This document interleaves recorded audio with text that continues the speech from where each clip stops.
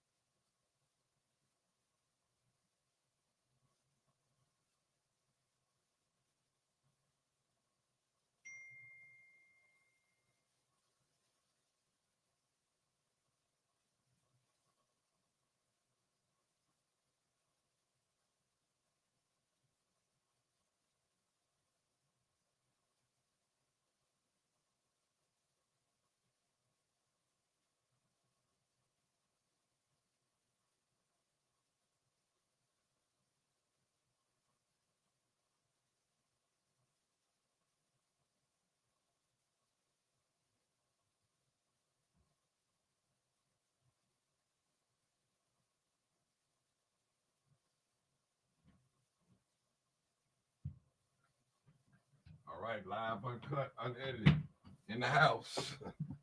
All right, people, I'm about ready. I'm ready, ready, ready, ready.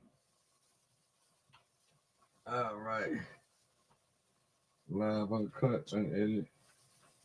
You already know what it is. You already know what it is. Live, uncut, unedited. Tell the truth and shame the devil. If you want to be my friend, I love being black. If you want to be my friend, I got a new page, people. You can definitely tune in. It's called Martin Johnson. So, all right. I'm taking friend requests. Hey, YouTube family, what's going on? This is live, uncut, unedited. This is where we tell the truth and shame the devil. I love being back. Leslie Brown, what's going on? I see you. I see you. Oh my God, I got a lot of people on here. Let me just Hero Flex Media. I see you. Tamara, I see you. I see you. Cheryl Ingram, Washington, D.C. in the house. I appreciate you. Kia Simone, hey, how you doing? L from YouTube. Zanzibar Hotel in the house. Oh man, don't we remember that, huh? Okay, Renee Jackson. Hey, Miss Jackson, how you doing? Good, good to see you. All right, Elaine Rogers. Hello, everyone in the chat. All right, Vicky Gavin. All right, let's get it going, people. Geneva Williams. Hey, Geneva, how you doing? Don Tyson. I got a great show for you guys tonight. I promise you, I do. P.N. Pagan. How you doing, Miss Pagan? Welcome to Martin's Live. Jules Smith. All right. How you doing, Jules and the grandbabies? And the mom. I finally met the mom, your daughter. All right. She came on the live. Jamila, what's up? It's my friend, truck driver. Yes. And her husband, good people. Kenneth Hargrave. What's up, Kenneth? 803 in the building. 803, you better call in, man, because we got a great show. We got a great show tonight. Modesta Otis. Hey, Martin. Happy holidays. Thank you. Same to you as well. Keena Nicole, one of my favorites. I'm going to get a chance to meet Keena Nicole. I love that name. Keena Nicole. And that's a good name. I like that name. All right. It's going to be a great discussion. Keisha Brown Price. Hey, Miss Keisha. How are you? How are you? I appreciate you. All right. I can't, like Kenneth said, hit the like button. I need you guys on YouTube. Hit the like button. The like button. Facebook, hit the like button. Do that for your boy. Please do that. LaDonna Horton. Hey, LaDonna, how you doing, my sister? Great follow of mine. All right. I think this is Nelson. Let me see. Juliana Nelson. Hey, Miss Nelson, how are you doing? Felita Rankins. All right. Rankins in the house. All right. Tina Phillips. Pendergraph. All right. How you doing? Leslie Brown. I think I said your name already. What's up, Leslie? What's going on with you? Appreciate you. Christine Journey. All right. Smooth operator. I love Smooth. I always have something good. Hit that like button, people. Hit that like button. We got a great video tonight. I need you guys to, I need to know what's your thoughts. We're talking about Tiffany and Andrew Holmes tonight. They had a rally this past weekend. And you know they're trying to rally to get her back on the ballot. Get her on the ballot. Kia Simone, can't find that page. All right, you can't find it. It's Martin Johnson. I might post it. Vicky gave it, send me a request. Okay. All right, got you. Sharice, I see you. That's right. 32 people in the chat. Let's get it going. All right. Elaine Rogers, can you pin your page? Okay. Let me do it this way. All right, let me do it this way. Okay. All right. I'm going to do it that way. We're going to get ready to get started. I'm going to pin it. Carrie, what's going on? I see you. Don Tyson. What's going on, Miss Tyson? What's the amazing topic tonight? We're talking about Andrew Holmes and Tiffany tonight from Dalton. Trustee Andrew Holmes and Super Mayor Tiffany Henyard. They had a rally pass this weekend, which is they're trying to rally to make some noise, get her on the ballot so she can run for Thornton Township mayor. That's what she want to do. Eddie, what's up, brother Eddie? I ain't seen you in a while, brother Eddie. Where you been? Ain't seen you in a while, bro. Wanda Fisher, Cincinnati on board. All right. Joanne Gamble. Hey, Miss Joanne Gamble. Man, y'all on here tonight. D Jackson. What's up, D? That's my buddy, y'all. That's that other crime chaser guy, boy. That'll tell you something else. That's right. We live, uncut, unedited. Hey, what's up, Valerie McKinney? All right. Mike King, my boy Mike King, all the way from Arizona in the house. Mike King in the house, people. My boy Mike King. Mike King is in the house. Mike King, people. All right.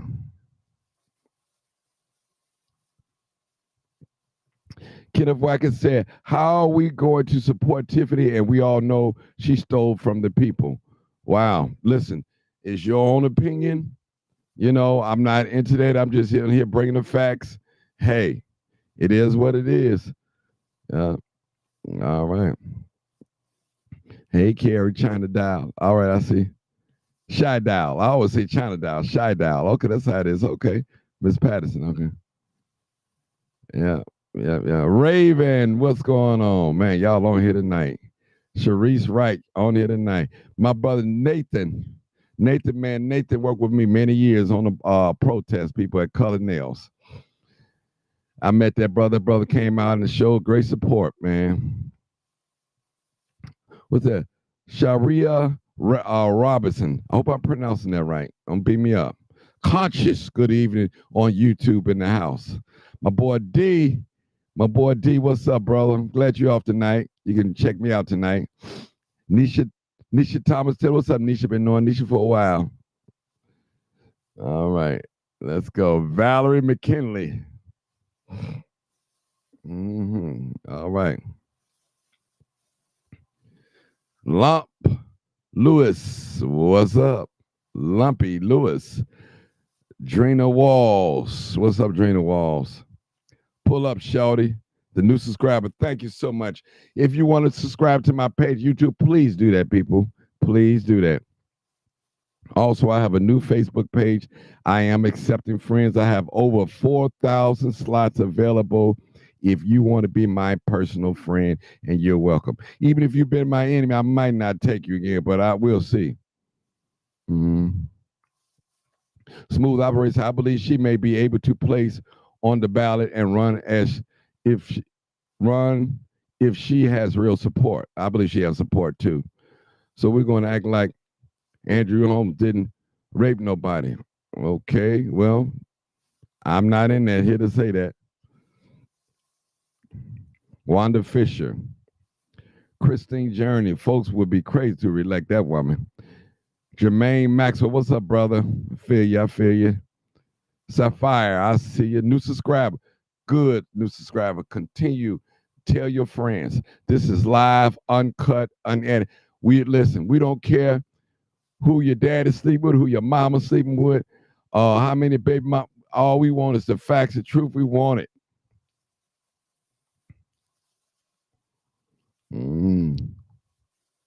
Kenneth Hargrove said she need of a professional PR representative. All right, we got names. Okay, Donna B, what's up, YouTube? My main man, Adam, A.T. Tucker. All right, let's get started, people. Let's get started. All right, let's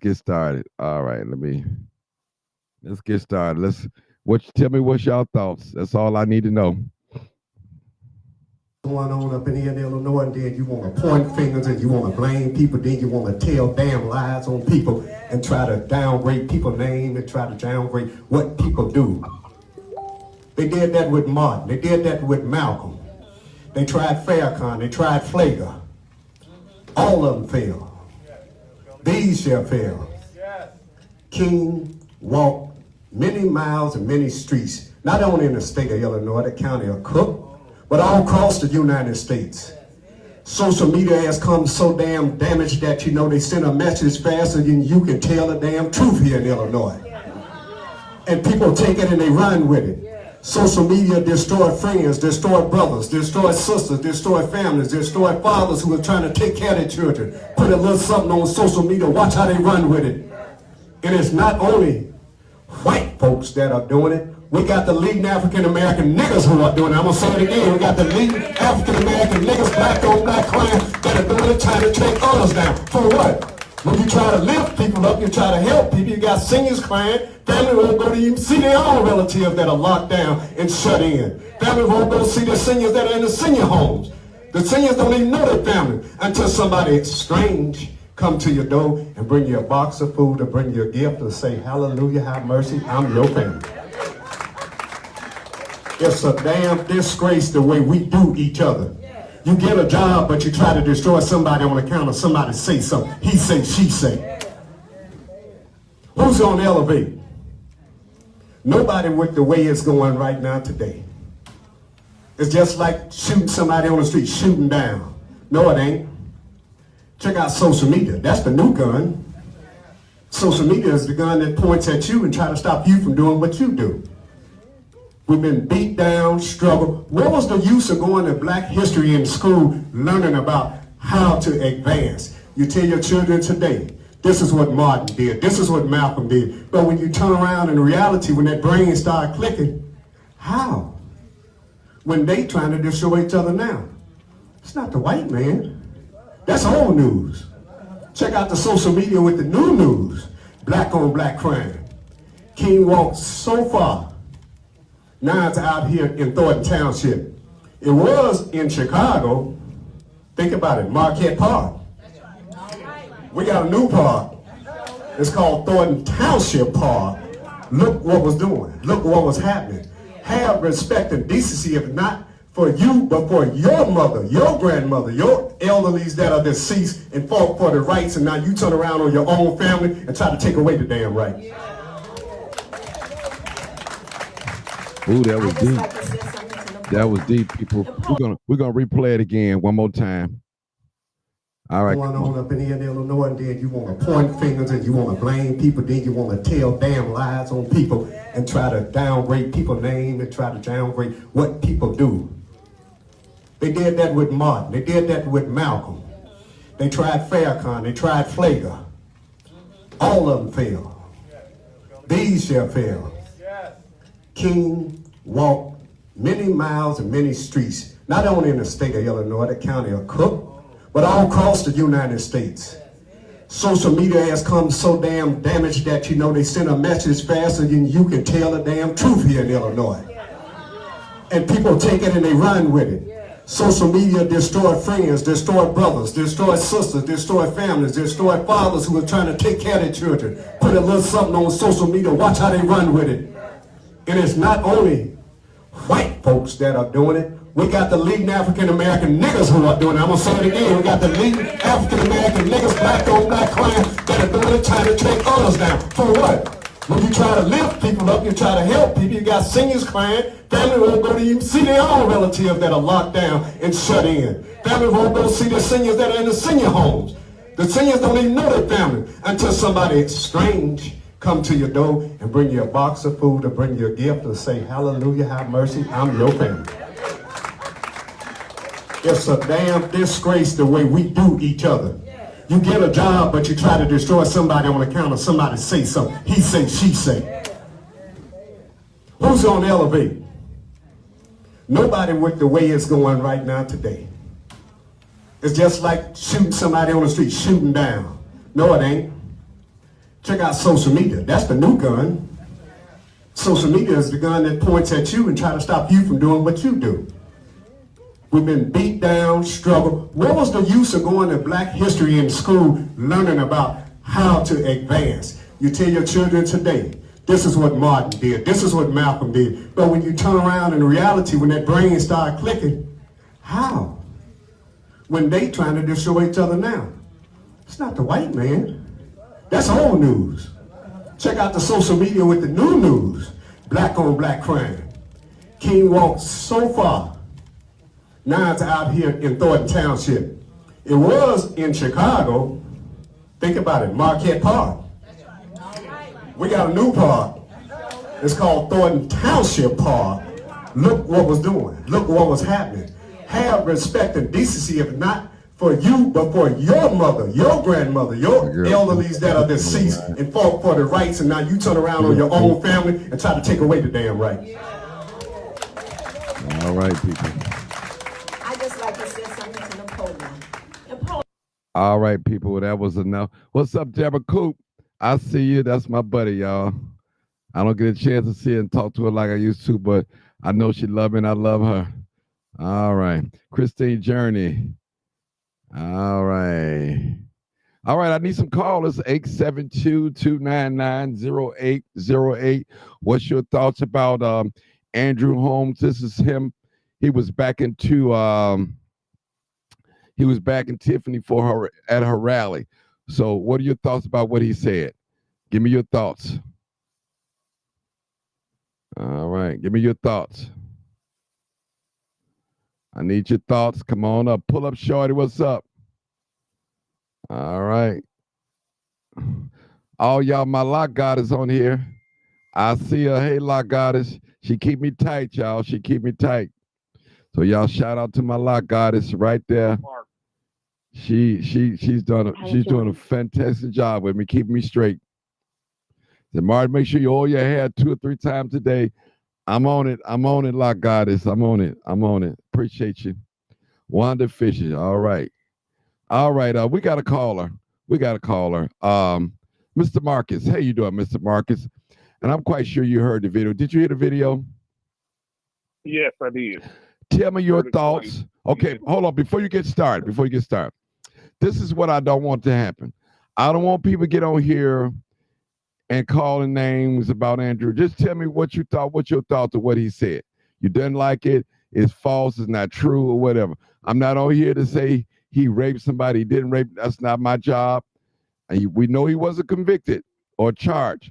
But what I'm saying is, I'm talking about his words, what he's saying. That's what I want to focus on tonight. We want to focus on Tiffany. I'm not going to even talk about the allegations. Right. I'm going to talk about what I see. Okay. All right, come on. That's what I want. That's what I want. As a whole, Dalton is the best doggone reality show going on right now because it has made national headlines. They were just talking about it on WVON this afternoon, what is going on out there in Dalton. And they referred to Tiffany as being some person very arrogant. So I think this is a reality show. I hope that something positive come out of this. But the way things are looking, it's like she's playing the untouchable role. And those that are defending her, she probably helped them. So I think he should have waited before he spoke like that. So what? Two sides to a story. Yeah, what part of you didn't like of what he said?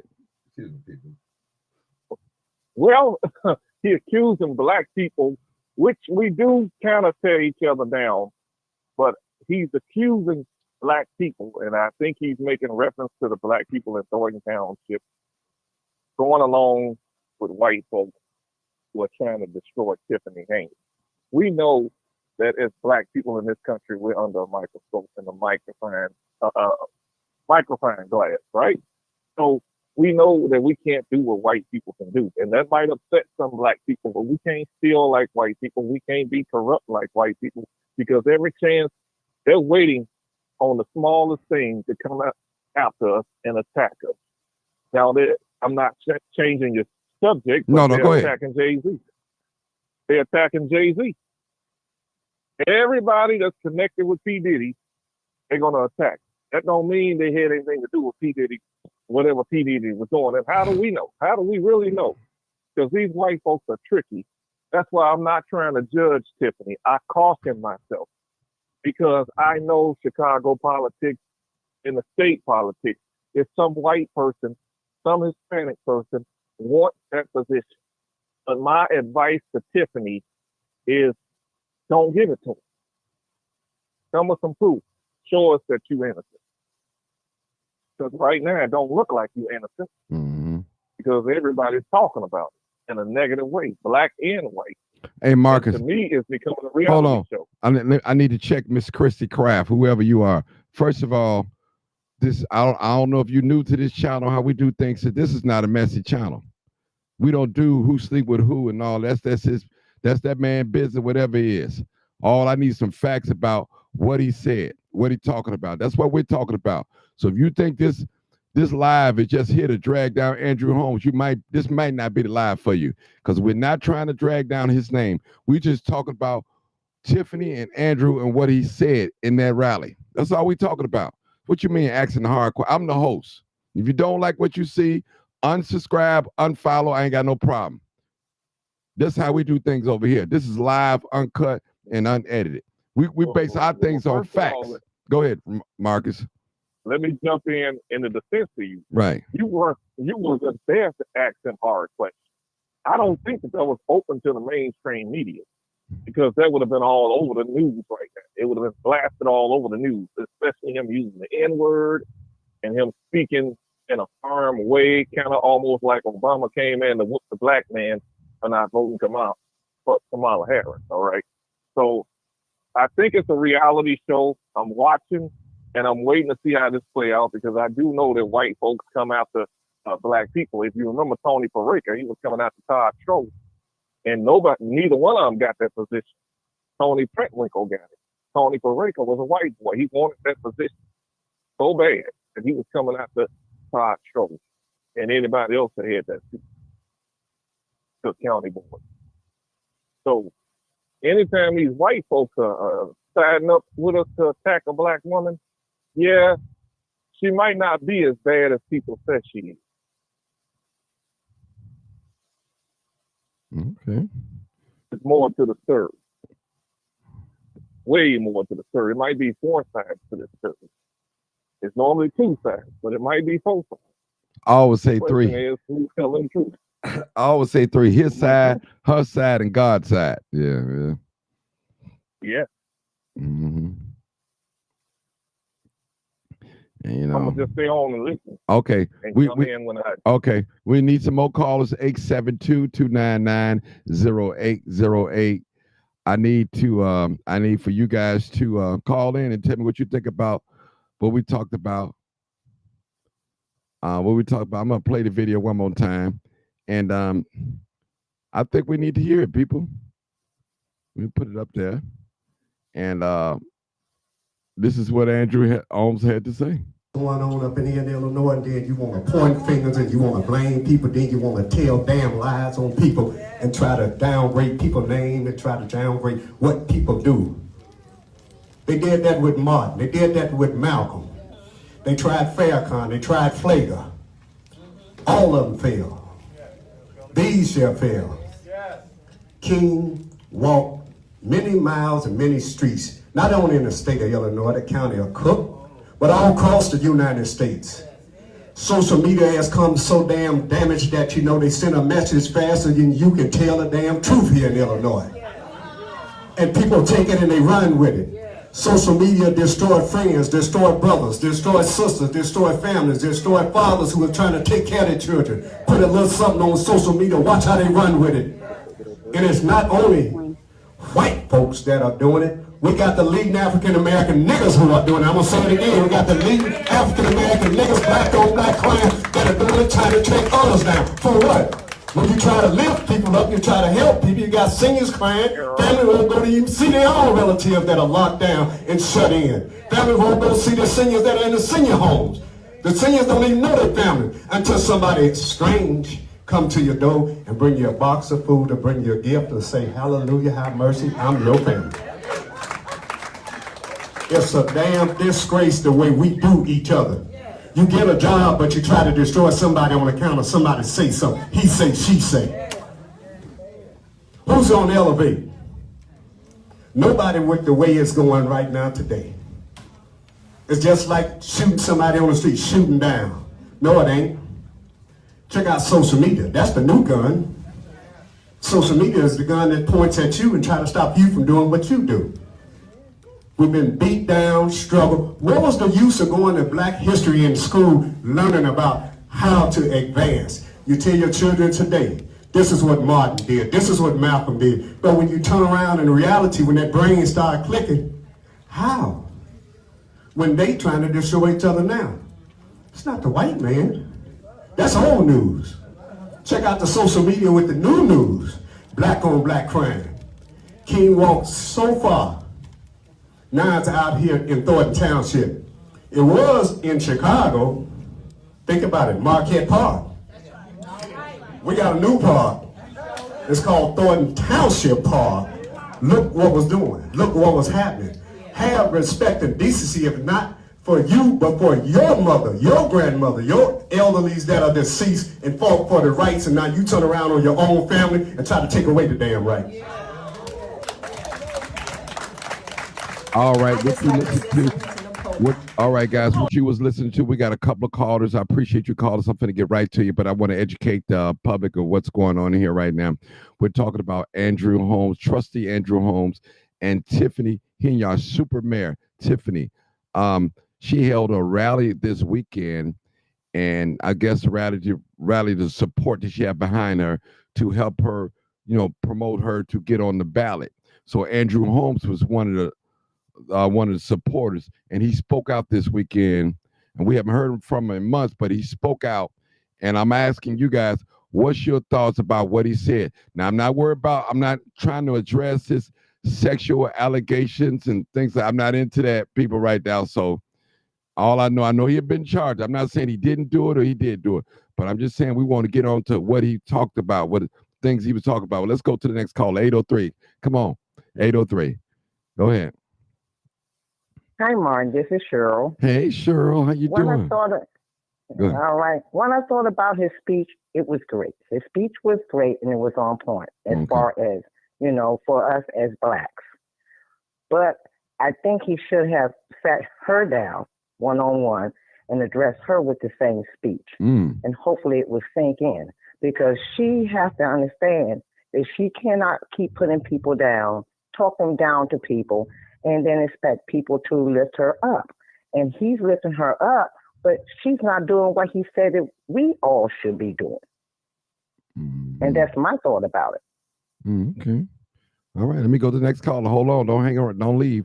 All right. 980. Mike.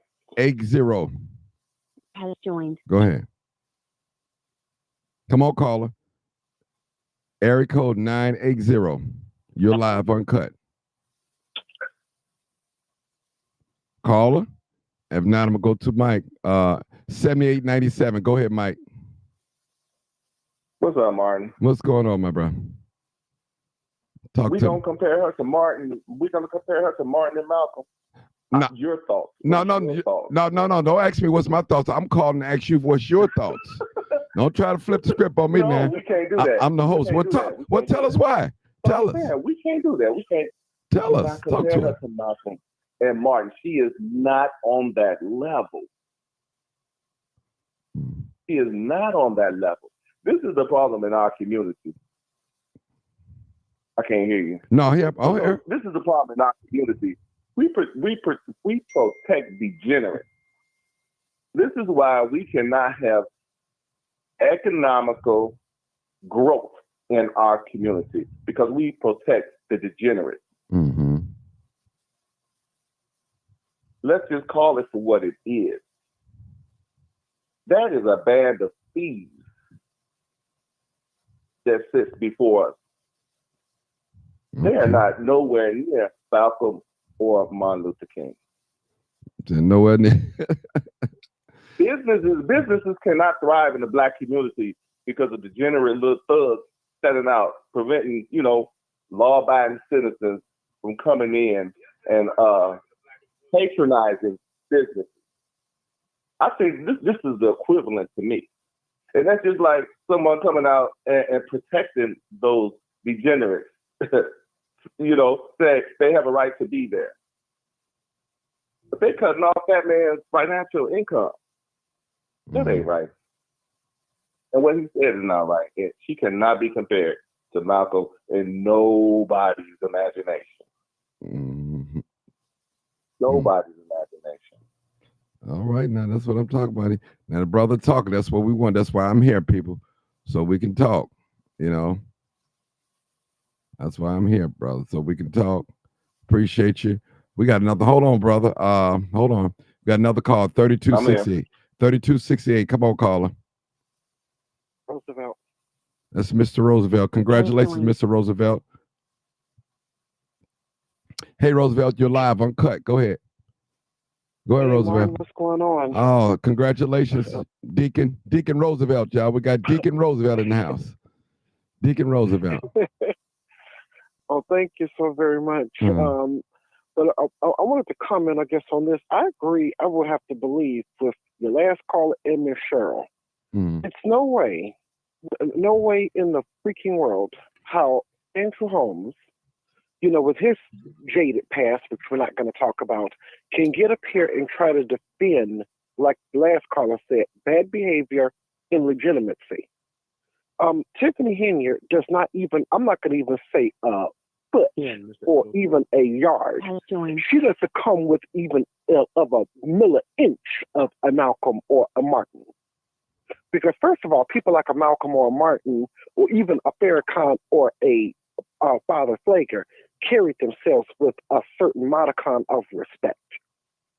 Because, this is a woman who has talked down on people, has said all kinds of stuff to people. I mean, she's extremely, to me, just like narcissistic, completely just nasty. I saw her Facebook page and how she was up there singing the song, or it's my prerogative. I can do what I want to do, and this kind of stuff. Because people who are narcissistic, can always act like they can just do and say anything, and they're not to be held to account for it. Or they act like the rules don't apply to them. They always act like they can do and say whatever they want to people, but yet no one's supposed to do that to them. That's a trait of someone who's narcissistic. Anytime it's someone who's narcissistic, even psychiatrists will tell you it's no cure for narcissistic personality disorder.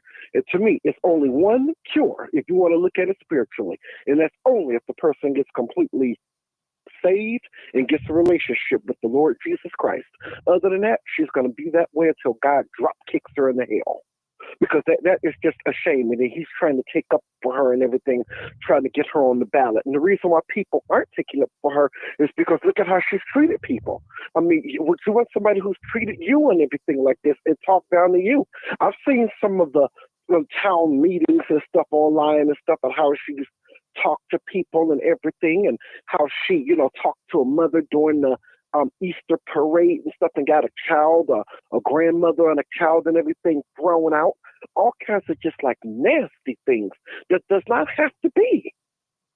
I mean, I can understand that. I mean, you want to be a mayor and that, you're leading your people and maybe you've done some good things or whatever. I mean, trust me, I get that.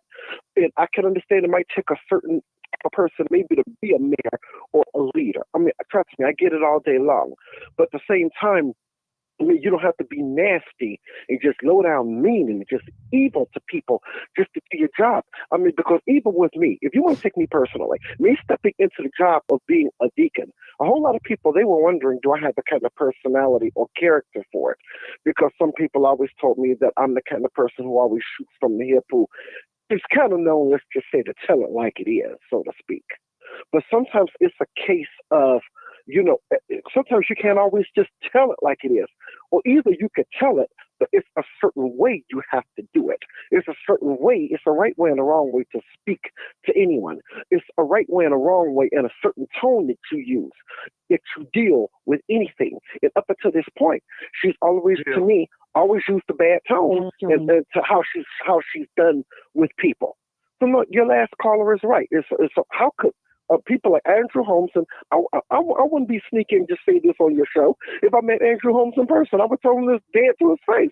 How could you sit up here and try to compare him to Malcolm, compare her, should I say, to Malcolm and Martin? What a stupid, disgraceful, evil, abominable comparison.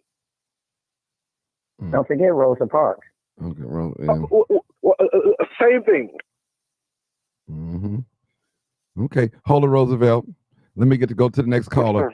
Area code 803-803. Go ahead, caller. Yeah, Martin. Every time I think it can't get any worse, it just seems to keep getting worse. Just we have enough problems in our community. We already know that. We know that there are several things that, if we want to sit down and have a come to Jesus moment as a community, we have plenty of topics that we can go Tell over. the truth. Plenty of things that are legitimate for us to talk to each other within our own community about. My problem is when you play on that for your own selfishness to try to paint a picture in the way that they're doing. You know, he had a lot of valid points, social media, all of that good stuff. But if you look at who's standing beside her, no one who is standing beside her, every last one of them have something to lose if she's not in office. If you look at the numbers of people who are actually present, the numbers are getting fewer and fewer, it seems like, for Tiffany. And I think she sees the wall is closing. She went from having that press conference to immediately jumping onto her Facebook Live for almost another hour. She's desperate. She's desperate.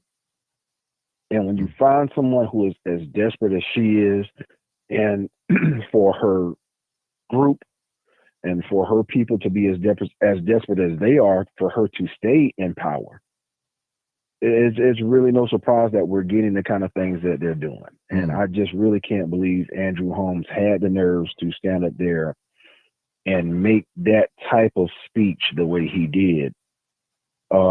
It's just, you know, but at the same time, I think we can expect it possibly to even get worse. Because like I said, the walls are closing in. The walls are closing in. And if I think we are starting to have enough people, though, wake up to say, okay, wait a minute now, this ain't lining up. You know, you're playing every kind of card you can. She plays the youth or the youth card. Then she plays the woman card. Now it's the black card. Now it's the white people who are in control card. Now it's black on black card. I mean, she's about to run out of a deck with all the cards that she's trying to play at this time. And it never goes back to substance. She always tries to play on people's emotions. Where are these receipts? She's been saying she had receipts for I don't know how long. Big bro, hold it right there. I'm going to come right back to you. I'm going to come right back. I want to play the video real quick. My partner just asked me to play the video. She came in late, so I'm going to play the video real quick. I'll give you your space back, so don't worry about it. All right. Finna play the video one more time. Again, people, if you believe in what I'm doing, I'm asking you to help me support this channel. That's another thing, too. I appreciate it. Going on up in here in Illinois, and then you want to point fingers and you want to blame people, then you want to tell damn lies on people and try to downgrade people's name and try to downgrade what people do. They did that with Martin. They did that with Malcolm. They tried Farrakhan. They tried Flager. All of them failed. These shall fail. King walked many miles and many streets, not only in the state of Illinois, the county of Cook, but all across the United States. Social media has come so damn damaged that, you know, they send a message faster than you can tell the damn truth here in Illinois. And people take it and they run with it. Social media destroyed friends, destroyed brothers, destroyed sisters, destroyed families, destroyed fathers who are trying to take care of their children. Put a little something on social media, watch how they run with it. And it's not only white folks that are doing it. We got the leading African-American niggas who are doing it. I'm going to say it again. We got the leading African-American niggas, black on black crime, that are doing it, trying to take others down. For what? When you try to lift people up, you try to help people, you got seniors crying, family won't go to even see their own relatives that are locked down and shut in. Family won't go see the seniors that are in the senior homes. The seniors don't even know their family until somebody strange come to your door and bring you a box of food or bring you a gift or say, hallelujah, have mercy, I'm your family. It's a damn disgrace the way we do each other. You get a job, but you try to destroy somebody on account of somebody say something. He say, she say. Who's on the elevator? Nobody with the way it's going right now today. It's just like shooting somebody on the street, shooting down. No, it ain't. Check out social media. That's the new gun. Social media is the gun that points at you and try to stop you from doing what you do. We've been beat down, struggled. What was the use of going to Black history in school, learning about how to advance? You tell your children today, this is what Martin did, this is what Malcolm did. But when you turn around in reality, when that brain start clicking, how? When they trying to destroy each other now. It's not the white man. That's old news. Check out the social media with the new news.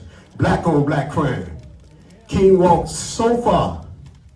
Now it's out here in Thornton Township. It was in Chicago. Think about it, Marquette Park. We got a new park. It's called Thornton Township Park. Look what was doing. Look what was happening. Have respect and decency, if not for you, but for your mother, your grandmother, your elderlies that are deceased and fought for the rights, and now you turn around on your own family and try to take away the damn right.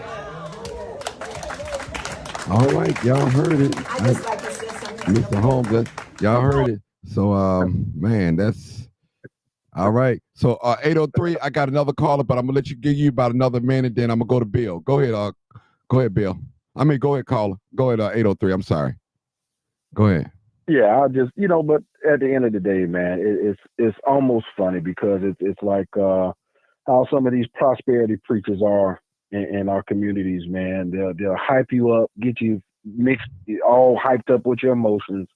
And everything I heard from him was just based off of emotions. He wants to stir up your emotions. He wants to get people stirred up emotionally to support her. Okay, 803. Let me ask you a question. Substance behind it. Let me ask you a question. I'm gonna give you another minute. What part of that speech that you believe that was right? Now, I'm not sure. I'm gonna say this. Some of that stuff was true that he said. Some of it, not all of it. Oh, for sure. Okay. For sure. Okay. For sure. There are, and that's kind of the problem with the approach and what happens with a lot of things. You can take truth and wrap it around and have the wrong intention around even the truth. Mm-hmm. Because even what he's saying about social media, how social media has done so many things to our communities, I could go on and on about just the social media aspect, and even what we talk about even here on this show in regards to the Black dollar, supporting within our own communities and things of that nature. So there are very valid conversations that we can have, but it's very disingenuous to take those valid conversations and then wrap it around the misappropriation and the mistreatment of how she's handled her office. Mm-hmm. So there are definitely plenty of points that I can concede and say that Andrew Holmes was very correct, and those are very valid conversations for us to have within our Black community.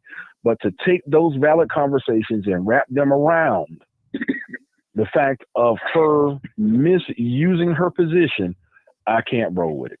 Okay. Thank you, Riker. You can hold on, sir. You know the deal. I appreciate the 803. Hey, Bill. Thanks for your patience, Bill. It's somewhere I'm always got Bill on hold all the time. When it gets to Bill calling, it just gets so good. But go ahead, Bill. Go ahead. Yeah. I want to start off saying, listening to the part of the tape that you played, I have to say 99% of what he's saying is true. I'm not a Tiffany fan. I believe there's flaws. I don't know what he did in Las Vegas, and that's neither here nor there for the question that you asked. You asked, what did we think about what he said? And it's 100% true. And I find that to be a problem amongst us. That's why the stuff that he says is so valid. You can't look at the messenger and what they stand for is the truth. We should engulf ourselves in the truth of what he's saying, not attaching it to her in the situation. Look at the truth. And it is the truth. We have to do better at standing with the truth than picking who we want the truth to come from. We have a problem with that. If it ain't being said the way we want to say it by who we want to say it, it's like it's not valid, but it is. And social media is could be great, but it could also be the devil. It could also be the devil. So in regards to you asking a question of what we thought, everybody came with personal feelings. Personal feelings don't always get the best result. What we gonna do as a people, as far as how we conduct ourselves on social media and throwing our people up under the bus? Well, don't nobody throw each other, no other race throw theirs up under the bus the way we do, right or wrong. It don't take much. I respectfully disagree. Okay, I'll give you a chance to rebuttal 803. We got 2 more, but I'll give you a chance. Okay, but let Bill finish up saying what he want to say. Well, Martin. Okay, I'll give you both of you guys a chance to rebuttal what he said. Yeah. Okay, go ahead, but I want him to talk now. Go ahead, Bill. Like I said, for the most part, we throw each other up on the bus off emotion and not fact. We will convict a person quicker than white people will in a lot of cases. I'm going to give you one prime example, and I'm going to be through. From Kamala Harris campaign to this situation to others, I've heard black people stand up and say, well, he a convicted felon, when most of us got numerous convicted felons within our families, and that's a situation that has held them back or us back as a whole. But they'll throw that up there along with some clickbait to justify something being right, when it's the same thing that has held you back through our judicial system. That's all I got to say. Okay, I'm gonna let 803 take in mind 803 and Roosevelt. I'm gonna let you guys talk. I got 2 callers waiting. We don't want to leave them on too long. Okay, all right. Yes, sir. Okay, go ahead. 803, then Roosevelt. Go ahead. My counterpoint, just quickly.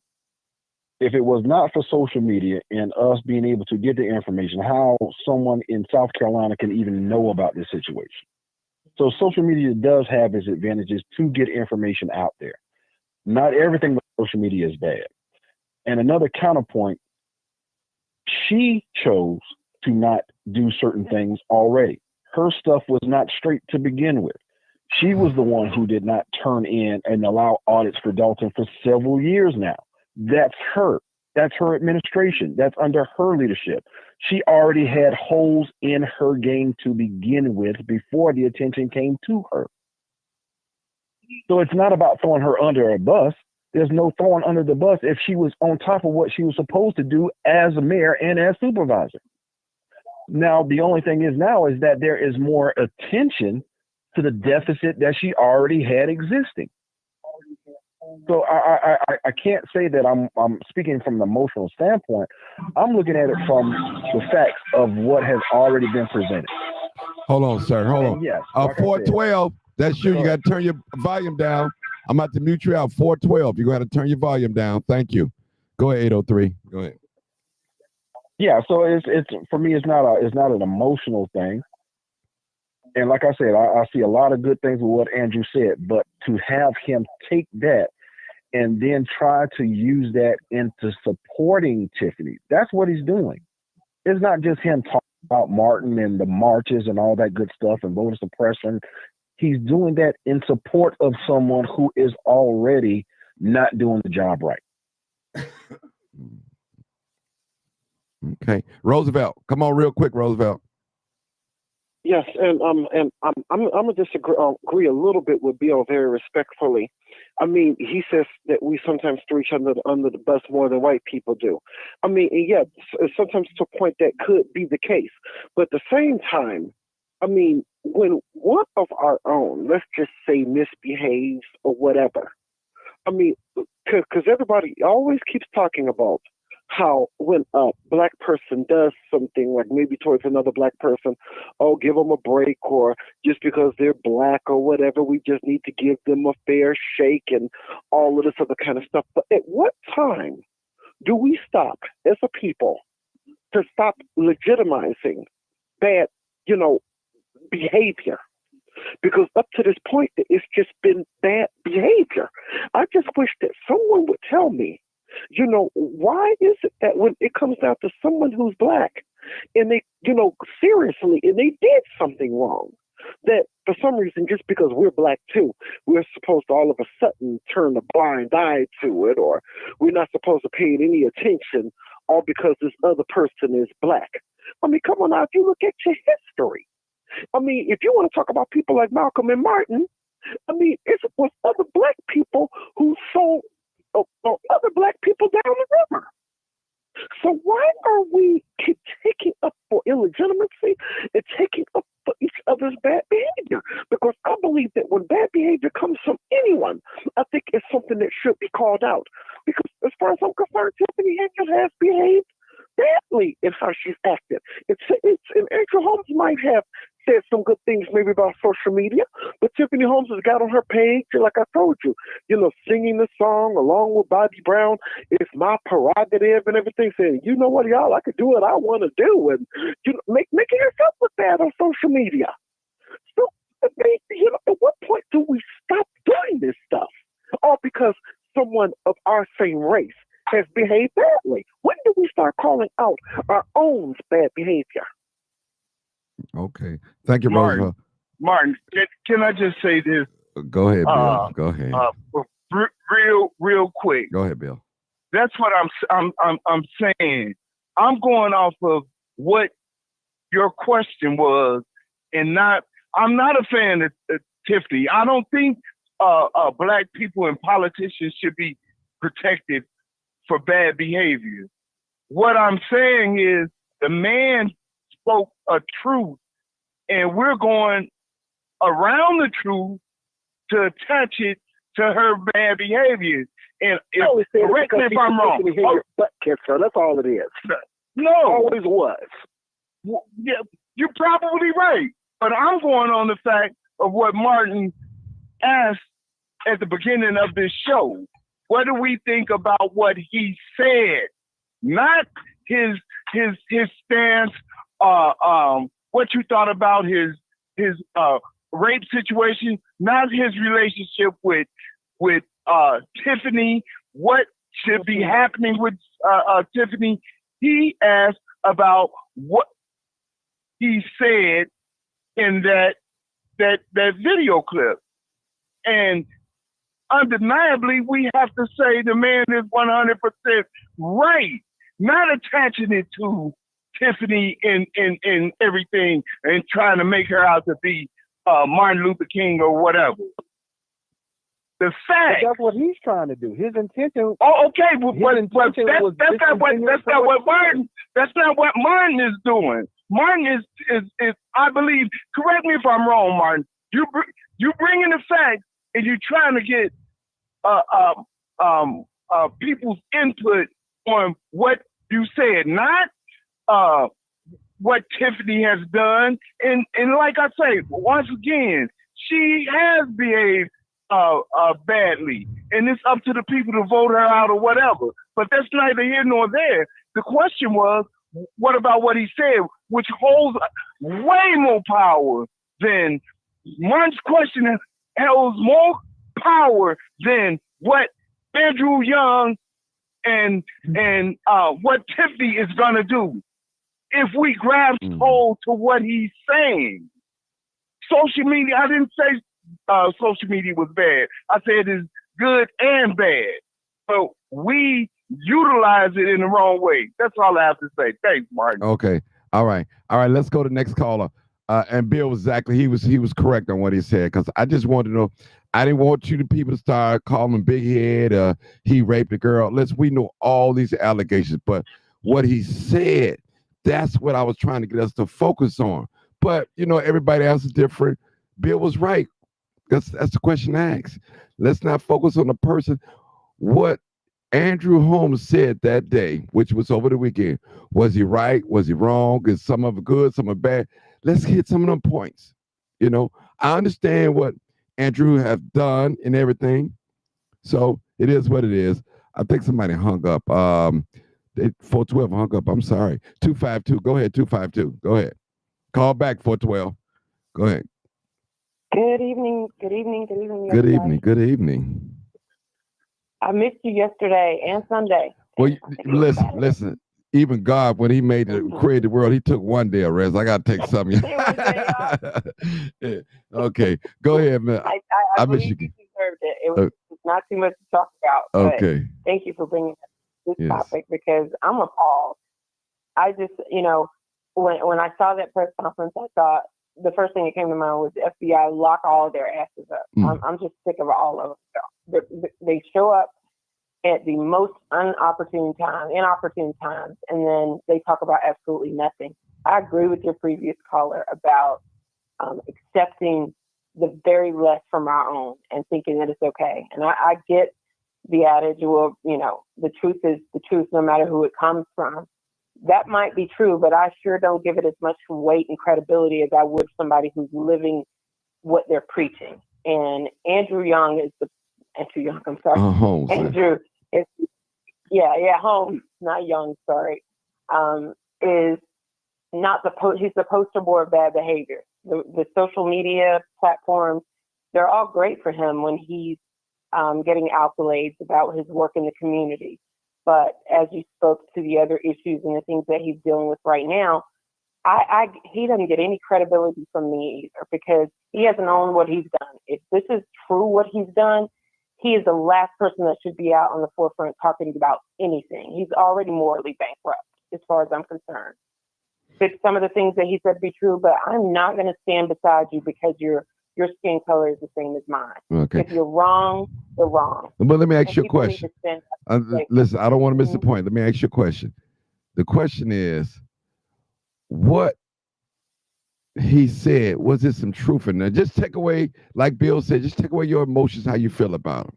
Say, hey, I don't like the messenger, but he did speak the truth. He did tell the truth. That's what I'm trying to get us to take out. Just say ex Andrew up. Just pretend like he wasn't caught in rape allegations. Some people can't do that. See, me, when I hear people that I don't like, I hear a lot of people that I don't like. But what I try to do, I try to take the truth that they're speaking and get it. And that's what I'm trying to get us to see tonight. Let's get what's healthy, what he said about us, and the stuff that's not healthy, push it back, throw it back. It's like a plate that's set in front of us. Now, everything Andrew Holmes said that night at the rally, I don't agree with. But some of those things that he said, he has some valid points. But go ahead, my dear sister. I'm curious what you said was valid, how we treat each other. Yeah. Yes, we are the harshest of each other. Yes. At times, we can be. But when you need to be harsh, that's when you need to be harsh. Because the truth, like you said, the truth doesn't matter. The truth no matter who tells it. But I'm not giving him the same credibility I can't talk tonight, that I would coming from you. He, and it wasn't him. So some of the things that he said, they're true for him. Okay. I look at him and I don't see anything, and it's hard. Okay, let me ask you a question. Hold on, 252. See, you're getting emotional, man. You're a very intelligent woman. I know who you are because we got a little relationship going on now over the internet. Okay. Now, what did he say anything right? Let me ask you that. Did he say anything right? Everything he said was wrong. I'm asking you. No, I'm not saying what he said was wrong. Well, okay, hold on. Tell me a couple of things that he said that was on point. I can't say it's on point, but yes, we are the worst on our own. That's the only thing that I extrapolated from what he said. That is true in some cases. We are the worst against our own. We will not stand up and defend, and I'll give him two. The social media platform is destroying the Black community in and of itself. But why? I go back to the why. Why is it? We allow it. And he's part of that system. When it works for him, he's on top of it. He's gung-ho, put me out there. But when it's not convenient for you, or when you're being painted in a different light, I can't listen to anything you have to say. And the same thing goes for Tiffany. Or is Andrew the only one you're talking about? Because it wasn't just good point. The other day. It was Tiffany, and it was also her boyfriend. That was appalling to sit up there and threaten that reporter who writes the truth. She just doesn't write what you like to read. I'm like, I really, the audacity of these people to do this. They are the bottom of the barrel as far as I'm concerned when it comes to public service. They've all all of them. Michael, all of them. They've all betrayed the public trust. Okay. So with that comes the consequences that people don't take what you have to say very seriously. Okay. I'll give them those 2 points. Okay. On everything else, you need to sit down, be quiet, and go get your life together, Andrew. That's what you need to do. Okay. And then come back and be the warrior for truth and justice. Okay. Because you can talk about Martin Luther King all you want, but Martin Luther King was not the Cuba. Well, I'm not even gonna go there. Martin Luther King was a different breed, and they always invoke him for everything. Martin Luther King was accused of some things too. Now, whether they be true or not. I know. Okay, I just let y'all know now. So he, you know. Yeah, I know. I know. And I know in his later life he regretted a lot of those things. Right. But I don't see any regret or remorse out of those clowns on Saturday. Okay. None of them. They all think they're the victim. Okay. Stop playing that role. Because they're not. They created the environment now that they have to live in. And they have to live with it, bottom line. Okay. I don't feel sorry for them. I just want them to wake up, and that's what they need to do right about now. Okay. Because they're not doing any good for the community out there. I was listening today at some of those elderly people that they brought in on buses, and he was one of them that brought some in. They didn't even go back to the bus after the election that night and explain what had happened. Their whole point was to get them there to support their girl, regardless of what she's done and how she's done it. And just left them there, sitting on the bus. And you're going to get up and stand before us and preach about community? How indignant of him is what I thought. So okay. That's my take. All right. You can hold on. 2897. Hey, caller. You're live, uncut, unedited. Yeah. How you doing, my brother? I'm wonderful. You first time caller? Yeah, I'm a first time caller, but I've been watching. Okay. Thanks for the shout out.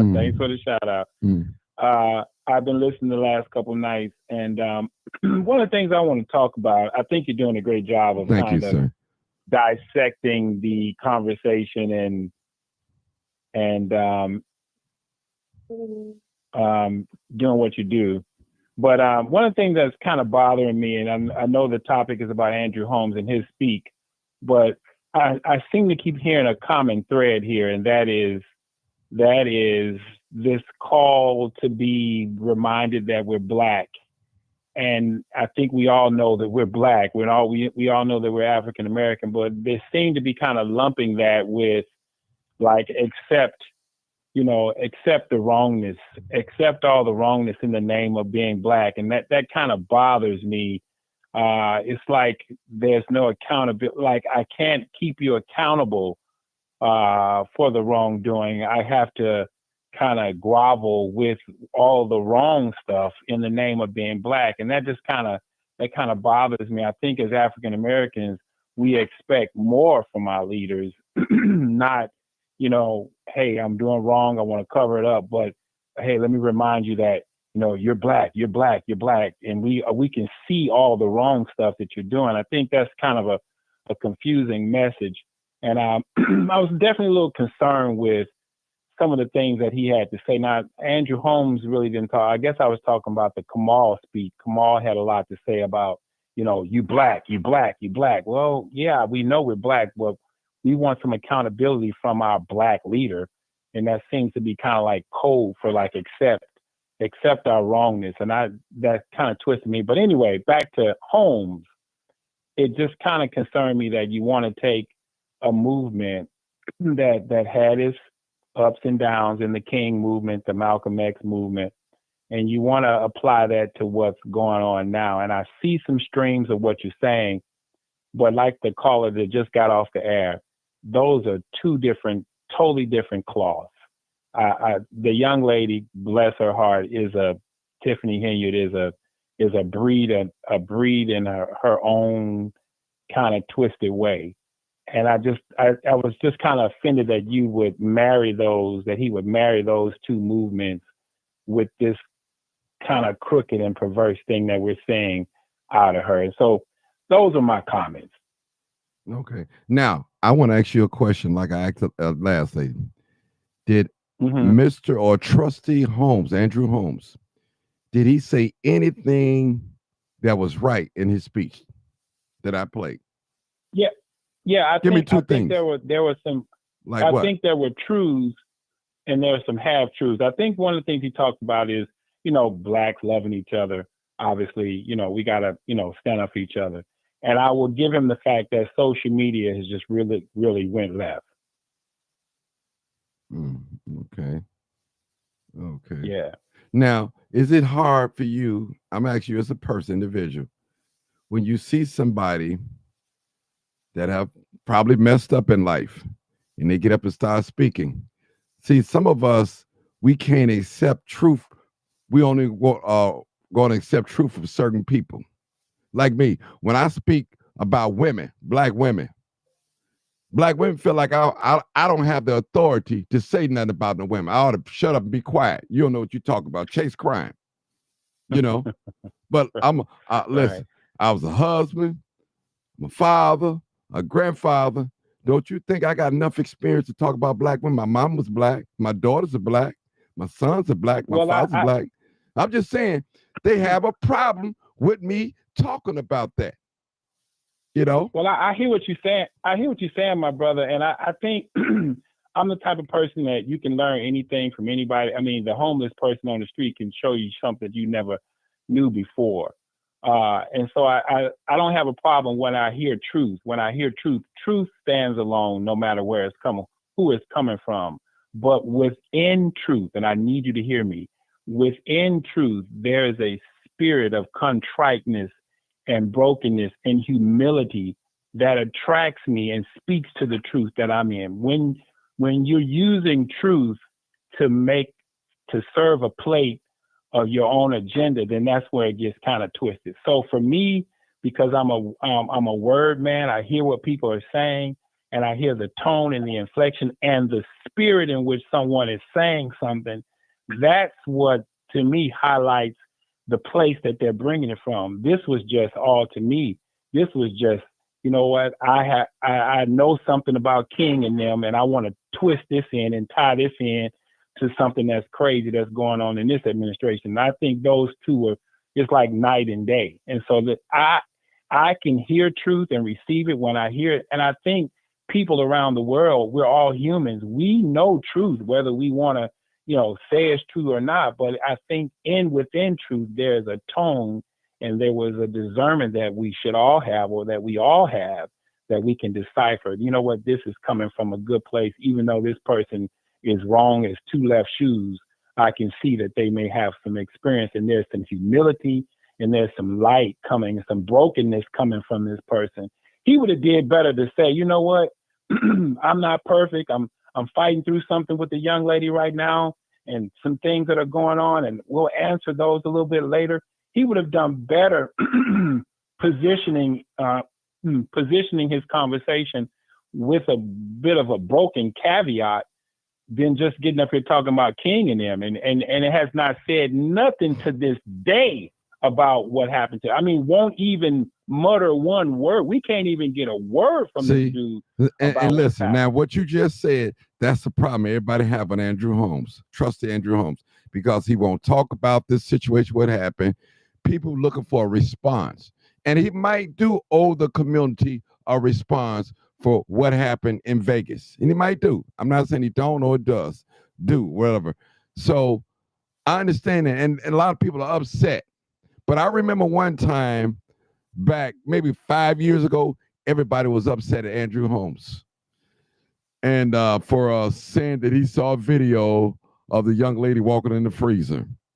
And it come to find out it became unfounded.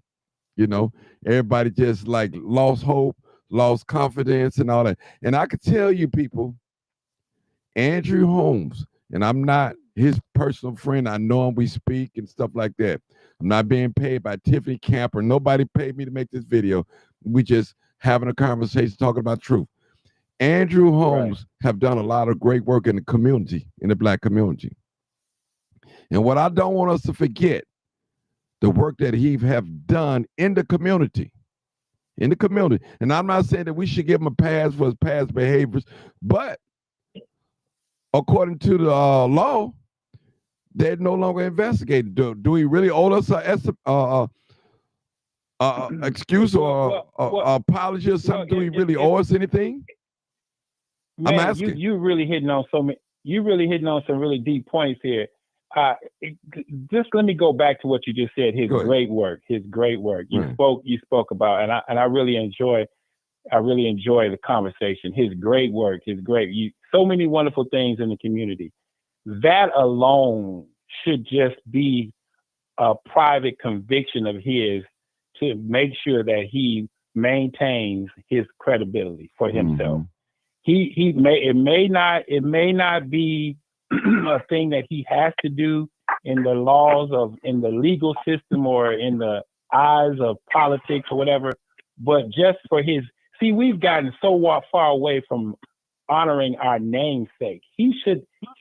Just for the fact that he has done the work, the resume of work that you say he's done. I don't know a lot about him, but if all these things are true, then he should be fighting. He should at least come out and say, you know what, I can't go into all of these details about what's being alleged against me, but I feel sorry for the young lady there's an accusation, something that's going on, and we will get to the bottom of this. He should say something, but he hasn't said nothing. And that's what bothers me, this hypocritical type of leadership that we're seeing in nowadays is just really bothering me to know. And nobody's perfect. Everybody makes flaws. We probably made 100 flaws today. I'm probably making a mistake calling in right now. But the point is that I just think that there should be some type of response based off of the sheer fact of the resume that you just spoke about and how you spoke about it. Okay. Because see, I'm not saying he didn't do it, he did do it. I'm not saying that. What I'm just saying is people will praise you one day and what he's saying and tear you down the next day. And sometimes they don't even wait till the facts come out. Sometimes they just don't wait till the facts come out. Now, and that's true. And you know what I'm saying? I was just giving the man a bit of fit of doubt. That's why when I heard about the accusations a year before y'all even heard about it. I've never said anything about it publicly.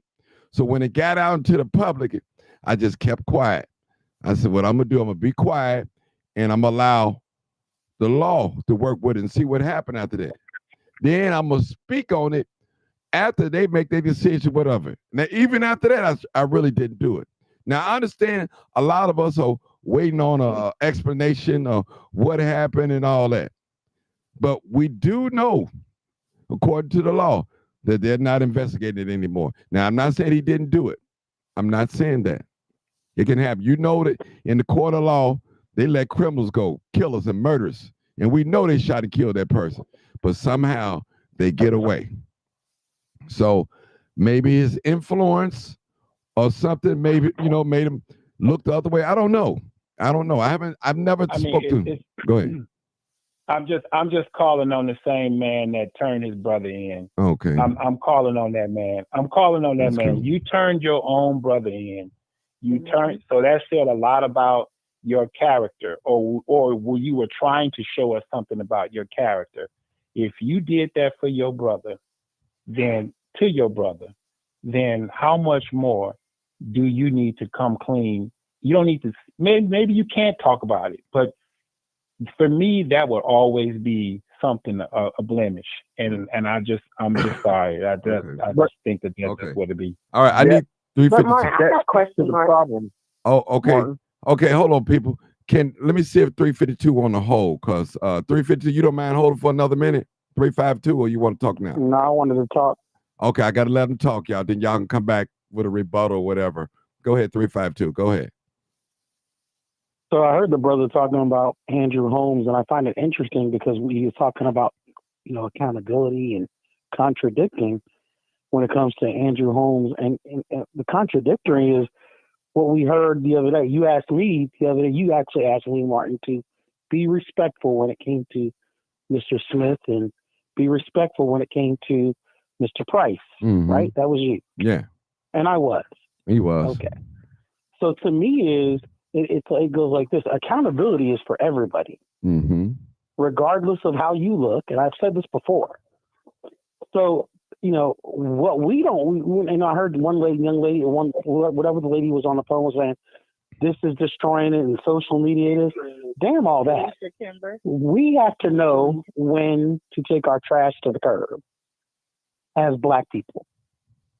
Instead of saying, I can appreciate, whenever I watch Forensic Files, I've seen Andrew Holmes on Forensic Files. So I'm very aware of his works and what he's done. And probably you more than me. But I know I can appreciate good works. I can also appreciate a good leader being accountable. It's not realistic for any of us, and I don't care whether it's Keith Price or Michael Smith, for any of them to think that no leader in our community ever doesn't do wrong or is above reproach, then clearly the good book that some of you all read on Sunday or sometimes even during the week, you're reading the wrong book. Because we're all looking at a leader when it comes to Tiffany Henyard that they think does no wrong. She sits at the right hand of the Father. I'm reading the wrong book. My point is what? Is all of us are fall short. All of us are fallible. So the nonsense that, what are we looking for? To your point, the man's not being investigated anymore. That's a fact. That is true. Do I believe Fania? I believe Fania Dukes. I absolutely believe her and what she stated happened to her. Now, if we want accountability, what does accountability look like to that gentleman? I'm sorry, I don't know who's interrupting me when I'm talking, but the gentleman that said he wanted him to say something, want him to say what? Want him to respond to what? So if we want accountability, we need to articulate what that means. We need to say, what expectation? Do you want him to resign from office? Do you want him to? What does accountability look like? For me, it is removing Tiffany Henyard as leader and finding new leadership. That's an actual something we can do. But there is no further investigation. The Las Vegas Police Department said there was no findings that they could find. What do you want them to do? Now, if Fania wants to hold him accountable in civil court, she is able to do that. She has stayed the same word. She has been consistent in her word. She's been consistent when she's been in public. So that's all I'm going to say to that, Martin. But instead of going around the bush and trying to say what we want, we need to tangibly define that. Okay. Can I ask now, Martin? Can I chime in? Who is this? This is 252. Oh, go ahead. Go ahead, 252. I'm giving you about 2 minutes. Go ahead, because I got 2 more calls. Okay. Go ahead. Yeah. Okay. I want to know. I guess you put a lot of value and weight on what he's done in the community before, but when I look at him, I liken him to Catholic priests and their molestation. Don't say that. I look at him in that light. You could do all of those things your entire life, and it only takes one thing to ruin it. And he's not exempt from that type of, people ridicule and looking at him in a different light. If you're a leader, then lead. And when you fail to lead, step down. And that accountability started with Tiffany. I don't know how the power structure is there with them, the trustees or the board there.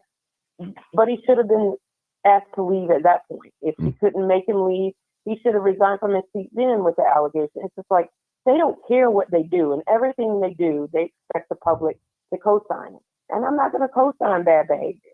And I don't think the other residents there that didn't show up for that meeting with her on Saturday, they felt the same way.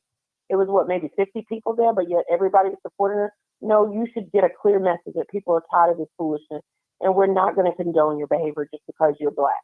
Okay. I want to say this. Mr. Lofton said, Martin, you step back and forth. The charges were unfounded, period. End of story. Let me just say that. I want to say this. That's according to law. Now, suppose his attorney, his legal advice, told him not to respond to these allegations in the public. So should he just Do he owe it to the community, or should he listen to the advice of his attorney? So maybe his attorney. I'm just saying, maybe it's. I don't know. I'm not asking for a response from him. A lot of people. I never looked for one. I'm not one of those to say he should have got up and said, "I did it." He'd be stupid to do that. But when you're in a situation like that, do I believe that lady? I absolutely do believe her that he did. Real quick, because another police officer said he heard him, and he also told him what he did. So that was enough for me to say, okay, you need to take some accountability, and at least the least you could do is step down and deal with that situation before you come back in the public life to serve. Well, I'll tell you this. I'll tell you this. Speaking from a man's point of view, Andrew Holmes, this is me, and I have never spoke to him about these allegations. Have lost a lot of things. A lot of jobs has dropped him. The news don't cover him like they used to do. It's a lot of things happen. So he didn't just get away from this squeaky clean, See, one thing I learned about integrity, once you let it out the bottle, you can't get it back. You got to hold on to integrity. Right. It's like a genie in the bottle. Once you open that bottle and it come out, it's it. That's it. It's gone. You can't. It's like a woman losing her virginity. Once you seriously, it's you can't get you're no longer a virgin anymore. So for those of us that's in leadership, that's in big time roles, keep your integrity, because that's all you have at the end of the day. The same people that praise you, and that's the problem. Yeah, the same people that praise you, they'll take you down too. So hey, that's all I wanted to say. Somebody wanted to say something real quick. I think it was a male. Who was it? Yeah. Go ahead, real quick. Go ahead, real quick. Go ahead. Yeah, the thing is, and we kind of were saying it kind of back and forth over, but what he is saying, he has some very valid points about our community. Yes, there are very valid points in those conversations that he and what he had, and those are things that we definitely need to unpack. We do, we really do. It just doesn't feel genuine. And this is the optics. This is what he also has to understand. He's been in politics. He understands what optics mean. He understands what the optics look like. And it just doesn't look good for the optics of it, of how he's approaching things. Yeah. Okay, let's go to the next caller. Last four digits, 4371. 4371. Hey, Martin, how you doing? This is Felicia. Hey, Felicia. Long time. Hey. Have you ever called in before? Yeah, I've been busy. Yeah, okay. I called in before. Yeah, that was a long time ago. I just been. Listen. Yeah, been observing and listening. Listen, when you call in when I was first starting this off, that was what, some years ago. Yeah. Okay, go ahead, Felicia. It's good to hear from you. You need to reach out to me. Reach out to me because I got some talk for you. Okay, go ahead. Okay, will do. I've been listening to the conversations on both sides, and I do feel that there is accountability to be made on Holmes' part, but I don't think that it should overshadow what's happening in that government. I think that the community was responding to an injustice and a mismanagement of funds, and it required a strategic, unified approach to ensure accountability, transparency, and meaningful change. So the first thing that they did was collect evidence of mismanagement or the injustice, like financial records, reports, or witness accounts. Then they consulted with experts. They engaged professionals, such as auditors, lawyers, or paralegals. And then they went out and educated the community and said, hey, this is what's happening to us in this township. And they wanted everyone to understand the nature and the consequences of the mismanagement and injustice.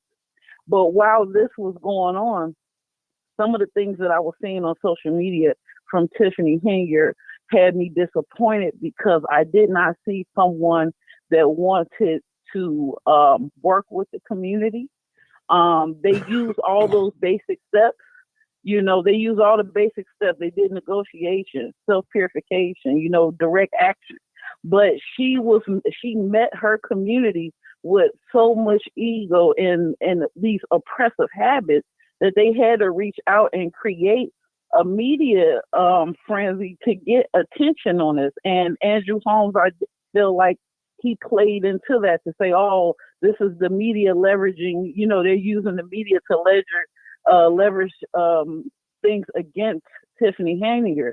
But she refused to work with her people, and they demanded accountability. So when there's someone talking on Tiffany Henyard's behalf that also is not pushing for accountability on his own issues, it will raise issues. You know, we needed to see how the community responded to this. And I've seen her in the all black and doing New Jack City, and this was poorly mismanaged, and it didn't seem like that she had people, the right people in her ear when it mattered most while they was gathering facts. You know, that's all I wanted to say. Oh, it's so good hearing from you again. I'm gonna give you a call. I'm gonna call you with my personal number, Felicia, so you know. Okay. So Hey, you Martin, can I say something? who is this? This is Mike. Okay, what? Okay, go ahead. I got another caller, but go ahead. I'm gonna give you about a minute or 2 minutes. Go ahead. Go ahead, Mike. Go ahead. Your argument is flawed because you're taking what he said out of context. Hold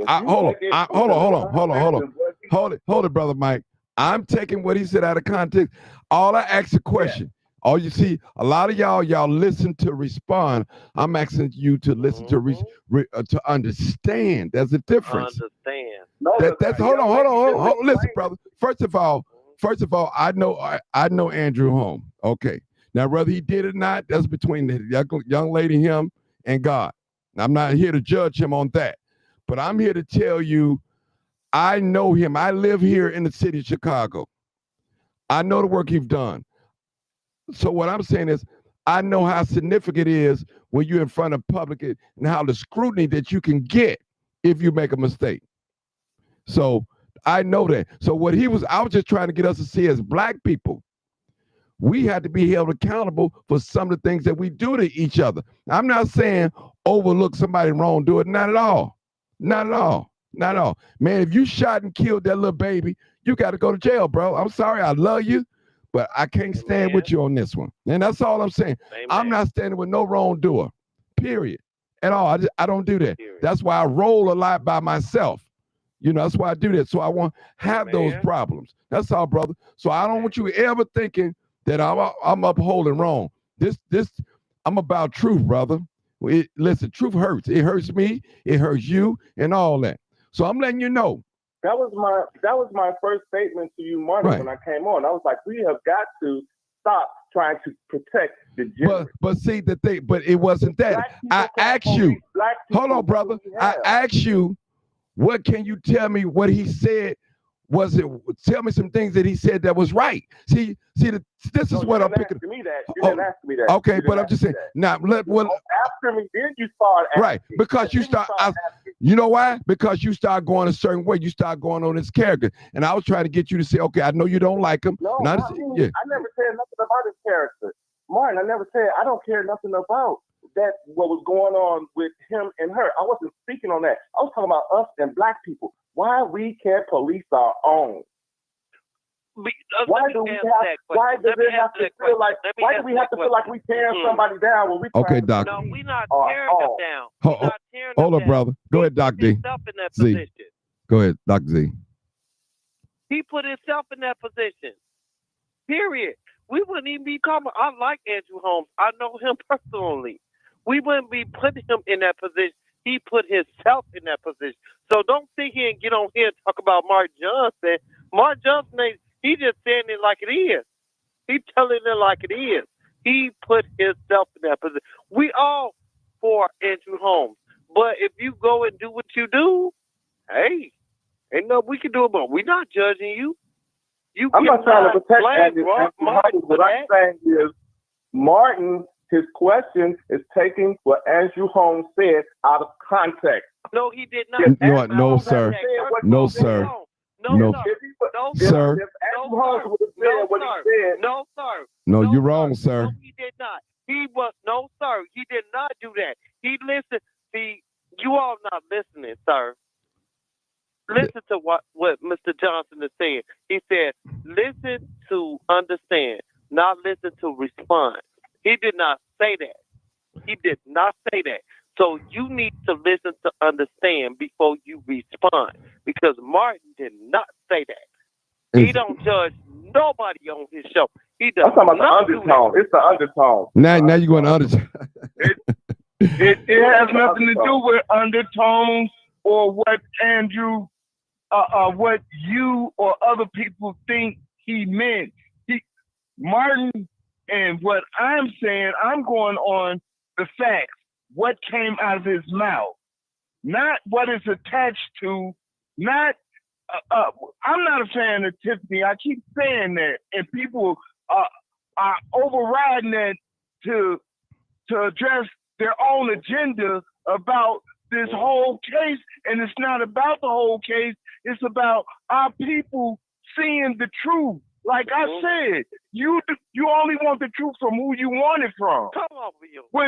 When the man said what he said, I didn't hear from the parts that I heard. I didn't hear him exactly compare her to Martin Luther King, but you all are probably right. You all are probably right. That was probably the reason, because he's standing with her. I understand that. But I'm going on what Martin's show is about. He said, what do you feel about what Andrew Holmes said? Not Tiffany, not anything to do with Dalton.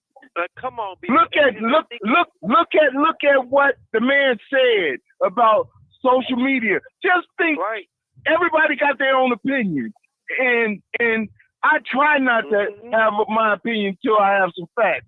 We don't know if that man raped her or not. If he did, he's bogus. He's wrong. But we done ran with it. And if he just think. Just hold on one second. Just go ahead. One second. Go ahead. What? Just think. Just one headline that he didn't, then he would be justified in talking about people throwing people under the bus. Black people should be held accountable in these offices. But listen to what the man said and what Martin asked you, and what Martin asking you is to get what's the good, not so much about the good work he did, about what he said right then that's going to help his people, our people. I'm done. And I want to chime in on what Mr. Bill said. Hello, Bill. You're so wonderful. I love you and your wife. The thing is, do not blame Mr. Martin. Do not blame Mr. Martin Johnson.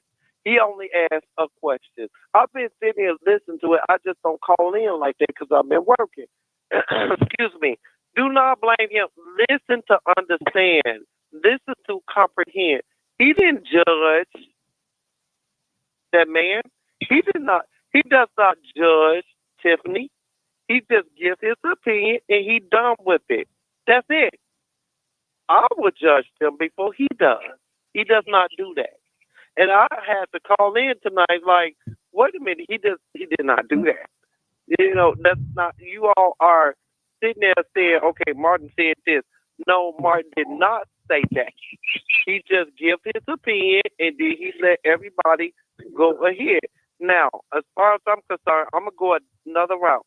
Anyone that's in Dalton, please contact me. Get in contact with Mr. Martin Johnson. I am really good in math. I may be a doctor. I have 2 PhDs. I went to school for MD as well. I dropped out because I was tired of school. Seriously. I'm really, really good in math, and I do taxes, and I will help you out with y'all assessments. That's how we grow as Black people. Let me help you. I have 15 people. My cousin lives in Dalton. That's why I called in. That's number one. And I helped them with the senior citizen freeze, the senior citizen exemption, and then the regular exemption. And you don't have much longer. You only have to December 31st. Please If you cannot contact me, contact Martin. Martin will get in contact with me, and I will come to you for free, to help you out, to redo you all assessments for your taxes, because your taxes is going up to $6,000 a year. So you all know. So I'm not on here for all this other crap or mess or nothing, but I wanted to reach out to you all and say, please let me help you, because I know how to do it. I'll do the paperwork. I'll mail it off for free. I'm not charging you a dime. So please contact Martin or myself. Martin will get in contact with me, and I will make sure your taxes get done on your house. If you live in a house, even if you live in a condo, and that's it. But I want you all to know that Martin is not talking against Tiffany. He's not talking against Andrew Holmes. He's just giving his opinion, and that's it. And if you all need my help, I'm doing it for free. That is my free thingy for the year. Please get in touch with Martin or myself, okay? All right. Go on mute.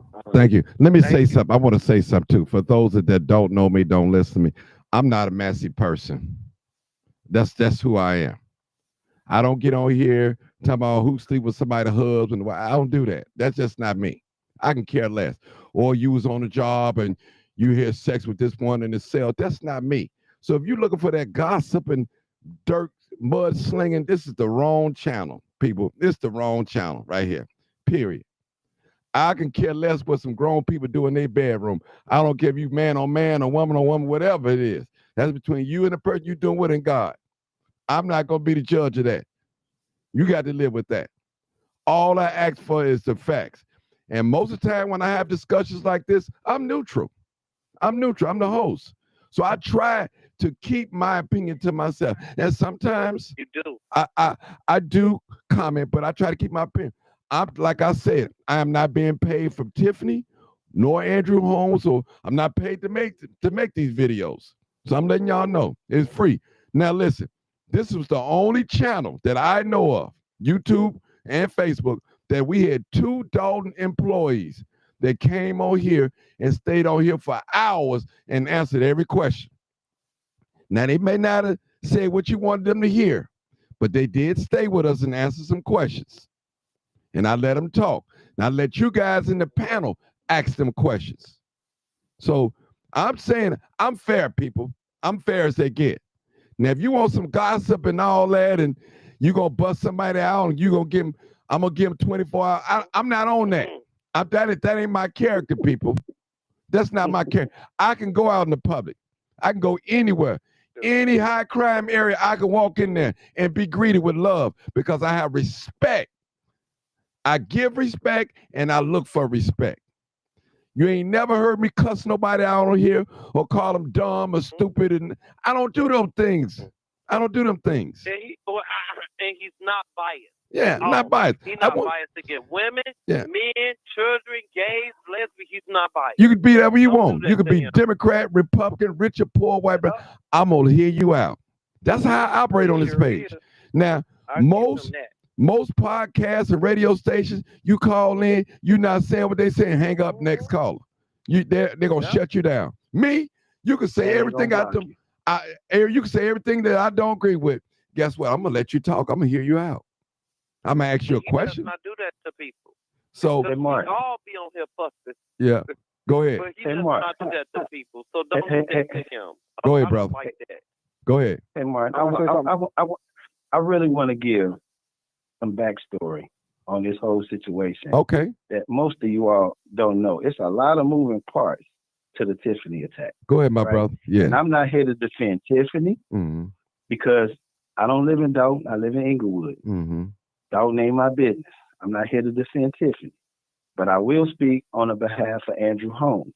And I will speak on the behalf of why both of them are being attacked like they being attacked. And it ain't got nothing to do with Dalton. It ain't got nothing to do with her mismanagement of funds, her position being in office. This is a lick back. A lot of stuff that going in the community that we chalk up to gang violence and this and that, when you really pull the wool back off of it and you look, it's a domestic situation. It's a payback.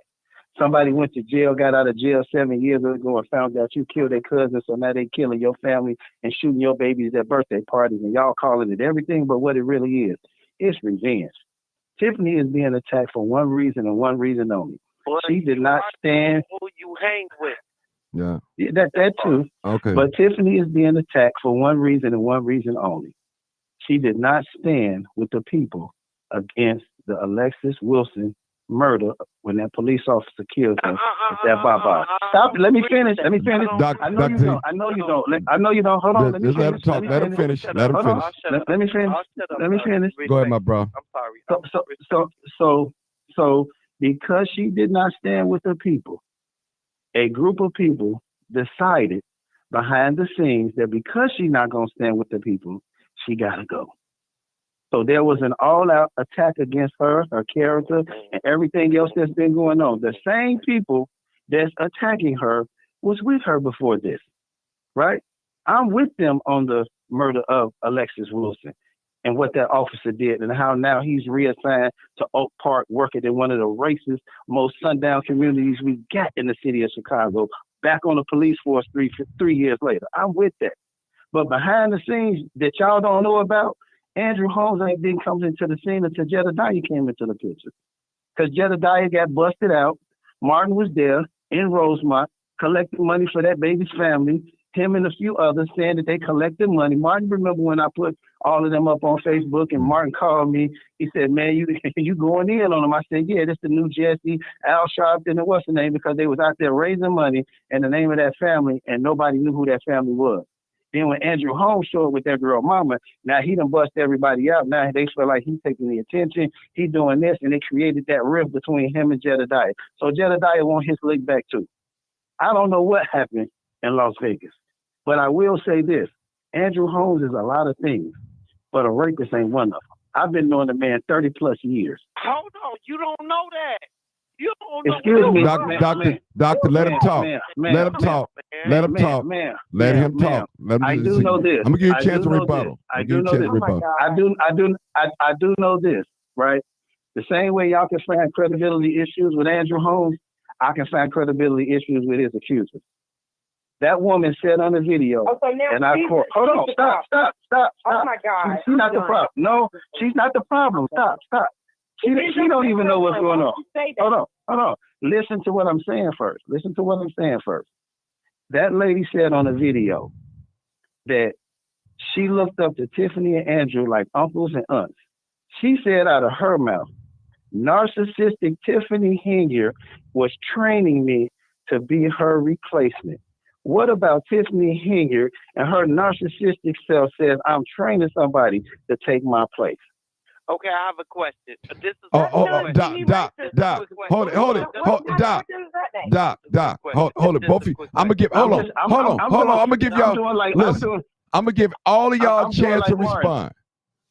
I'm asking the question. I'm asking the questions that most people don't want to ask, right? Okay, and so anytime a person is accused of anything, right, and you all talk about how he should have stepped down, he should have did this, he should have did that, y'all don't know what he endured. Y'all don't even know the situation that this man is currently even living under. And for you all to attack, it matters a whole lot. Because he's been 10 toes down for this. I'm 52 years old. This man been saving lives in my damn community since I was 15. What you mean for what? Every day. So what? This man didn't, that man did not commit. Where's the proof, ma'am? The facts, the data, and the evidence says, it's unfounded. I'm a typical nigga that's been out here on the street, in the trenches, just like everybody else. I got a body of work. Makes you right about Andrew because you've known him for 30-something years. And it does. He did that night. That negates all the things that he's done prior to that. You said if he did it that night, but did he do it? Did they prove it? Did they prove it? Did they find Diddy's? Did they find Diddy's? Did they not find Diddy's video in the hotel? Did they not find his videos in the hotel? If that girl went back to his room, it's a video, baby. I've been to Vegas. Vegas got so many cameras, it ain't funny. And I hope they find If they convict him, would you have the same energy like that? If they convict him, nope. Nope. If they bring up the facts, the data, and statistics, I will change my opinion. But I'm telling you my personal opinion. Don't call her a liar. You don't know what happened, and neither do I didn't. Hold on. I didn't call her a liar. I didn't, ma'am. I did not call her a liar. Is why he should have stepped down. The appearance of impropriety, a rape, a public figure. No, ma'am. And then you're going to say because Tiffany was training her, that Tiffany wanted it? Ma'am. Who cares? Tiffany didn't defend her. Let's relax. I question her credibility. Okay. I question her credibility. Okay, hold it, brother Josh. Hold on 1 second. This is what we're gonna do. This is what we're gonna do. Okay, I'm gonna get Dr. D and 252 a chance to respond, but I need one mic at one time. One mic. Okay. Hey, while I'm talking, make sure you hit them likes. Okay, Doctor, I'm gonna go with you first. Take a deep breath. Okay, because you know. Go ahead, Doc. Go ahead. Let's be good. I never said that. I'm a fan of Andrew Holmes. He does so much for the community. I upheld him. I done donated to that man. He's phenomenal to me. Whatever he has done in Vegas, it's like, you have to prove it. So I'm not talking against him because we are still friends to this day. So him and I are friends. And, I have been raped. I don't know if I told this on the show before, by my mother, 1, 2, 3, 4 husbands, because she was married 5 times. Her third husband. And that's another emotional thing. So I look at it is, I'm not looking at him like he did it. I'm not looking at him like he's guilty. I'm not doing that. But I do notice that the news stations don't have him on anymore because he was like an ambulance chaser. He was always on TV. Anything happened, he on TV. I noticed that he's not on TV anymore, and I pray that he did not do that to that woman.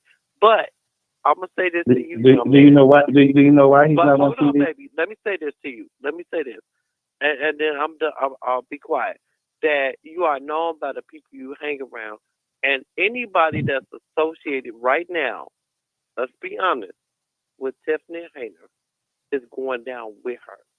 They're going to take all of them down, and I hope that he's doing the right thing to get himself away from her, so he will not go down with her, because it's too much mess going on with her right now. Maybe she's too young or whatever, the case may be. But she has too much going on, and he will go down with her. And when you start dealing with the federal, when you think about the federal, maybe a lot of people don't know this, I don't know. They'll say, okay, you owe $1,000 in taxes, $2,000 in taxes, $3,000, and then they'll come back with $50,000. They're going to wait until you are so deep in debt and debt that they will come to you, and that's it. And he needs to de-associate himself with her and get himself back on track, because he's old enough to be her father. He's not old enough to be my daughter, to be me. I'm up there in age.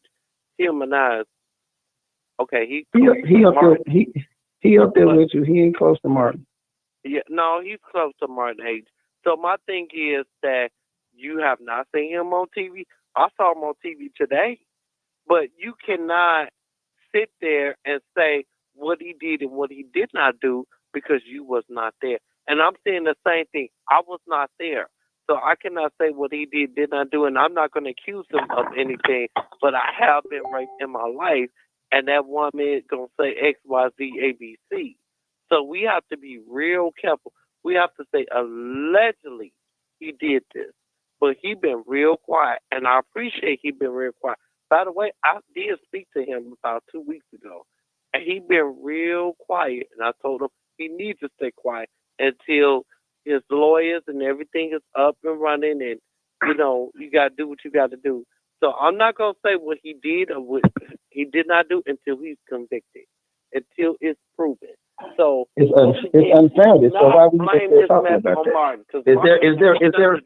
Is there an ongoing investigation on Andrew Holmes in that situation? Yes, it is. In Vegas. It's not. Yes, it is. In Vegas. No, it's yes, not. It is. In Vegas. No, it's yes, not. It is.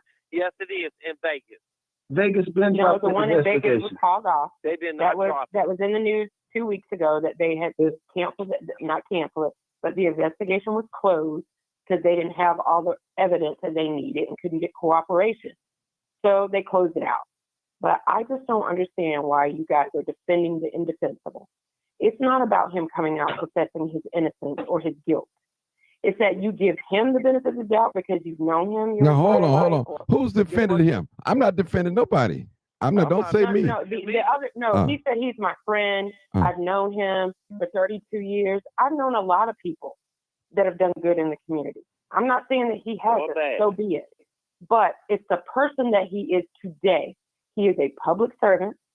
He's a trustee in a town where he's been accused of raping a woman, and it was on a tape of him saying that he did it to the ex-police. No, ma'am, he didn't rape a woman. That's not what he said. That's not what he said, He ma'am. didn't rape Okay, her. I'm not going to debate those particulars with you two because you're already coming in with a slant and a bias. I'm talking about. It ain't got nothing to do with. It ain't got nothing. It ain't got nothing to do with bias. And what's in the news, brother? Let her talk. Let her talk, brother. Let her talk. If you like, ma'am, I'll see you. If you like, ma'am, I'll see you the recording. I'm trying to respond. I don't have to send you the news. I'll send you the actual. I'll send you the actual thing. Brother, let her talk. Let her talk. Let the sister. We got to respect each other. Go ahead. 252. Yes, sir. Go ahead. 252. Go ahead. I'll leave it there. I just cannot defend the indefensible. When you are a public servant, you are held to a higher standard than most people. So you keep harping on what you've known, what you've done. This woman appeared before him in a meeting, public meeting, and addressed him about what he had done to her. It's the appearance of an impropriety that has happened that he should have stepped down and allowed the process to take it, whatever it is in Vegas or whatever she needed to do here or there in Dalton. From that standpoint, for me, and for most people looking at him, he's the wrong person to deliver that message. But you are not. To keep in mind, baby. No, Doc. Let her talk, Doc. Let her talk. No. Let me say this. I'm gonna let her finish. That to say that he wasn't set up. I'm not going to go into the conspiracy theories. That's irrelevant. Everything you speaking is a conspiracy because you have no data, you have no facts, and you have no data and no facts. All you have is hearsay. I'm going to go off. All you have is hearsay. Yeah. Okay. He heard him say Marcus, to him, and he recorded it. I don't understand why that has not been brought to the forefront, but I understand he's going to. It has. It's been unfounded, ma'am. And that's all everybody is doing in Dalton is getting a lawsuit. Don't nobody give a damn about none of that stuff. All them people that's fighting against that y'all call, all the people that y'all call y'all, all the people. Okay. All the. It ain't got nothing to do with the rape. All the people that's complaining about Dalton got a lawsuit. Jedediah Brown got his lawsuits. The family of Alexis Wilson got their lawsuits. Everybody got their. Everybody. I'm talking. Yes, we are. We're talking about Andrew Holmes. Everybody got their lawsuits, and everybody got their feet. You feel a certain way, and we're dealing with the fact that they've been reported. You may not. You don't have no facts. Those are facts, ma'am. Just because they're reported, I'm reporting too. I'm reporting too from the inside. I got the file, ma'am. Ma'am, I have the facts. You don't. I don't have hearsay. I have the facts. Because if you knew the facts, I have the facts. Say he didn't rape her, and you can't. I have the facts. I have the facts, ma'am. I have the facts. I have the same. I have the same information that Jedediah gave y'all and reported, and it's unfounded, ma'am. That's why he's not arrested. What she said, what the victim said. I'm not talking about Jedediah. She stood in front of that man and said, "You know you did it."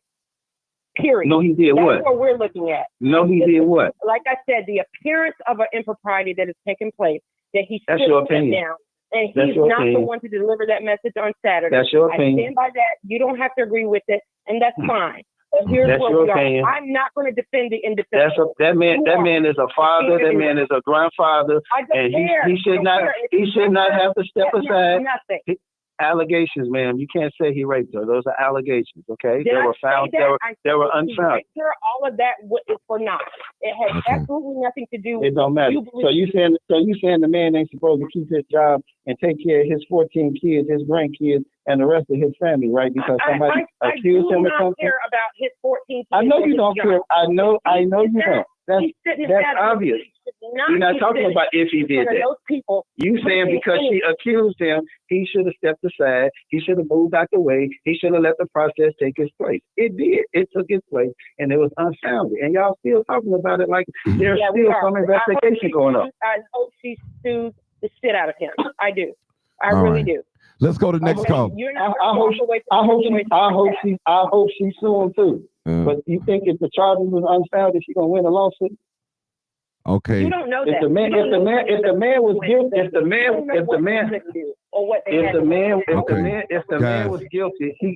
was guilty, he'd have paid a lawsuit to get out of it like Diddy did. That's what people who are guilty. He needs to hire you as his lawyer. That's what he needs to do. All right. He don't have to, because I'm like Martin. I tell the truth, and I shame the devil. Tell the truth. You tell the unspoken.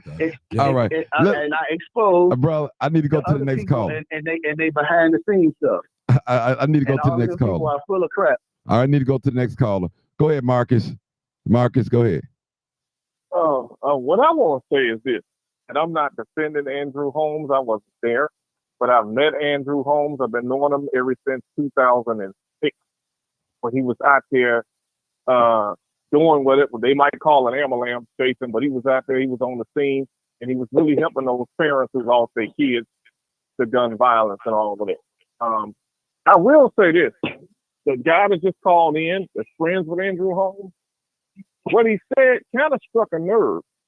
There are some people, just like Martin, some people didn't like you crime chasing, right? Right. There are some people in hierarchy that didn't like him showing up at these crime scenes or doing what he was doing. Not only was he showing up, but he had resources. Now, I'm not defending him because I wasn't there. And I will say this to the people that just jumping on emotionally because he was accused in the media for rape.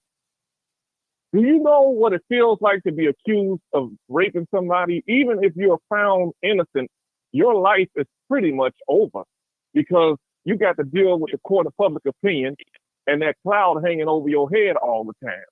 And people care, especially in our community, even when Michael Jackson was acquitted, even when OJ was acquitted, black people were still running around there saying Michael Jackson was a pedophile. Black people were still running around there saying OJ did it. It hangs over you. So this man is probably going through something emotionally. But what I feel now that I'm looking at everything, I don't think he should have stood up for Tiffany at this point, because he should know that people are going to throw up in his face about this woman that he allegedly raped. He had to stand up for Tiffany. Behind closed, but I think he should have remained. Listen to me good. I think he should have remained under the radar. He could have supported her without coming out in public supporting her. He could have supported her. She was the only person that supported him. Why would he not support her? Okay, I got Tiffany didn't fire him. Okay, people, I got Tiffany could have folded to the rest of y'all. Listen, based on his accusations, people are gonna attack him and associate Tiffany with it. Think about that. Okay. I'm not disagreeing with you. I'm just saying. Okay, people, I got 3 callers. I think somebody wanted to say something. 8192. Did you want to say something real quick? You good? Okay. Yes, sir. Just one last thing, Martin, and I'm gonna get off my soapbox. Go ahead. But I remember, Marcus, when they was running around saying that crap about you. And all the stuff they were saying and accusing you. I wasn't never drug in no court either. So I wasn't drug in no court. That was hearsay. No, my point. That was hearsay. My point. But why are you calling and putting me up there? The point I want to make is this, Marcus. I was your public defender in the court of public opinion, saying, no, y'all can't say that about that man. I don't give a damn what y'all say about them pictures. I investigated. I went and talked to the people in the pictures. That man ain't what y'all say he is. Stop that shit. Stop putting that man's name out there like that. If them boys calling him and they want to do this and that, I was your public defender. You didn't have to know that. What they and the same way I defended you, and the same way I'm defending Andrew Holmes. Marcus had a Chicago police press pass, and I wouldn't have got that if they thought I was on some pedophile stuff. Exactly. Okay, so Marcus is now shooting NBA ball.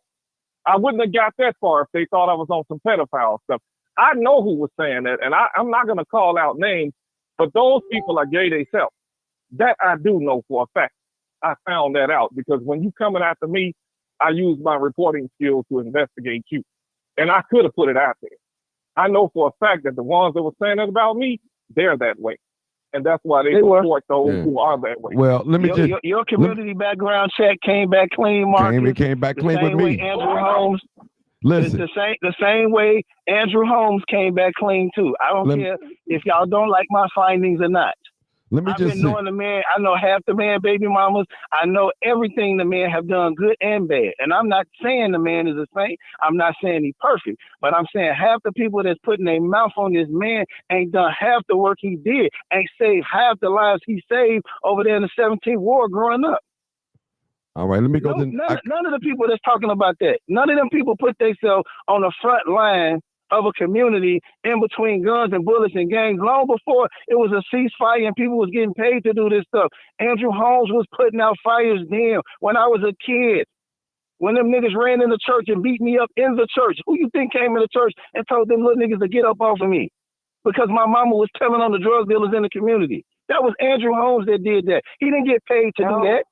Okay. That man is 10. Okay. That man is 10 toes down. It has everything to do with a man's character. It has everything to do with a man's attitude. Because anytime a man placed their life in harm's way for another person, that's a certain kind of character, and it don't match the allegations. Period. Let me just say this, people. I got three new callers. I need to get to them. I need to see. I didn't see this. What I didn't want to get into this Andrew Holmes situation. I really did want to get into this, but it seemed like it went that way. 9433. Thank you for holding. Come on, you're next. Thanks for holding. 9433. Go ahead. I'm gonna say this. People do change. People's character change. So don't ever say what a person won't do, because you never know what a person will do. People change, their age change, and yes, I'm going along with my sister. I believe he did it. So I don't, and I can prove it. Okay, well, you know how you want me to tell you how I can prove it. You want me to tell you how I can prove it? Can I prove it to y'all? Because I can prove it to you. You want me to tell you how I can prove it? Want me to prove it to you? It's real simple. It's real simple, man. It's real simple. You may not know it. You all may not know, but I do. That man's health won't even allow him to do something like that. And that's all I'm going to say. Point blank, period.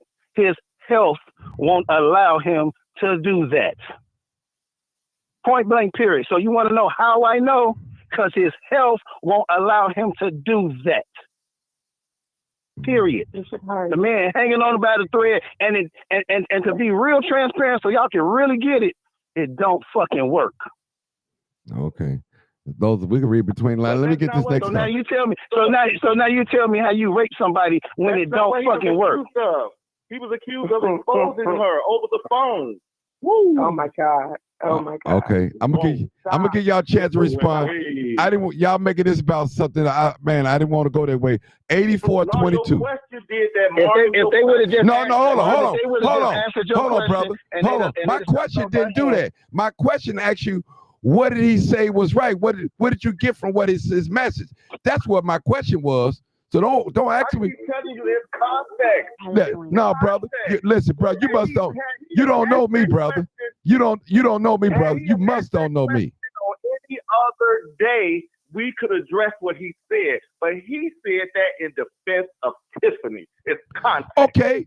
What are you saying that I said then? Tell me what I said. Tell me, because we got the tape right here. We can always roll back. What do we think about what he said? And what I'm trying to tell you is that's disingenuous because it's the context in which he said it.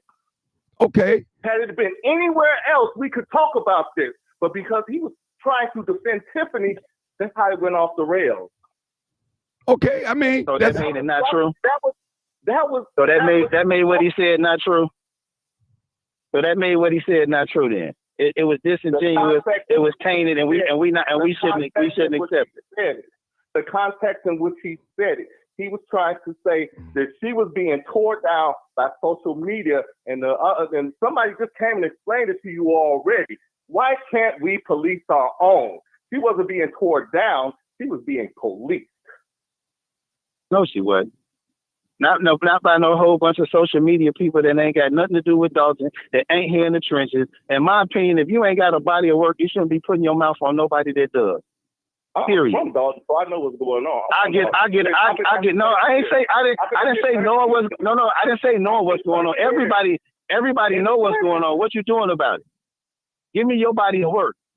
Introduce me to the people so they can give me your resume. Because I can introduce you to the people I help. So ridiculous. Okay. It's not ridiculous. All right, We're people. having a conversation. Okay. I'm trying to say that to address what Holmes said, we can't do that because of the context in which he said it. Okay. Let's sound go. like the scribes and Pharisees All right. when Jesus was taking up for Hold Lazarus. on, brother. I got a new caller, 8422. Come on, caller. 8422. Hey, caller. Thank you for holding. Thank you for your patience. Thank you so much for your patience. Go ahead. You're free to speak. Go ahead. Okay, I appreciate this opportunity to be on your show. This your first time? Let me tell everybody here. Is this your first time? To get with it. Sir, is this your first time being here? Sir? Yeah, it's my first time. All right, hold on. First time caller. Go ahead. Go ahead, sir. Okay, this is Vincent.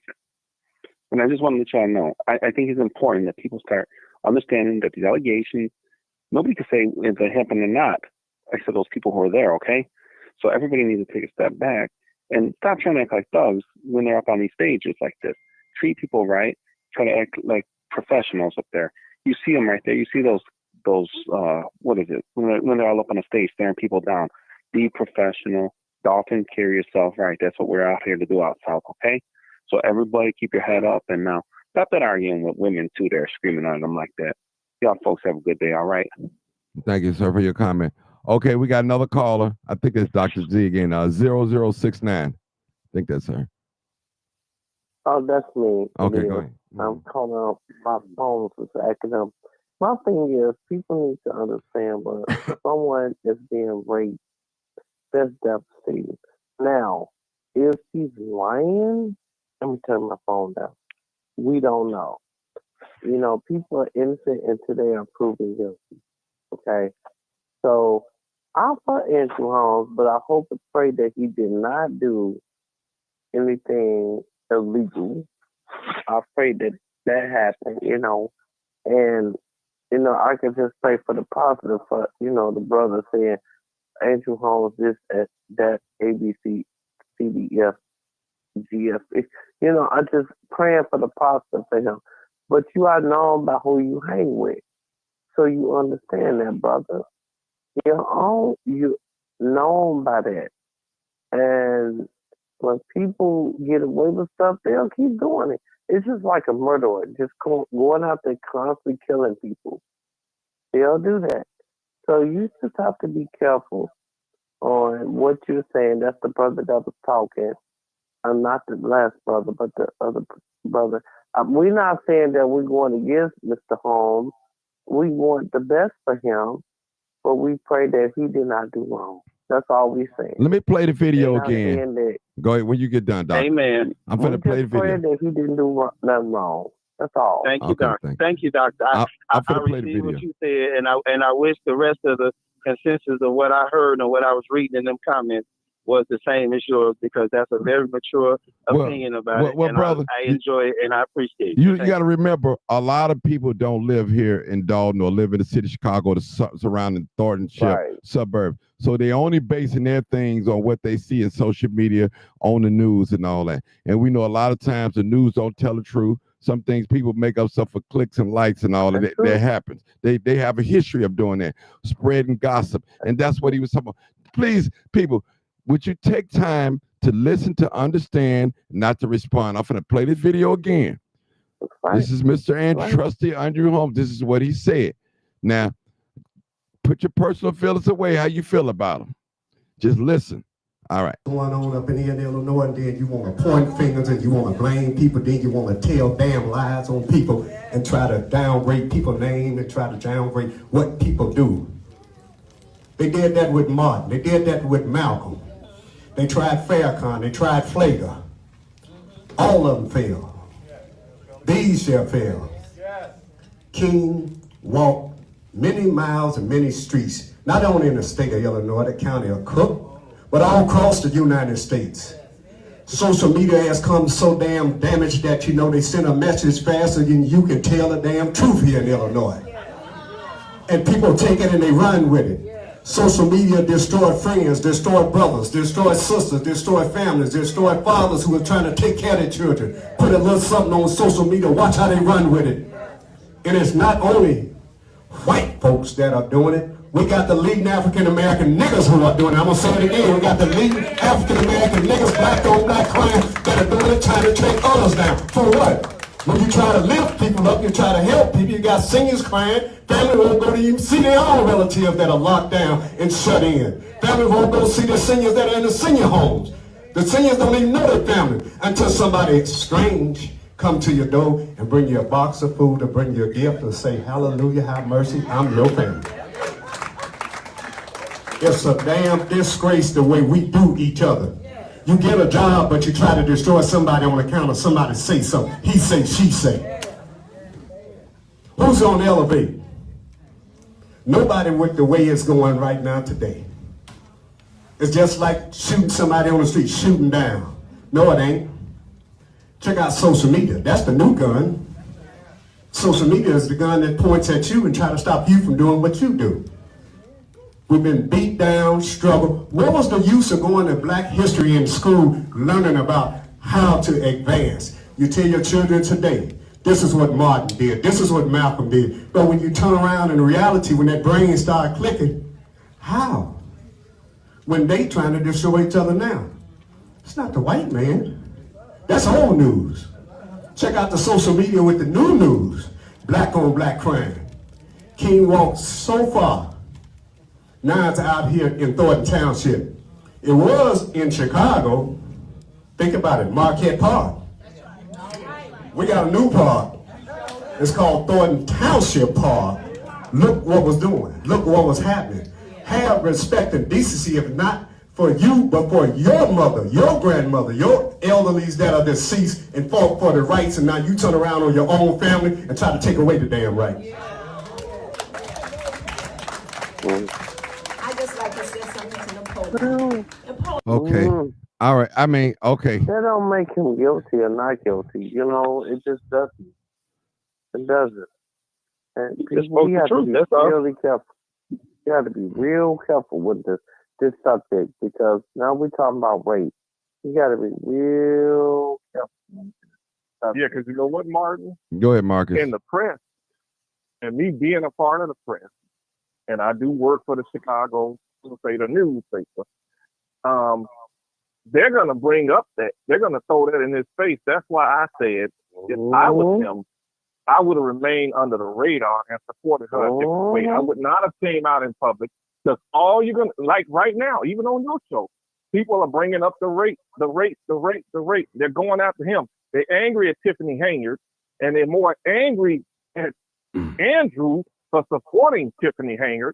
So they're going to go after him and bring up the rate, just like what I just said. Somebody brought up what I was doing. Okay? They keep bringing me up. Marcus, all I can say, Marcus, all I can tell you is heavy is the head that wears the crown. Heavy is the head that wears the crown, and he needs to take up for Tiffany like he's been taking up for black people since I've been knowing him. But who like it or who don't. No, he don't need to be on no radar. My Lord and Savior said, if you got a light, you're supposed to take it on the highest mountain so that all men can see. He said, don't have it under no bushel. Don't have it under no bushel basket because you want to keep praying. Don't let him talk, bro. That ain't what he said. Let him talk. That ain't never been Andrew Holmes. Okay, bro. Let him talk. He needs to step up, and we need to stand with him. Let him talk, brother. Let me finish what I was saying. Let him talk. They're going to attack him. The press is going to attack him. They're not going to hear all the good things. Can you let me talk? I know you're his friend. I worked with him too, and you just reminded me something. I actually been knowing him ever since 2001 when he worked at the 17th Ward. A lot of people don't know he was with Dr. Thomas security detail too. So I worked with him before, all right? All I'm saying is with me, I would have found a different way to support her because knowing how the press operates, they're not going to want to hear all the good stuff he did. They got that on video, what he was doing. But they're not trying to hear that. And then you got our people. Some of our people are more angry at him because they're angry at Tiffany Henyard. And now he's supporting Tiffany Henyard. Who do this Negro think he is? Wasn't he accused of raping a woman in Vegas? That's how that's going to play out. So if I was him, I would have found a different way to support him. There's a time to be a man and be bold with it, but there's also a time to think. And I'm quite sure a lawyer would have informed him, don't get in the limelight. Don't get in that. You could get in that a different way, but don't get in it the public way because the public is going to attack you. They're going to attack you. That's political. That's all political. When you're an activist, Marcus, you don't color inside those gray lines. When you're an activist and the truth got to come out, you speak the truth, no matter what that truth is. Well, you got to be every truth I've ever spoken, and exposed. They told me that's right. They told me the same thing. Oh, I wouldn't be telling on them officers selling drugs. Oh, I wouldn't be telling that the Arabs is the new Khalifa and they run the gangs and they the new structure. Oh, I wouldn't be telling about the and what's really going on. Everybody told. No, everybody don't know that. Everybody don't know the Arabs run everything. Everybody don't know the Arabs is the ones that's bringing all the guns and drugs in the community. Y'all think that. I got facts. I got data. I got statistics. I got licks from putting the information out there. Like you. But people wasn't believing us when we was telling them. I grew up in Inglewood just like they still don't. People don't believe us when we was telling them. Those that live in the trenches know what's going on. Now those that live outside the trenches, or their mind is outside the trenches and act like they don't want to know what's going on. We all know what's going on. Why you think all these Arab stores are flourishing in the black community? I mean, something is going on. Okay. They're doing something right, and they also own a lot of property. But I'm not gonna let Martin show go in a different Okay, I got another caller, people. I got a new caller. Hold it, brother. And Martin, we're gonna have to. Martin, can we come back and talk about some of that property that they own because we could do that special. They own all the sex offender. They own all the sex offender property. I'm just gonna throw that out there. Yes, they do. I know one on 67 in Perry. But let's let this new caller 7956. Come on, caller 7956. Hey, good evening, Brother Martin. Hey, Nate. Nathan calling. Hey, Nate. There are a lot of things I can say about this thing, but I'm not going to elaborate on that. I would say this. We have to do what we have to do to protect the victims at all costs. If she's lying and she made up these allegations against this man, then she needs to speak about those allegations that she made against his brother. But if she's telling the truth, then this man needs to come out and say, hey, at least clear his name that I didn't do these things. I didn't do these things that they're accusing me of. That way people will look at him and say, hey, he did come out. He did say, I didn't do these things. So even if he's, it was innocent, then the fact that he spoke about it, people will look at him, they will look at him with the side eye. But if we got children, young people, what if that was your daughter, your niece, your auntie, anybody in your family that they took a trip and then these things were going on? We would do everything in our power to believe our loved ones, and we will pray that they are telling the truth. You know what I'm saying? So I just think that this is a horrible situation on both sides. I pray that this man did not do the things that he did, but we need to hold people accountable, not for the things that they've done and not make excuses for them just because of who they are. Because had this been anybody else, we all know what the end result would be. And that's my issue with that. We have to protect the victims, but we have to hold people accountable. Yeah. That if you do these things, okay, we need to Bill, just hold it right there. Hey, Nate, let me ask you a question. Hold it, Bill. Nate, let me ask you a question. Now, going back to this video, did you hear any? Did he say any truth in this video? Tell me what he said. True. I know we talk about Andrew Holmes, but I need to ask you a question. What did he speak truth about in this video? Well, you know, I listened to him speak, but the words that he was saying, I just couldn't put the words that he was saying out of his mouth and separate it from the actions that he's done. I just couldn't do it. Okay, thank you for your Why are honesty. you saying the actions? Why are you saying the actions that he's done as though he's been convicted of it?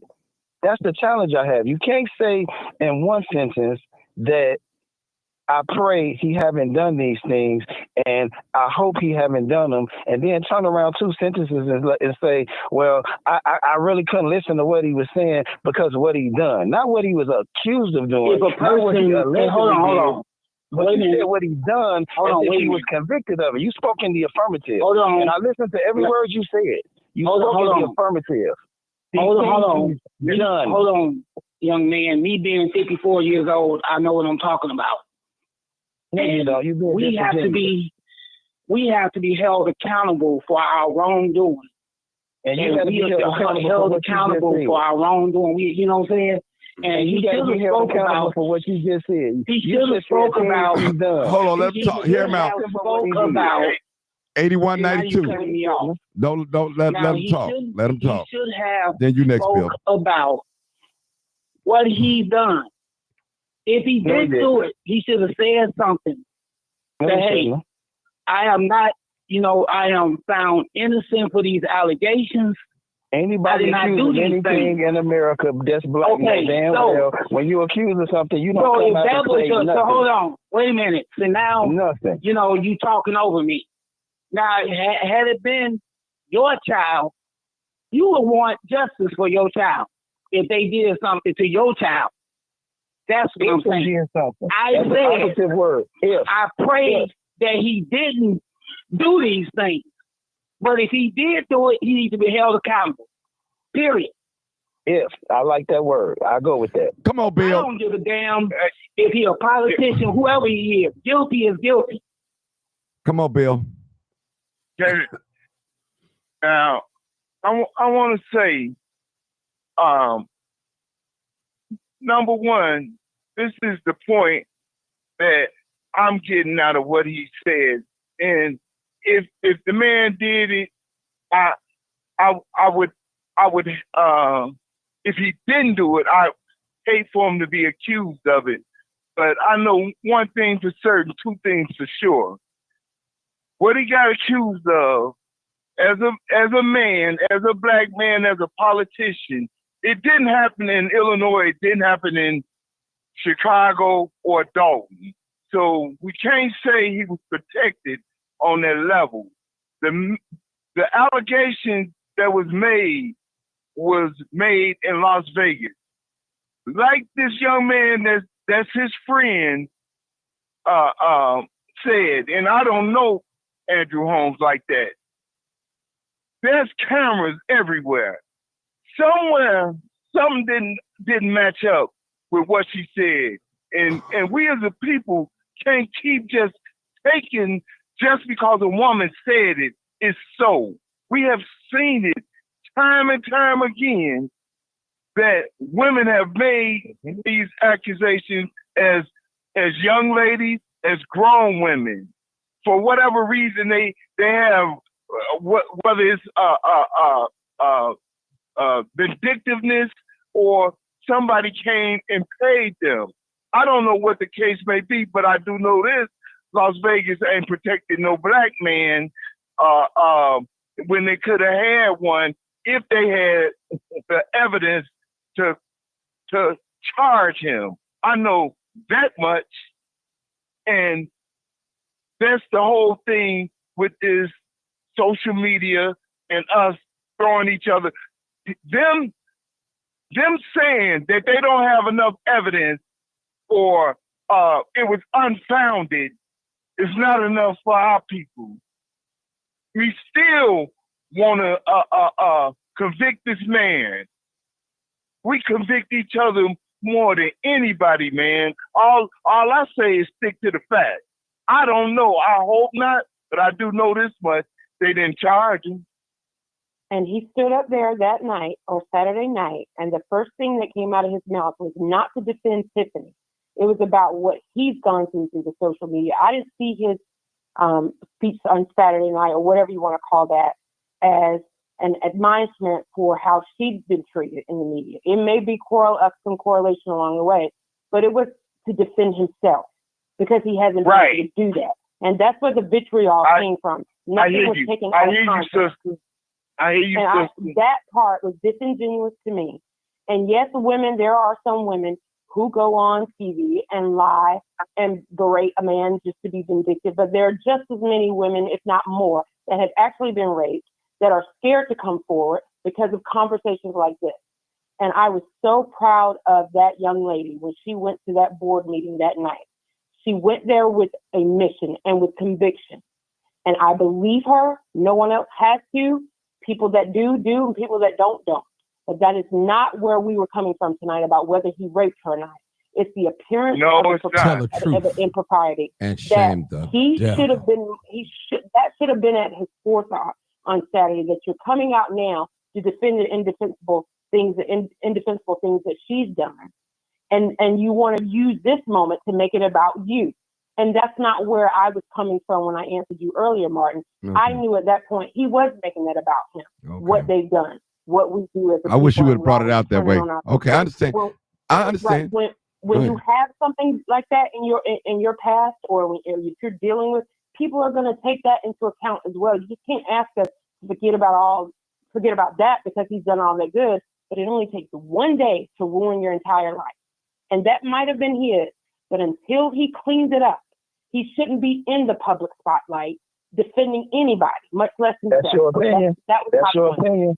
Those of us that's been defended, we strongly disagree with you, sister. That's fine. We strongly disagree with you.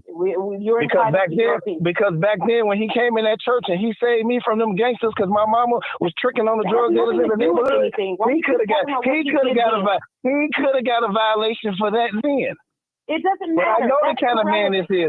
I didn't watch this man put his life on the line for hundreds of us young people trying to grow up in the neighborhood and not become GD like everybody else and be some damn statistic. I didn't see him put himself on the line. I didn't see him get whooped as a result of that. I didn't see him put himself on the line for state representative Milton Patterson. I didn't see him put himself on the line for Alderman LaTasha Thomas. I didn't see him put himself on the line. That speaks to his character that you're not considering when you're making these decisions. You believe her. You don't even know the man to even make that kind of conclusion. And you don't know her. He should hire you as his PR rep. He should. Because you're doing. He don't have to hire me. The truth hired me. I tell the truth about anybody. I don't give a damn who it is. Sir. That's what you're not getting across. It's your truth and how you see it. Everybody won't see it. The truth ain't subjective, baby. The charges were unfounded. They were unfounded. Yeah. You don't know what happened in that room. Okay. Let me just say something. They were unfounded, ma'am. Let me just say something. Let me say something. What you're saying, if this is your child, you would not be saying the things that you saying, the despicable, the conniving, the ugly things that you saying. We victimize the doggone victims instead of holding people accountable. Get that crap out of here, man. 58% of all DNA tests came back the father was not the daddy. Like y'all tell the truth all the time. Like that white woman told the truth about Emmett Till too, right? If this was your daughter, you wouldn't be defending this man. All right. If that was my daughter, she wouldn't have been in no hotel trip with no people from You don't know what without her the dad. person would do until you put him in a position. So you wouldn't know that. Okay, let me say this, people. I just know y'all need to stop putting y'all names, putting that man's name in y'all mouth with Hold these it, bro. unfounded charges, Hold it. with no data, with no statistics, no conviction, no evidence, no nothing but the words Yeah, of a vengeful man that got mad because he got busted out of Rosemont. Okay, let me just say this. Hey, Nate, y'all, hold it. Hold it. I'm about to mute y'all. I'm not taking up for rapists. I'm Hold not it. taking up for that. I'm taking up for the truth. Hold it. Let's get back to. Let me just say this, people. Let me just say, That's why when I came on live today, I asked everybody to put their personal feelings to the side. How you feel about Andrew? Okay, whether he did it or not. I asked everybody to do that. So what I'm getting here, I understand the way everybody feel. I understand it. But what I was saying, the sister 252 brought it out clearly. She said in his speech, which she didn't say earlier, he was really talking about himself, where he was barbecue with the social media. And I agree with that. I agree with that. Social media can spread a lie so fast before the truth even get out there. It could do that. But I'm going to tell you, Andrew, and if he did or didn't do it, this hurt his character. This hurt his character. He lost a lot of ground from these accusations. I'll say that.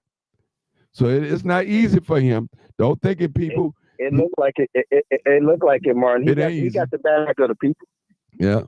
Y'all can say what y'all want to. Them people never give a damn about him in the first place. And the only reason he was being put on the news was because of his affiliation with Chicago Cares in that organization. And the lady that's the executive director of that organization had those news ties. They would have never been putting that type of stuff on the news because they never put that type of stuff on the news before. So don't act like these people was our friend. Don't act like they had our best interests at heart. Don't act like they gave a damn about us because they didn't. They were promoting that organization and the funding that organization was receiving. They was promoting the lawsuits that they were getting because police officers were coming into Inglewood, killing babies, getting taken off and putting on desk duty, giving millions of dollars by the Chicago Order of Police. Then the lawsuit go through, they get 3 years later moved to another county, just like they did the man that killed Alexis Wilson. He's in Oak Park right now, just got deputized a few months ago. They didn't give a damn about us, and they never gave a damn about us. And whether they put him on the news again or not, the community and the people got that man back. Because that's who back he had. All right. And for y'all to keep saying he shouldn't be standing up for Tiffany, he always stood up for the undertrodden. He always stood for the little guy that's been being attacked. I don't give a damn about Tiffany, don't know nothing about Tiffany, don't care about her politics and her issues and none of what she got going on. But I do care about the reputation of a man that I've been watching stand 10 toes down for the community forever. And now we throw him under the bus at the allegation of one woman. That man got 14 children and I don't know how many baby mamas. Ain't nobody ever came out with these kind of allegations. Let me say this. Hold it. I said I don't know how many. Let me say this. Oh my God. I want to say this to somebody in the message militant. She said sound like an Andrew support group in here. Now listen, people. It is an Andrew support group. You're gonna have both. Man support group. You're gonna have both. Y'all gonna have to stop telling lies on us. Anything that you believe either. We're not going to co-sign it just because y'all know it. I don't want you We're to. not co-signing that. I just came in here to be the one beacon light of. I just came in here to be the one beacon light of truth. What'd you say, Mark, 252? when you came on, you just said something that really struck me. You said when you came on tonight, you wanted us to put our personal feelings aside, and that's what you wanted to separate the man from the work, or the man from the allegations. Correct. That's very difficult for people to do with strong convictions about doing what's right. And I'm not saying that the other people believe that he's doing something wrong. I just think that that's a hard thing to do because you spoke about character. Character matters. And if you are lacking character at that moment, or if you're not standing on the hill that he stood on as a community activist all these years, if people see him in a different light now, it's very difficult for people on the outside or people that know him. I'm sure there are people there that have known him his entire life that feel the same way. But that's just kind of hard for people to do when you expect them to be held to a higher standard. And based off of what we know now, all that we know now, it's hard to do that because we're going to continue. Okay. He's Now, not the one to deliver that message. Okay, from this point on, okay, hold on. This is what I need to happen. The next 15 to 20 minutes that we're on, 30 minutes, I don't want to hear nothing about Andrew Holmes. All I want to hear about this speech. Ain't nobody really, if you can't talk about what he said in his speech, I don't want to hear what you got to say, period. I don't want to hear about his character. I don't want to hear about if he done it or he didn't do it. It don't even matter. All I want to know about this speech. Tell me, let's talk about the speech. I'm going to play it again. If you can't talk about the speech, please hang up. I'm going to play it again. Listen, I want us to talk about it. I'm going to play it again. Here we go.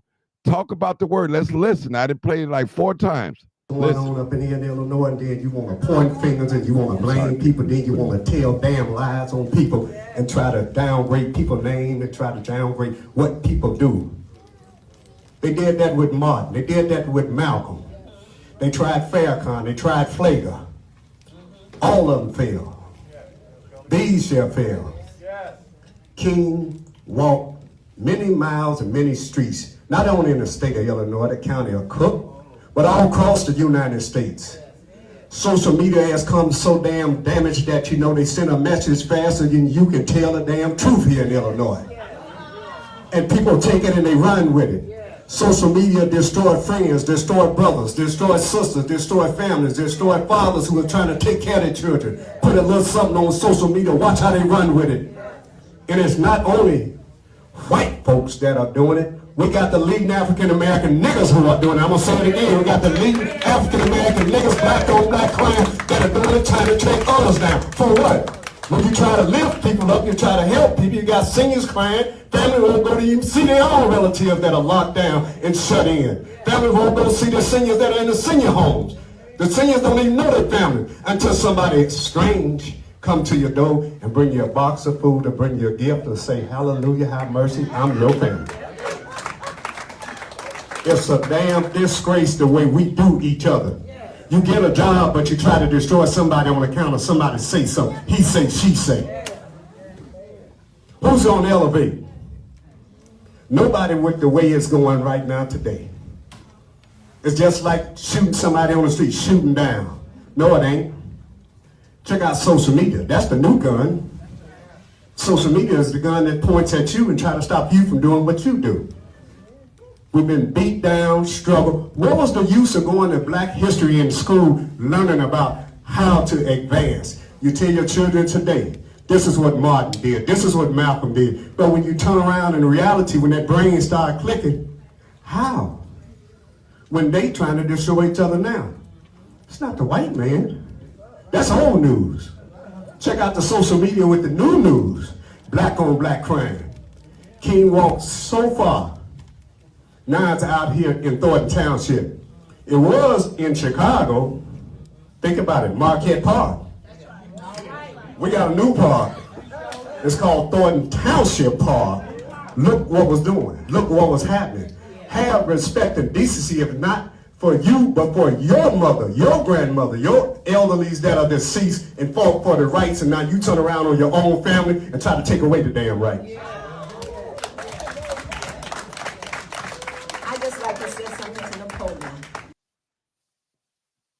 All right, now, I don't want to hear nothing about Andrew Holmes allegedly raped somebody. I don't want to hear about none of that. All I want to hear about what he talked about on this tape I just showed. Can somebody tell me, as long as it's relating to this, with his speech, I'm willing to hear it, listen to it. Now, whether you know him personally, don't know him, that doesn't matter right now. We spent enough time on Andrew, if he did it or he didn't do it, or, you know, we spent enough time on it. Let's focus on it. Let me give you some points. He did talk about the singers. How don't nobody go see the singers? And when people go to see the singers and bring them something, they're happy. He did talk about how we take each other down as a race of people. We lie on each other. He did talk about that. You know, so, I mean, somebody on here, please talk about this video. This video, please. Hi, Martin. This is Cheryl. Hey, I'll Cheryl. talk about that. Come I've on. been waiting for that opportunity. Thank you. to Come on. back. Come on. Okay. When I said earlier, he had a great speech. There's a lot of things in his speech that it is true today. We don't, we have people that walk down the street and nobody compliments the young people by saying, hey, Prince, hey, Queen, hey, King. We don't address them and give them. You don't know what people go through when they go down the street and they get their head down. You say, hello, Queen. You look beautiful today. You don't know how that lifts them up. We so busy tearing each other down. Women, too, we look at each other, grin on each other. The men, the brothers, what you looking at? It's not so much about that. It's because we need to come together as a group. And what he was saying was true. We tear each other down. We don't compliment each other. We don't sit back and say, hey, brother, how you doing? Hey, sister, how you doing? We always look at each other and gritting on each other. And, I listen to everybody tonight. And I understand where everybody got their points, but we was talking about the message that he was saying about us black people. Tell the truth And shame the and devil. everybody was sitting here attacking one another and still didn't hear what he said at the beginning of his broadcast. He said, let's talk about the speech, not the man. And the words mean more sometimes if you hear it again and you listen to the words. And the words is true of what we are doing out here in society across the world. We blacks are tearing each other down. We don't build up our community.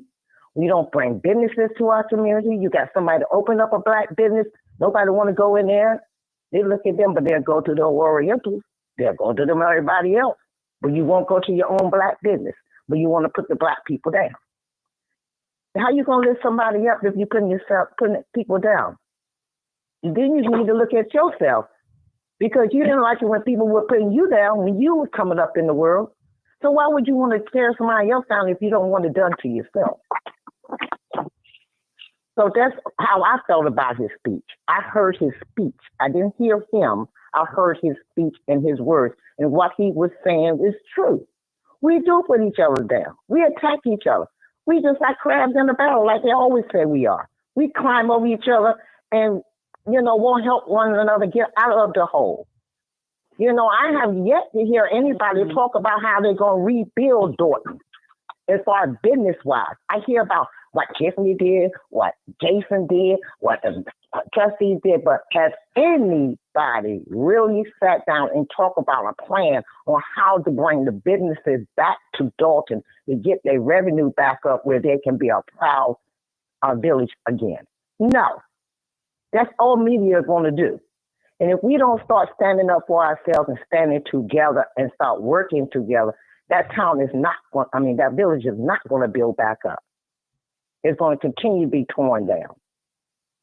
Mm-hmm. And if she has to go to make that happen, I'm so sorry. But you got to do what you got to do. Because right now, from what I've seen of the videos, it's a ghost town.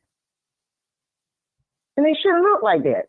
From what I saw from the pictures on Google, there were quite a few businesses there. Then when they show the video of the people standing outside waiting to go into the town hall, there's a whole lot of businesses that has nothing on it. A whole lot of places that has nothing on it to show any businesses. If the people need some water, there's nowhere to get them in the water. You got to build up your community. Build your community back up. If she has to go to do that, then oh well, she's just got to go. If they got to go with her, I'm so sorry. If he's down with what she's doing and he's not trying to help build it back up, I'm so sorry. He got to go. Sometimes you're going to have to put personal feelings aside and deal with business at hand. And right now, that village needs business done to get businesses back in there to build it back up, to have a good revenue, to do the things for the community, to deal with the elderly people that need the food that he was talking about. The children, they don't have shoes on their feet, or they do, but they're too small. A coat, because it's wintertime up there, and the coats are too small. These are things that have to be done. And right now, what's going on with them really don't matter. And that's all I got to say. I digress. Thank you. We got a new caller. Hopefully he'll come the same way. I think that's Reb the Barber, 6112. Hey, Reb. Hey, what's going on, Marty? I ain't had you hold on this time long. I got you. Go ahead. All right. Yeah, all right. Yeah, all right. I just listened to the speech the last time you just played it, and from what I see in his speech, I agree with a lot of things that he say. It's not speaking anything different than what we definitely know when it comes to our black communities. Now, Dawson seems to be predominantly black, and from this last lady that was just speaking on how it's economically dysfunctional right now with businesses and everything, it just shows that in the community of black folks how we can act. You know what I'm saying? And everybody's opinion about him, about the administration, it is, and the law gonna be the law, and the people is gonna be the people. And to the vote, and the ballot is going to speak for itself. You know what I'm saying? It did it with this campaign with Trump. You know what I'm saying? So it's like people just got to start adjusting themselves to the way of, like you were saying, getting Dalton back to where, or Thornton Township back to where it needs to be, and that's developing communities, that's investing into the children. Everybody that matters is left out because of all the chaos.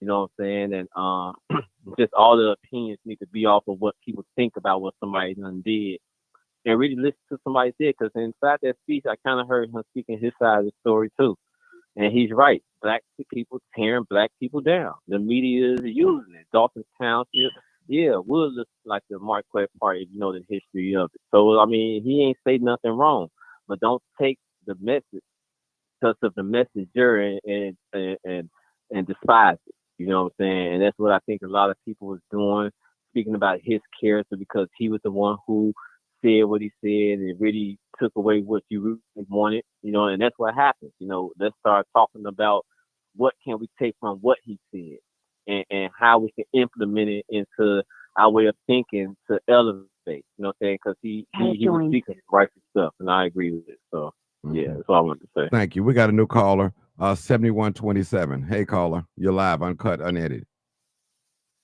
Hello, how are you? All right. I just had a question. If you're saying about black people tearing down the community, how is it that he's sitting here saying all he's saying? You're part of the team that's tearing down the community. Like they said, she's not the only one that's doing it. But you're supporting those that's also doing the corruption to the community. Anybody want to answer that question? What was the question again? Go ahead, ma'am. Say it again. I said, if he's part of a team that's tearing down, you're saying that we're tearing each other down as a black community. So if he's part of the corruption, as you're saying, Tiffany's not doing it alone. How is it that we should stand by what he's saying or listen to what he's saying? How can you even speak on such people when you're part of the team that's tearing down the community? Because like you said, he's not doing it alone. Can I respond? Go ahead, Bill. It ain't about, it's not about him and Tiffany. Yeah, they've done what they've done. The message I'm getting, and it stands to be the truth, what the man is saying. I don't care if he just walked in there and just killed 3 people. It's still the truth. And we need to grab hold to the truth and get away from some of our old ways. You know,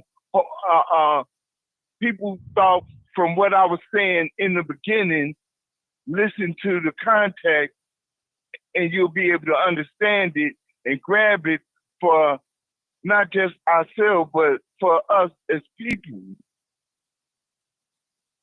I don't see how nobody could link on to all the other bull crap, because all of other bull crap that we've just done with these identity voting and all this other stuff is what's got us where we at now. Turning the cheek or the blind eyes, should I say, because somebody black, that's what's got us where we at now with these aldermen in Chicago and everything.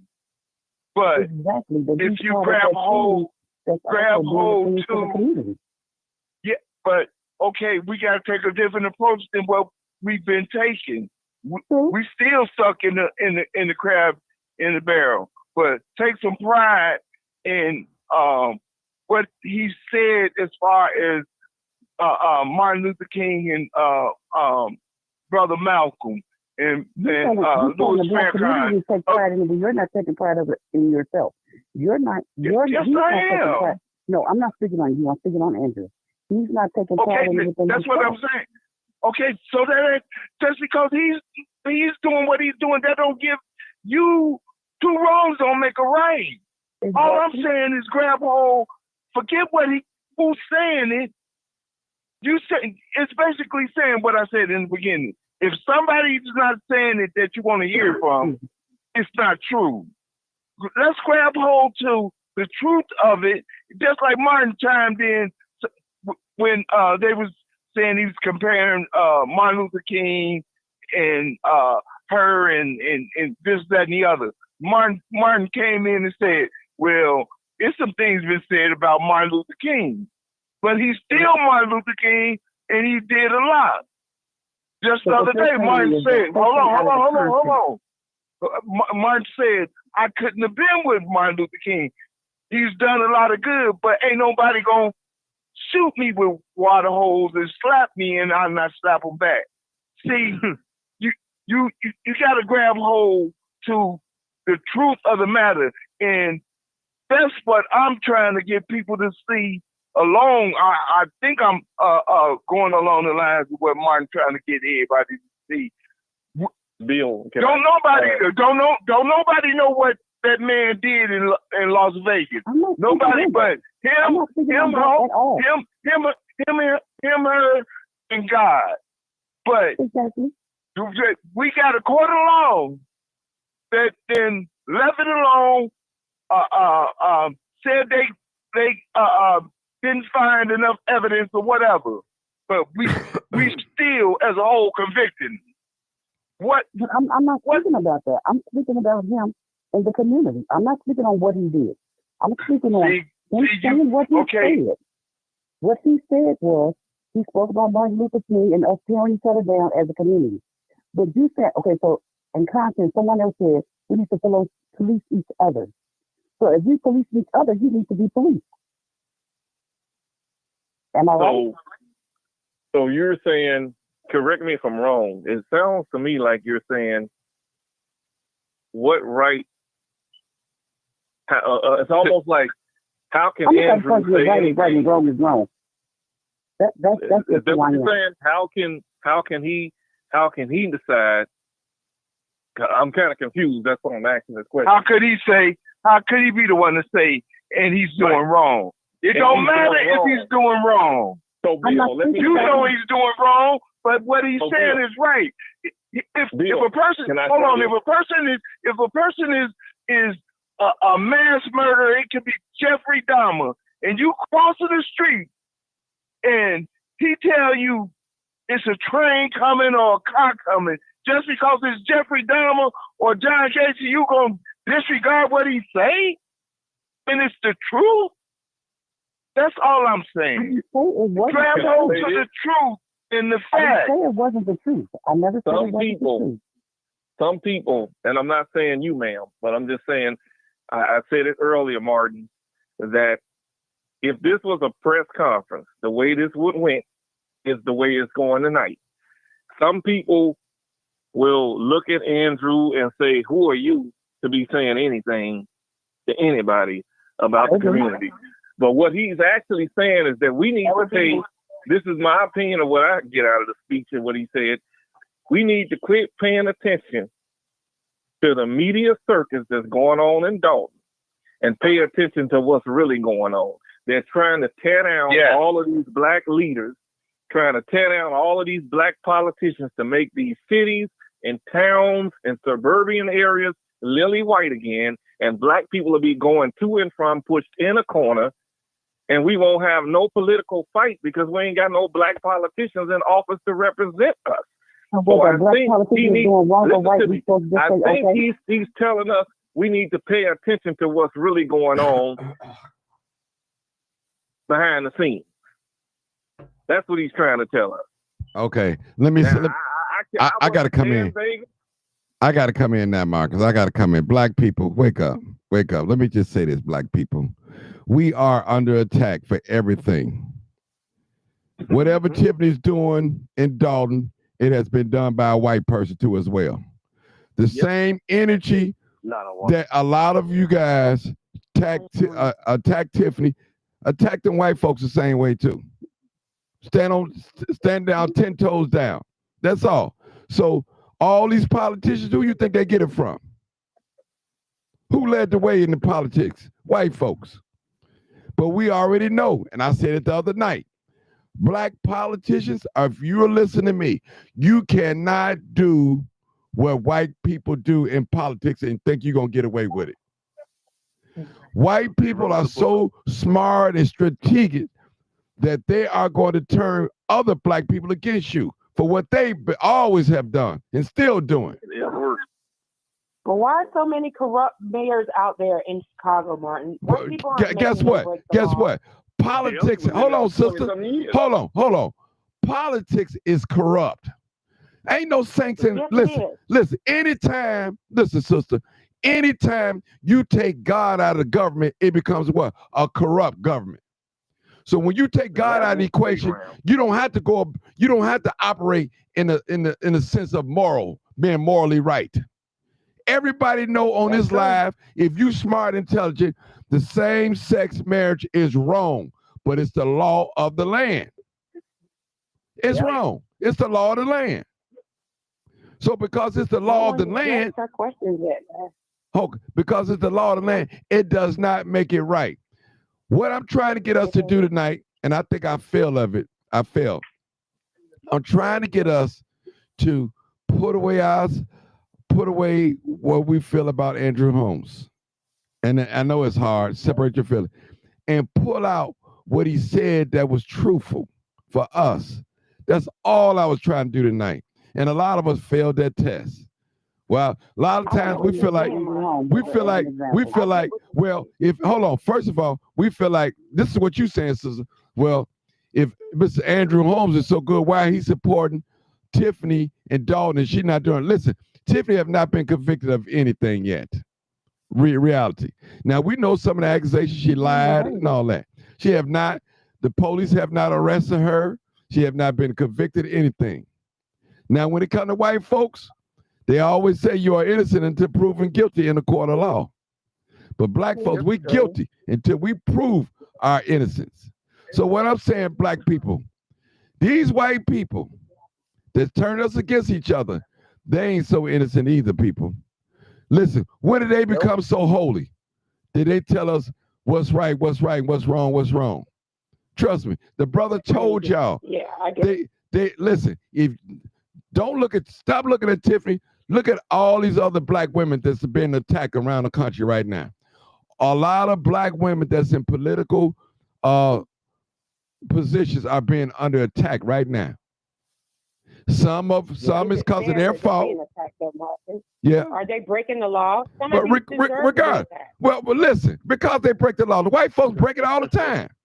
Every time I'm talking about us. We should be held to a higher standard. Listen. Why we got to take the high road and they doing everything dirty? No. We always got to take the high road. Listen, hold on. Let me say this. And you can't win by breaking the law. That's why I want them. Listen. Let me say this. Every time a black person get in, he want to show diversity, he fair and all that. But when they get in, they hire all their people and don't nobody say nothing. Now look at Donald Trump. I voted for him. He hired a lot of white people.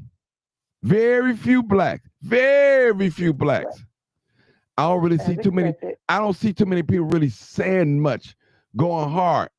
Now, let me say this. I do. Black people. Now, let that have been a black man.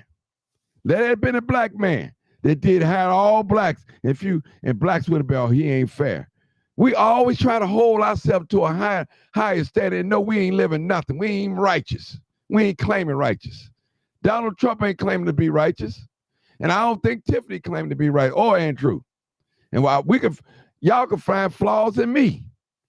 We found it in Martin Luther King. We all have flaws. Okay, then. Don't act like we don't. Martin. Listen, we all have done wrong. I don't make excuses for people when they do the wrong thing. And that's what that caller just said. He's part of the problem. So when they are part of the problem and it's self-inflicted, she didn't have to go to Dalton and blow $9 million. And he don't have to co-sign. We haven't found that. Listen, ma'am, we have not found that to be true. It has to come out in the court law. That's what has been said. We got to wait. Hasn't come out yet? Yeah, no, it came out. But I'm just saying, she have not. Hold on. Do you know that Dalton was in a deficit when she took office with the water? I do know that. I know you didn't know that. I know you didn't know that, but I do. Go ahead. No, I did know that. I did. Okay. I saw the report. I saw. Okay. I Okay. heard. I've been following it. I do know that, but I Okay. also know that when she came in office, she squandered $9 million after that. So that's a big difference. When she came in, it was a two plus in the GA fund. That $9 million now is no longer there. I mean, that $2 million is no longer there. It's in a $9 million deficit. He's a part of that, and that's what that caller just said. And nobody addressed that. Okay. Okay. I'm Listen. not going to overlook. Let me just say that. them Not only because Andrew, overlook hold the on, wrong hold that's on, being hold on. done. Let me say that. Not only Andrew, but every trustee that's working in Village of Dalton is responsible for that too as well. You guys allow that to come out. I'm just saying. Hold on. A lot of them trustees that's going against Tiffany right now ran on her ticket. They was all together. So Tiffany didn't do all this. Hold on. First of all, sister, Tiffany couldn't have done all this by herself. That's impossible. All what you hear and all this, listen, she didn't just have I agree with that. she couldn't have done all this by herself. But as you know, I agree. if a plane fall out the sky, they don't blame the pilot. They sue the airlines, whatever airlines it is. So whatever go on wrong with Dalton, Tiffany gonna get the blame. Whether she did it or not or had her hand in it. Because why? She is the Superman. She's the leader.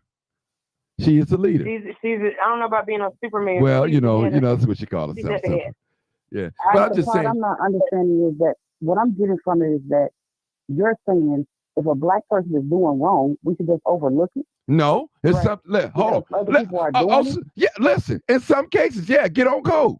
Be quiet. Listen, y'all. Listen. Some of y'all. Hold on. Some of y'all black people on here right now. You see white people doing something, you don't say nothing because you afraid, you scared. But you see another black person, you go on attack. That's what I'm saying. The same way y'all attacking Tiffany, attack these white people when you see them doing wrong too. That's all I'm saying. I do. Get same energy. My Twitter got banned. Because a lot of listen, black people, we are so quick to cut each other's throat. And that's what Andrew was talking about. But when it comes to the other man, I listen. Like these videos that I be making, some people come and enjoy it, tell me they like it, but they never share it. They never like it. Why? Because they don't want to see their coworker see what they're agreeing with. They're afraid of these white folks.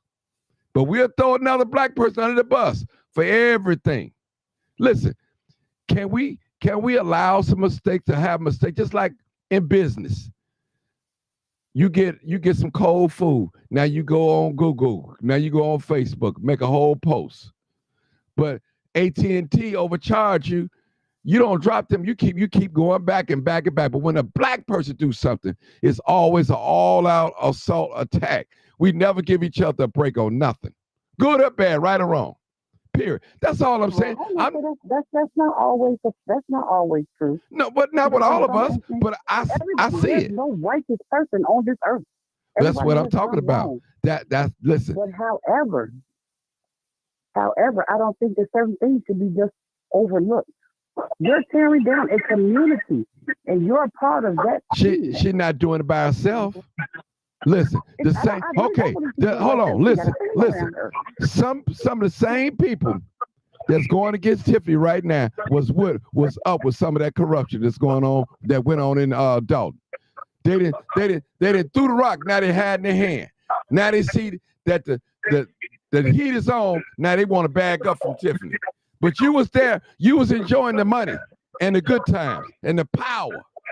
Now when things are falling apart, a lot of them abandon ship. I see it. They all should be paying for it. Not just her. They all should pay for it. That's the case. Some of them. Go ahead, Marcus. Some of them were a part of it and didn't get their cut. Right. Some of them were a part of it and didn't get their cut, and they got mad and they went to the media. Daley was in office here in Chicago for 20-some years, and black ministers were supporting him. Black people were voting for him, and he was corrupt. That's why this city is in the state it's in right now. But it doesn't make it okay. And I understand. No, and you're right. It doesn't make it okay. But what I'm saying is the same amount of energy that those of you that's attacking Andrew Holmes, rightfully so, in some things if he did what he did or Tiffany, whatever, do it to the white folks. I don't see it. I don't see it. I don't see it. but we do it. Yeah. You don't see it all the time, but we do. There are those of us that hold all politicians to a standard. Or at least we should. And when we see that they're breaking the law, black, white, or green, they've got to go. They're entrusted with the public trust. And when they lose it, they need to go. And I don't care who it is. Just because you don't see it. Let me ask you a question. How do you hold a politician that is breaking a law or doing something wrong that go against what you believe or whatever? How do you hold them accountable? Let's just go with the first one, the most obvious one, Donald Trump. I don't believe anything that he's done worked for the benefit of black people. So what my first thing that I didn't do, I didn't vote for it. I campaigned against him. Okay, somebody got their phone playing. Hold on. In my own community. Hold on. Somebody, everybody, hold on, ma'am. Hold it. Somebody needs to put their phone on mute or take me off speakerphone because it's an echo, and it's not on my end. Go ahead, 5-2. Go ahead.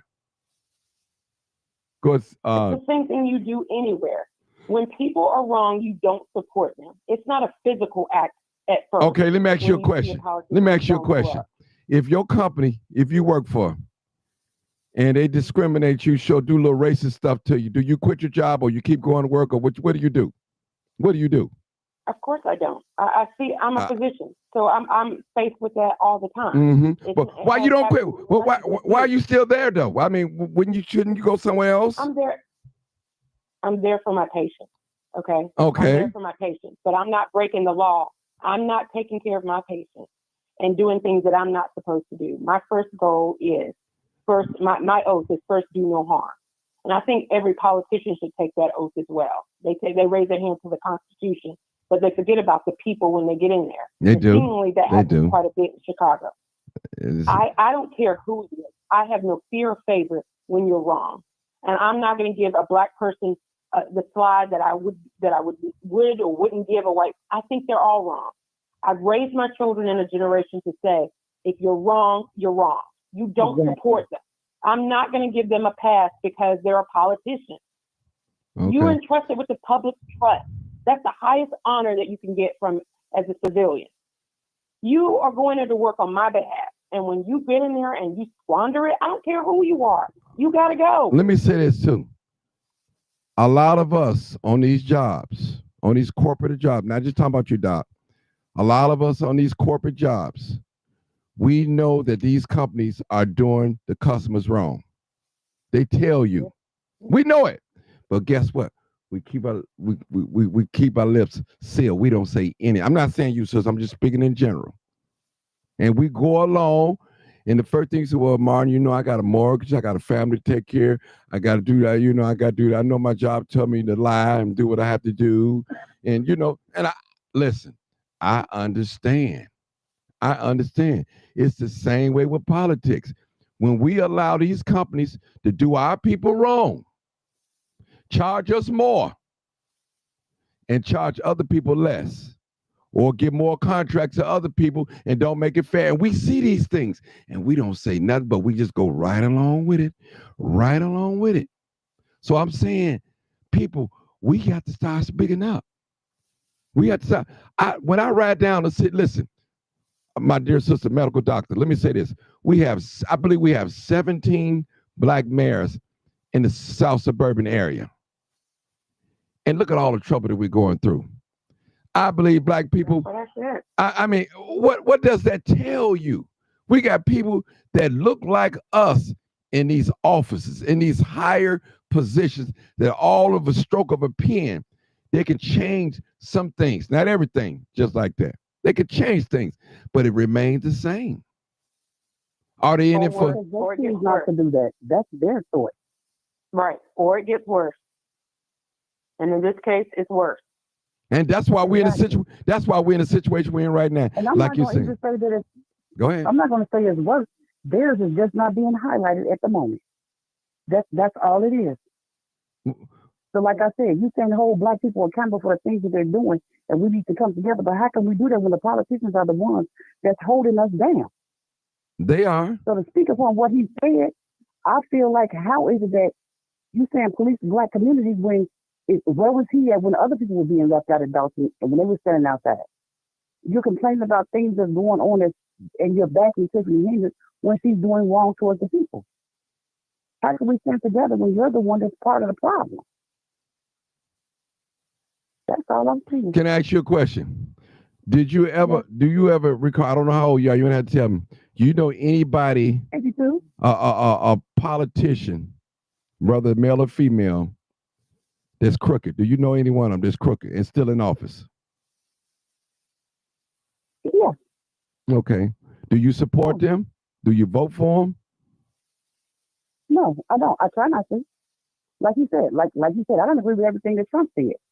I didn't vote for Trump. However, I don't agree with everything he says either. What about the Democrats? You agree with everything they say? I don't. But you vote for somebody, don't you? Honest opinion. I've been honest with I'm you. going to go down to the Tiffany thing because you're not talking about Tiffany.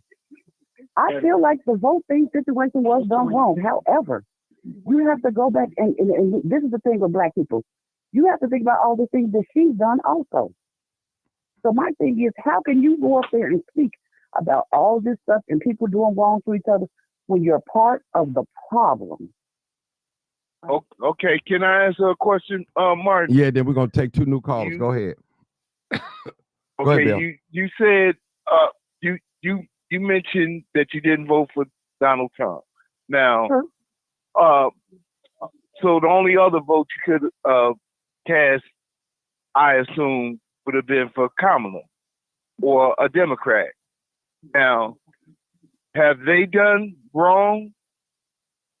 Are you a God-fearing woman? Do you believe in the Bible or go to church? Yes. So how could you support abomination of men participating in women's sports, all of this homosexuality, God being taken out of the schools? How do you weigh that out? See, it's Here's my opinion on that, because that's a whole different situation for me. I believe parts of the Bible. The Bible to me is a man-written book. It is. I agree. Exactly. So I don't. It's hard to. To me, that's a whole different issue. The Bible is a whole different issue. That's just how I view that. I'll answer you why. I'll answer you because you asked, did I vote for Kamala? Yes, I voted for Kamala. Not because she's my sorority sister, because her beliefs align more so align with what I believe and what I want from the politician. Do I agree with everything she does? No. But that's the bigger animal that you're trying to slay here. I can't legislate people's morality and the choices that they make in their personal lives.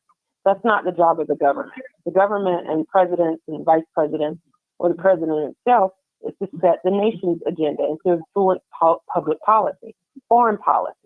That's the job of a president. It's our job as parents to raise our children and rear them in the way that we want them to go. That's our job. If you as you said about going in the bathrooms, no, I don't agree with that. But that doesn't mean I can't vote for her or that I'm bad because I voted for her because I support her, but I don't believe in everything she believes in. That's called America. You don't have to believe in it in order to vote for your. Well, what he's saying, why would you support something like that if you know you got young people getting castrated and stuff like that and going in women back? Why would you support a candidate like that if you're a God-fearing pride? Why would you support something like that? I didn't say anything about my religion.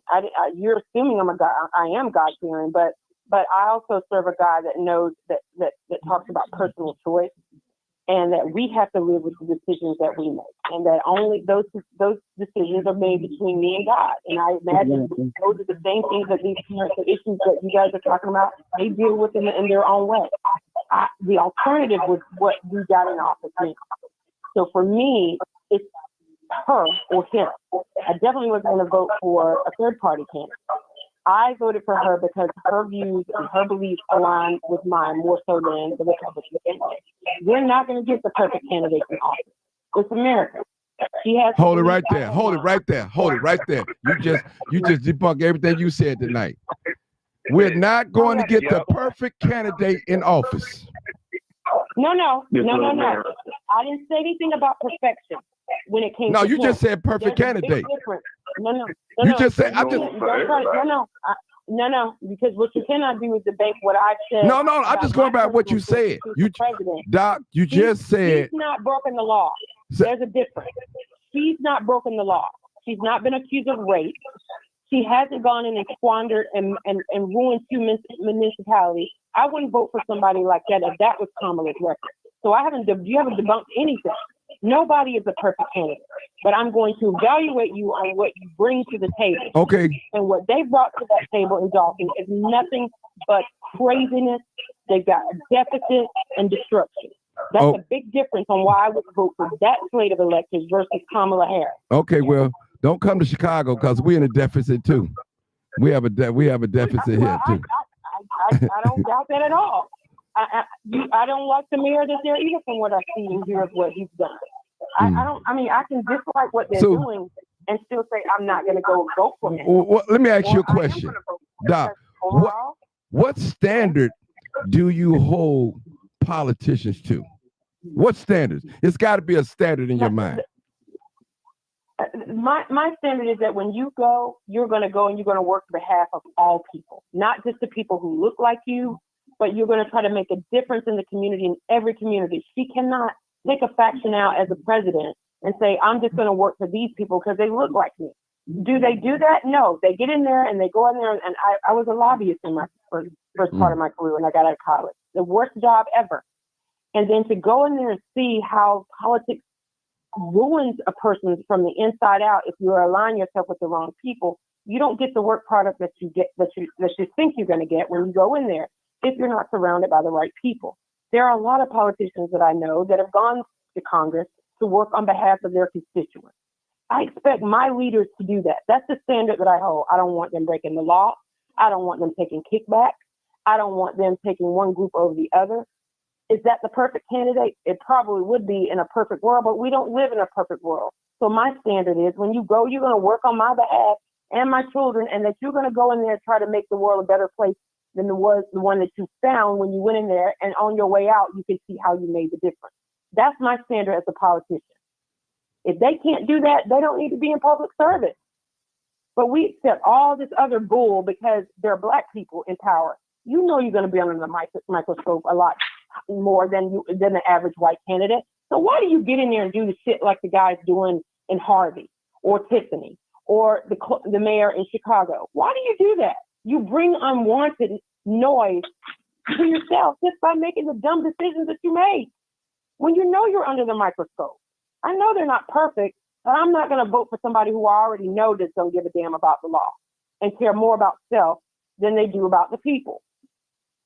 That's my standard as a politician. Okay, can you name me? And if you mess up, can you name me one? Can you name me one politician that you know of that's fair, all across the board, no matter what state or whatever, that you think is fair? Can you name me one?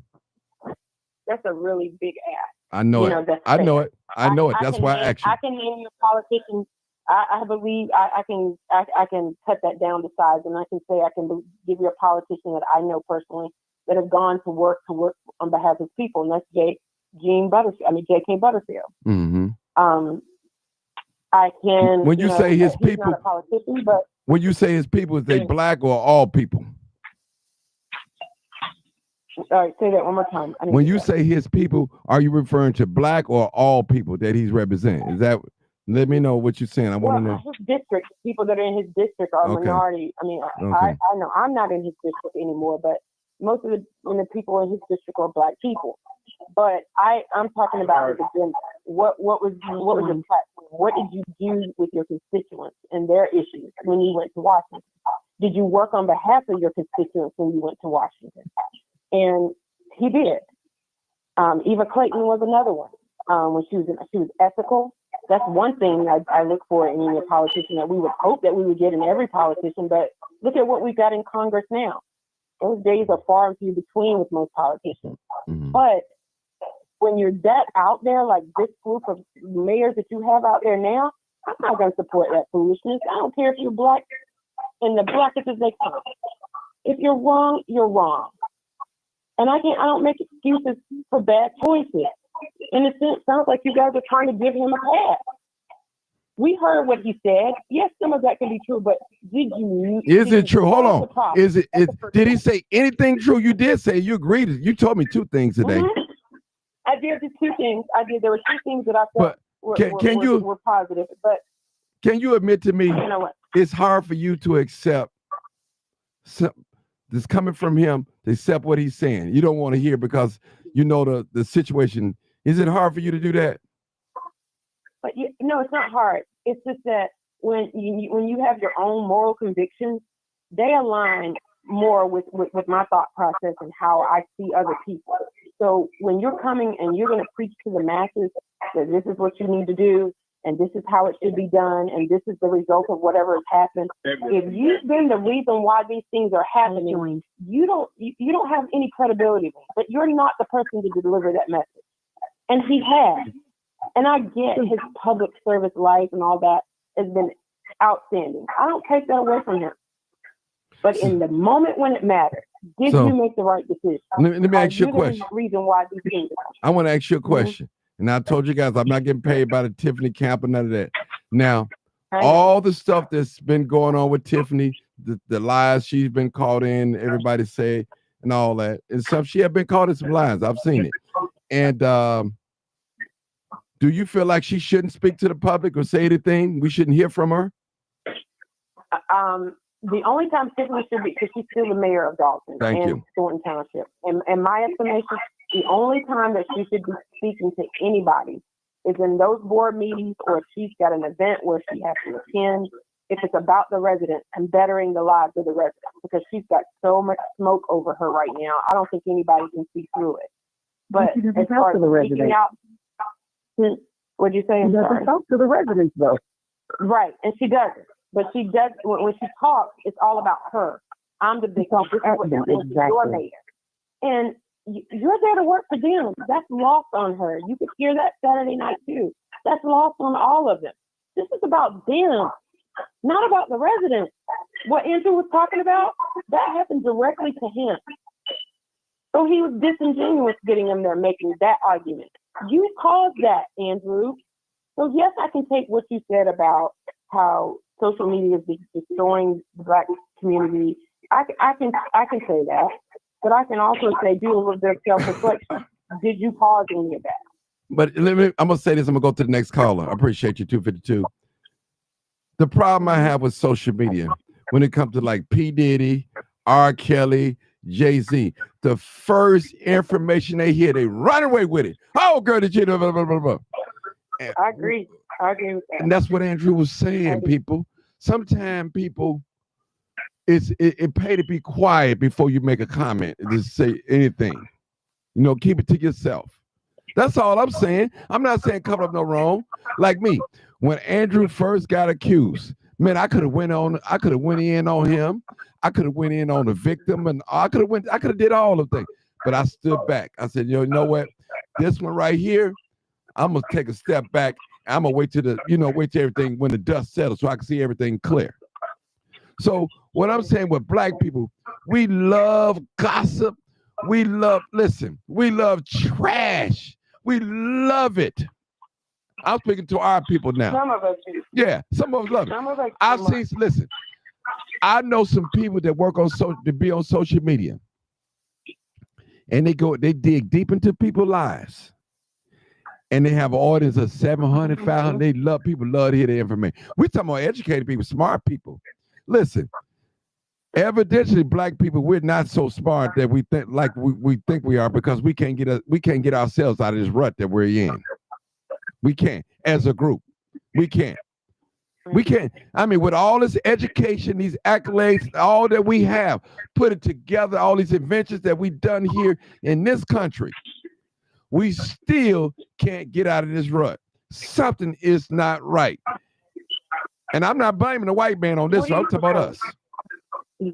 What do you propose? What is your strategy? I'm curious, because you bring this to us to discuss. Unity. What do you propose? Unity. Guess what? I got Democrats on this line right now.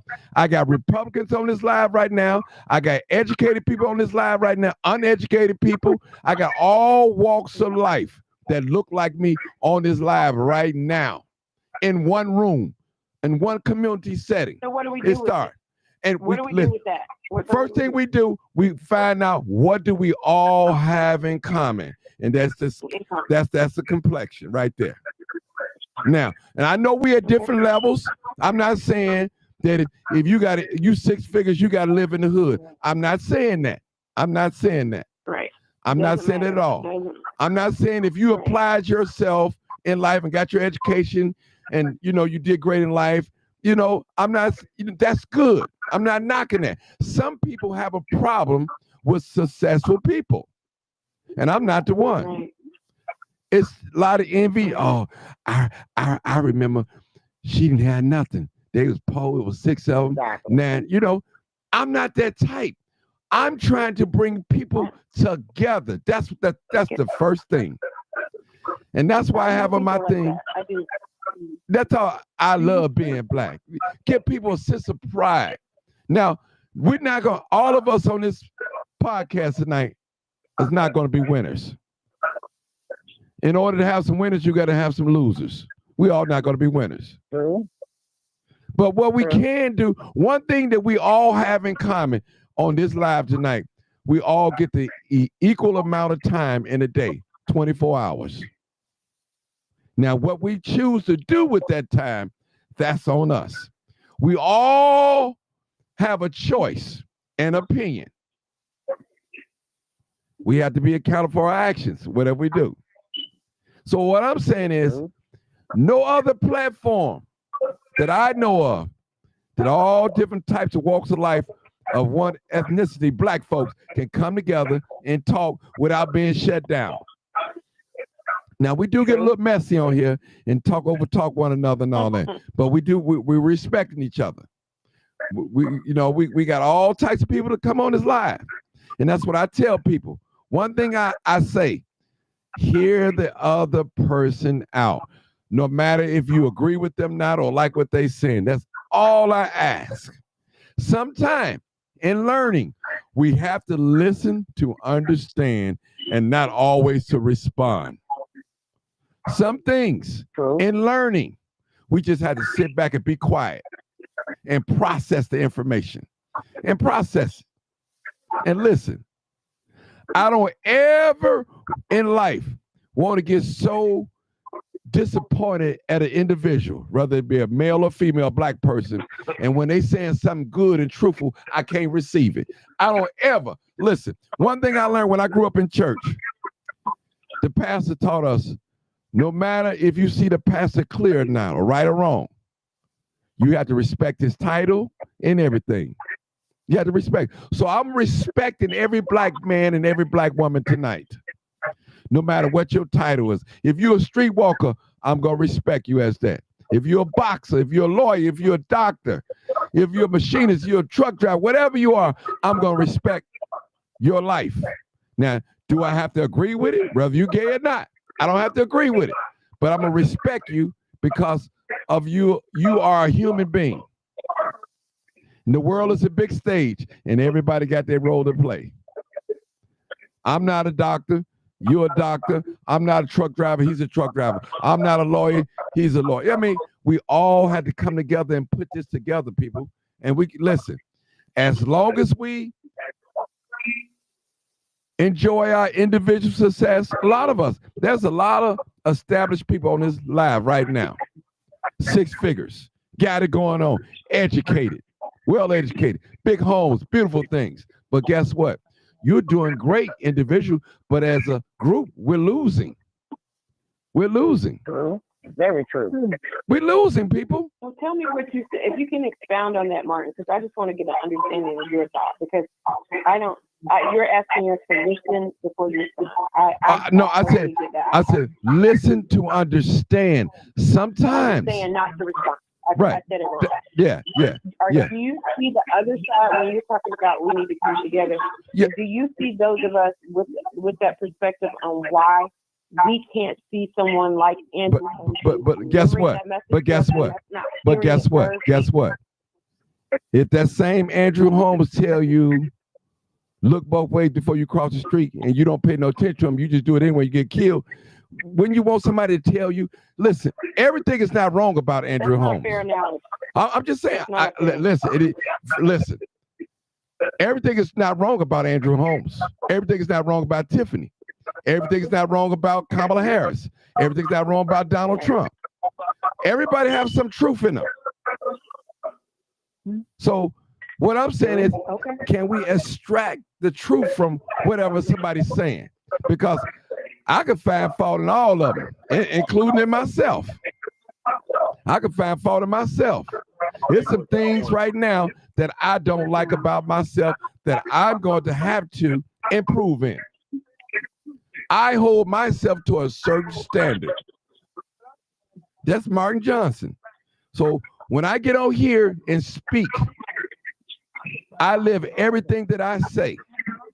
And I'm like this. If I'm wrong, if I say something wrong in the public, I come back in the public and apologize. Now, my thing is, if I committed a crime, a sexual assault, whatever, and I get legal counsel, if my counsel tell me I need you to be quiet, I don't need you to talk about it. Bad as I want to talk about it, and y'all know I'm a talker and a listener, I have to stand down. And that may have been Andrew Holmes' case. I don't know. His counsel person, hey, listen, Andrew, I know you want to defend yourself. I know you want to tell your story. But right now, you cannot speak in the public about this matter. Let us deal with it in court. See, there's two things different. The court of public opinion is different from a court of law. Period. So true. And the difference is that I feel like that's where your morals come in. If someone that's in the public eye, ma'am, your morals, if you do ma'am, not do this, I feel like you ma'am, everybody listen. What's that you just said? Or one of you guys, I don't know if it was you, said you don't believe everything in the Bible. Okay, now, there's some things that's written in the Bible that you might not believe. That don't make it not right. So what I'm saying to you, what's right to you may not be right to the next man. Not be right to others. Like me, I said example. I couldn't have been back there at 6. I'm not finna let nobody knock me upside my head, and I ain't gonna fight back. Not knocking Martin Luther King, that was his thing. But I couldn't have been there. That's not me. You know what I'm saying? That's not me. I believe in protecting myself. That's a God-given right. I have to protect myself. I should tell all my brothers that they sit in church, that they say they so nonviolent. I said, let a man break in your house and start raping your wife. What you gonna do? Get on your knees and start praying, or what you gonna kill him? What you gonna do? What are you gonna do? That's just giving my opinion. I understand. I ain't mad at you, ma'am. I'm not mad at you. I'm one of those people like you. I look at everything from everyone's point of view. Right. And my opinion was, I feel like you, as a person that's out there in the public eye, should have spoke. That's all. But see, listen. See, some people not held from a standard of moral. They don't have no morals. That's what they listen. You got some people to kill you for one negative reaction, stepping on their foot or cutting them off. And they think they right in their mind. They think they right. That's what I'm saying. They think when you ain't got nothing to judge morality, some people don't have no religious spirit in them. They don't fear God. They don't believe there's a God. So they don't have nothing. There's no boundaries. We dealing with folks. No moral compass. None. We dealing with these type of people in office. So how are we going to come together as a community? We're doing it now. We find things. Now listen, everybody won't be on board of what we're trying to do. I always say, if we can get the majority of people that look like us, we can win and get some things done as a group of people. I'm tired of looking at my people, top of the line, HIV, heart attack, diabetes, high blood pressure. I mean, we have a medical doctor on here right now. She knows. She does the research. She into that arena. She can talk more about, she's more qualified to talk about that than I am. She knows. It's just information. My people perish for the lack of knowledge. They don't have the knowledge, the understanding. When you know better, you should do better, but that's not the case all the time. So it's a lot of things with education and knowledge we can avoid. High blood pressure, unprotected sex. We can women, I'm gonna say this, a lot of you guys can avoid abortion if you protect yourself. I'm just saying you can avoid that if you protect yourself. But you went and got high and you opened up your legs and it happened. Men, same way. If you'd have strapped it up, you wouldn't be going through child support right now because you didn't know the person. No way. I got to get on board because I've got to make it fair now. I got to make it fair because a lot of us men, we just spread our seed all over. Well, you go out there and you sleep with a prostitute unprotected because she don't know your name and know your address, and you wind up you got a baby right here that you don't even know. And a lot of men do have babies out here that they don't know nothing about. I'm telling you, exactly, because they didn't take the time to strap up or keep their thing in their pants. Real talk. So true. I ran into my sister and my brother. Didn't even know I had a sister and brother on my father's side because he was out there spreading himself around. We came across at a family reunion, come to find out we were brothers and sisters on our father's side. So that doesn't, we all have to protect ourselves. Yes. God made us to make the good will. He said free will. He gave us free will. That means free will. That means you have to make a conscious decision on what you do. You can't keep pointing fingers at everybody for your own choices. And let me say this too. We got brains. Let me say this too, people. Some people as a race that look like us, we cannot support because they have openly went against the norm. Openly. Now we know, like me, I'm the crime chaser. I don't tell on nobody nothing like that. But I ain't had no pedophile. I ain't had no guy that's killing children and all that and raping women and all. I'm not, listen, not saying I'm hiring anybody, hide them, but normally I mind my business. People come to me, hey, I know who killed so-and-so. I say, you know what you need to do? Call the police. Don't tell me. I'm not the police. I'm just a reporter. That's it. I wasn't there and I didn't see it. Now, what if I take that information and run away with it? Now, I got to walk around here watching my back. Or it come find out that it was untrue what they said. Now, I didn't put myself out there like that. So I'm real careful, people. Go ahead, ma'am. Like Martin, you said one thing earlier. You said, I don't know if it was you or somebody else, but they said when they took God out of everything. That's me. Yeah. And right now, and I said, God made us all. Yeah. God made us all in his own image. He made us. Not we ourselves. We contributed to it, but he made us. Yes, I agree. And the problem we have is we don't pray for one another. Mm-hmm. We talk about one another, but we don't pray for one another. But what we should do is pray for her, pray for him, pray for everybody that's on this line. That's the problem reason why we're not together. Back when they were in the Jim Crow era, which I grew up in, we prayed. Now, people don't come to the table together and pray. People don't sit down. My grandmother and my mother, you better sit down at this table and you better say your grace before you even pick up a fork or a spoon. Now, kids are eating in the bedroom. They're eating in the basement. Nobody's coming together as a family and eating together and praying together. Mm-hmm. A family that pray together, stay together. We're not staying together as a family of blacks because we don't pray together. Mm-hmm. We let the Satan come in and he's done did what he's supposed to do. Steal and destroy. House divided against itself would not stand. Would not stand. Exactly. And that's the problem. Mine's trying to get all of us to understand. Instead of us attacking one another, accusing people of what they did, we should be praying for them to change. God is the only one that can do that for us. We can talk about them all day long, every day. It's not going to change them unless God changes them. And he might be doing it for a reason to wake us up. Let us see what we're doing wrong. Also, to deal with the facts and the truth.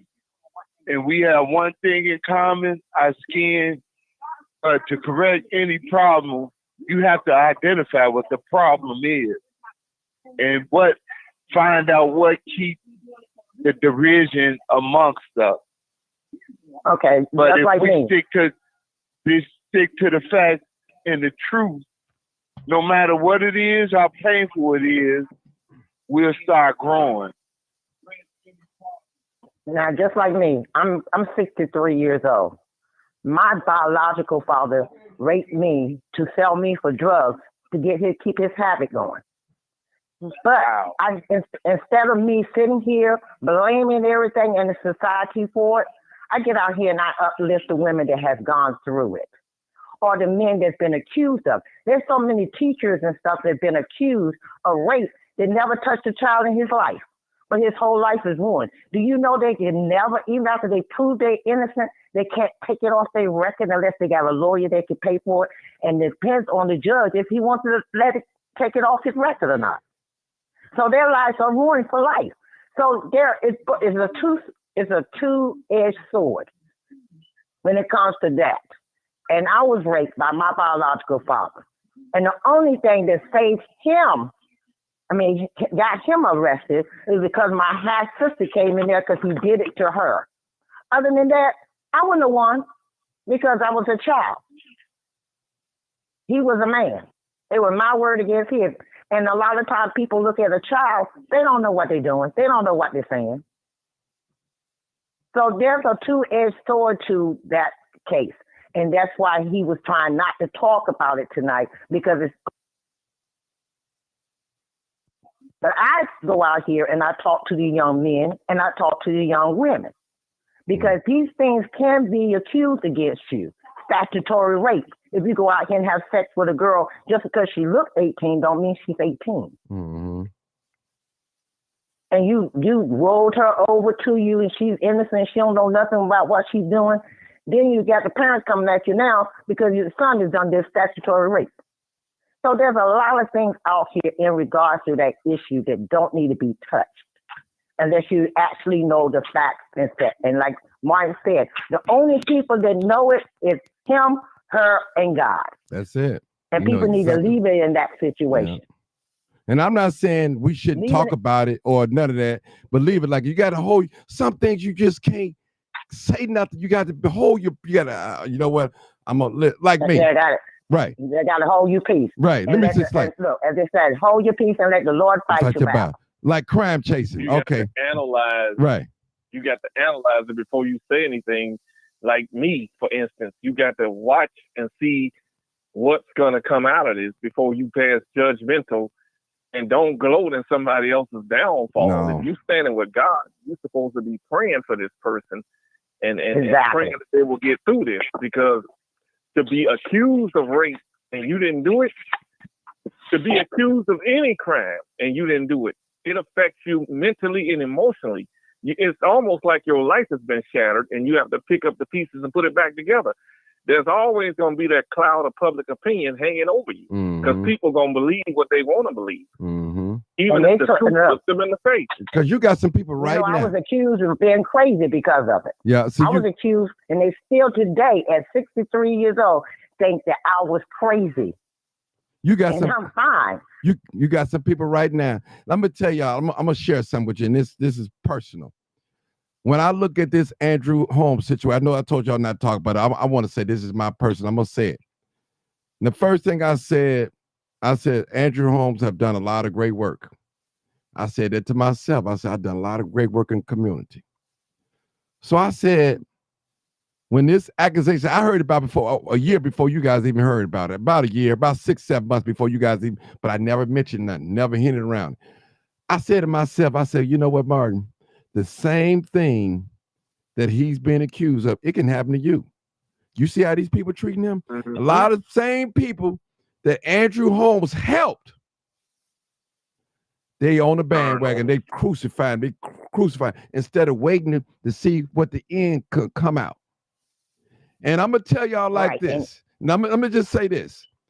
So I put myself in Andrew Holmes' situation. I said, now what if I, the crime chaser, was caught up in a situation like that? What will some of my supporters and followers say about me? And it have not been proven yet. Just hearsay. Because you got some folks They waiting to find some of Martin Johnson. Oh, they just can't wait. But guess what? They're going to be waiting a long time. I've been living like this for a long time. Trust me. And God is real. And I'm not saying that I never made no mistakes, have done nothing I'm ashamed of. But one thing about me, listen, I'm a praying brother and I'm cautious of what I say, who I hang around with and all that. I'm cautious. And who I date, all that.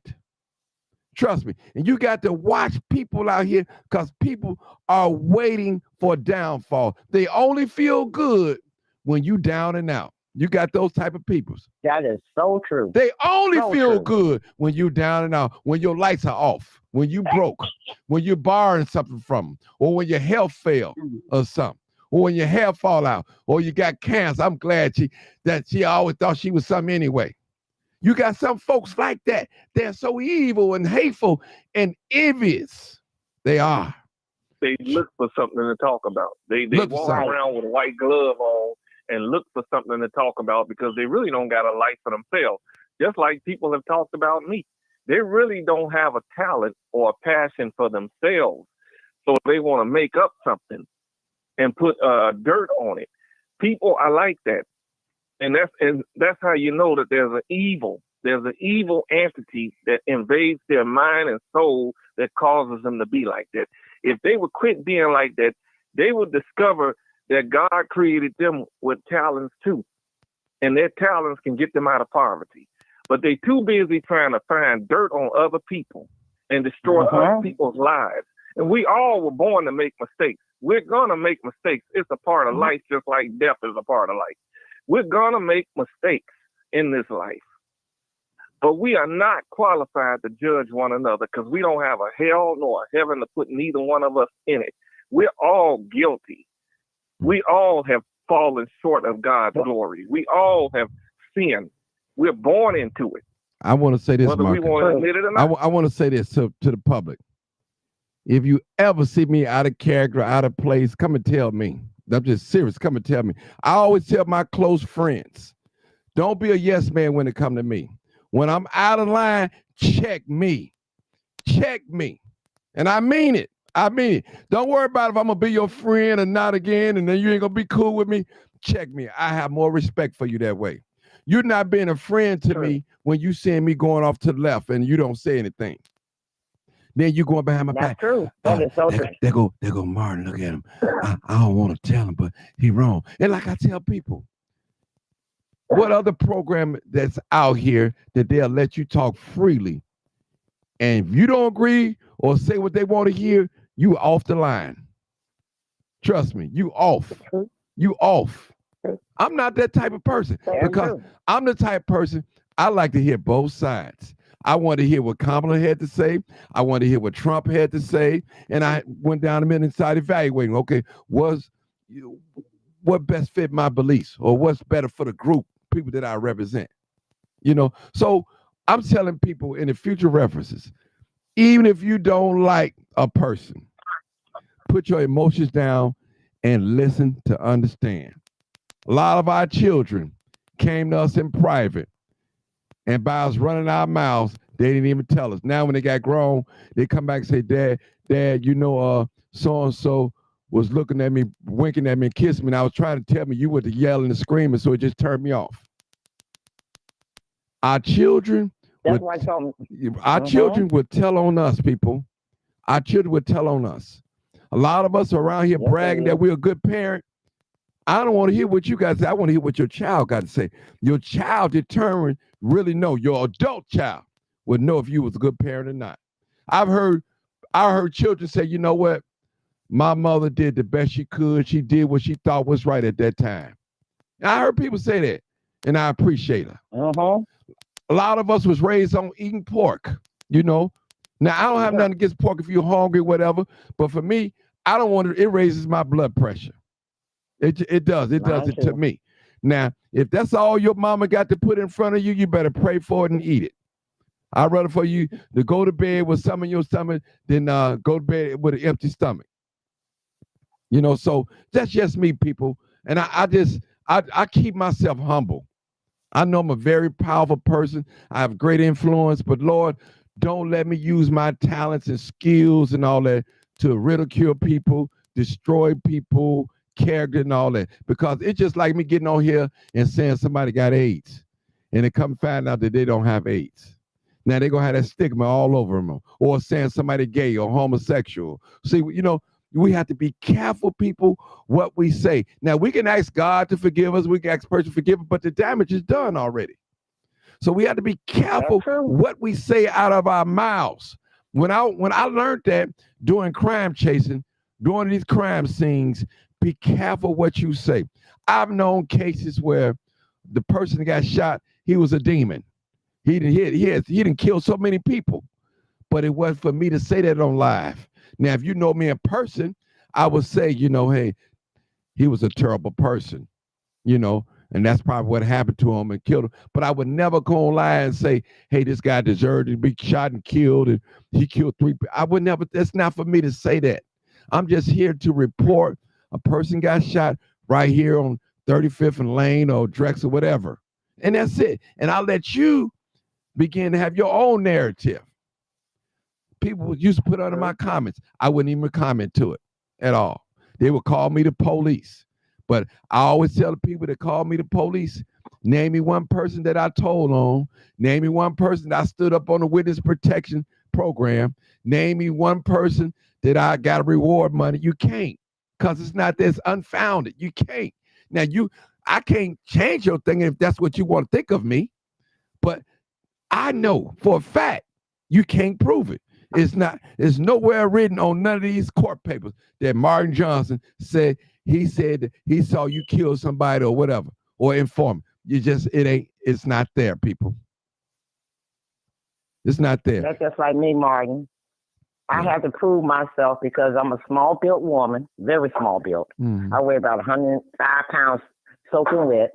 And I was hit by a car when I was younger. And because of the damage of the car hitting me, as I was 7 years old, I was drugged underneath the car. Because of that, it has damaged my teeth. So I have gone to the dentist so many times to get, replacement teeth because they keep falling out because my gums were damaged so bad. Oh, wow. But because of my way my mouth looks, people judge me because of my size and because of my teeth. I'm a crackhead. So I had to go overboard to prove my knowledge and my brain to them instead of my appearance. They judge me on my appearance instead of judging me about what I know. I worked for Homeland Security, worked for security for 35 years, and worked as a supervisor. I worked for worked in the FBI, but I had to prove myself to them who I was. Every job I went on, I got a drug test because the first thing came in their mind, I was a crackhead. This is what I went through with my life, but I didn't let that tear me down. I built myself up, but it got so bad that even one of my own family members went to the South where my mother grew up at, told her family that that's what I was. And do you know, still today, they still think that I'm an ex-crackhead because of that one lie. That one lie. See? Wasn't that what Andrew Holmes was talking about today? You can spread something so fast that the lie spreads so fast. That's exactly what. See, I was trying. I tested this ordinance today, and I said I looked at people's emotions there. I knew they was gonna go in on Andrew Holmes, even though I said don't do that. We not here. I knew it was gonna happen today.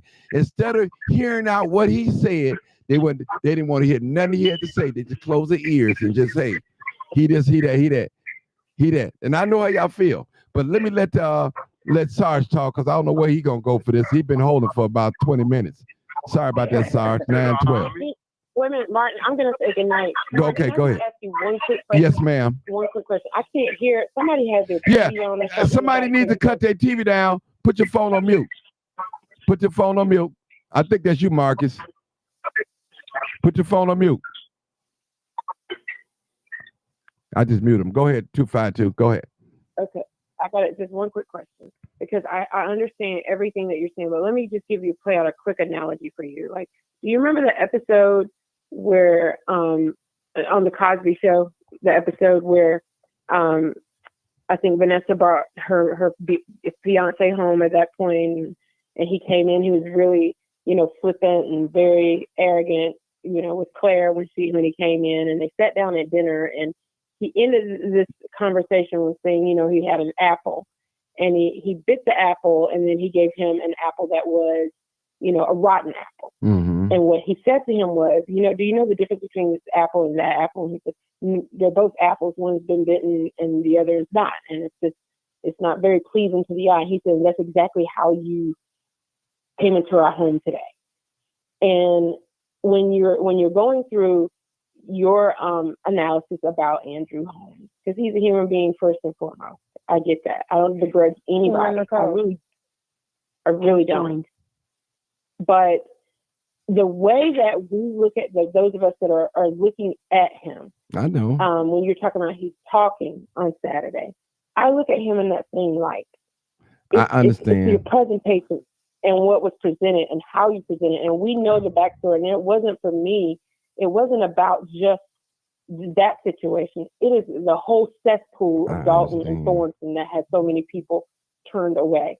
And like I said, it's a credibility factor for me. It is, but even in our own personal lives, we want to surround ourselves with people that are like-minded and people that they know where they're going. They're living their life on purpose. That's how I conduct my life. I want to be around people who are going to lift me up and they're going to make my life better by being in their presence and me do the same thing. Okay. That's the give and take.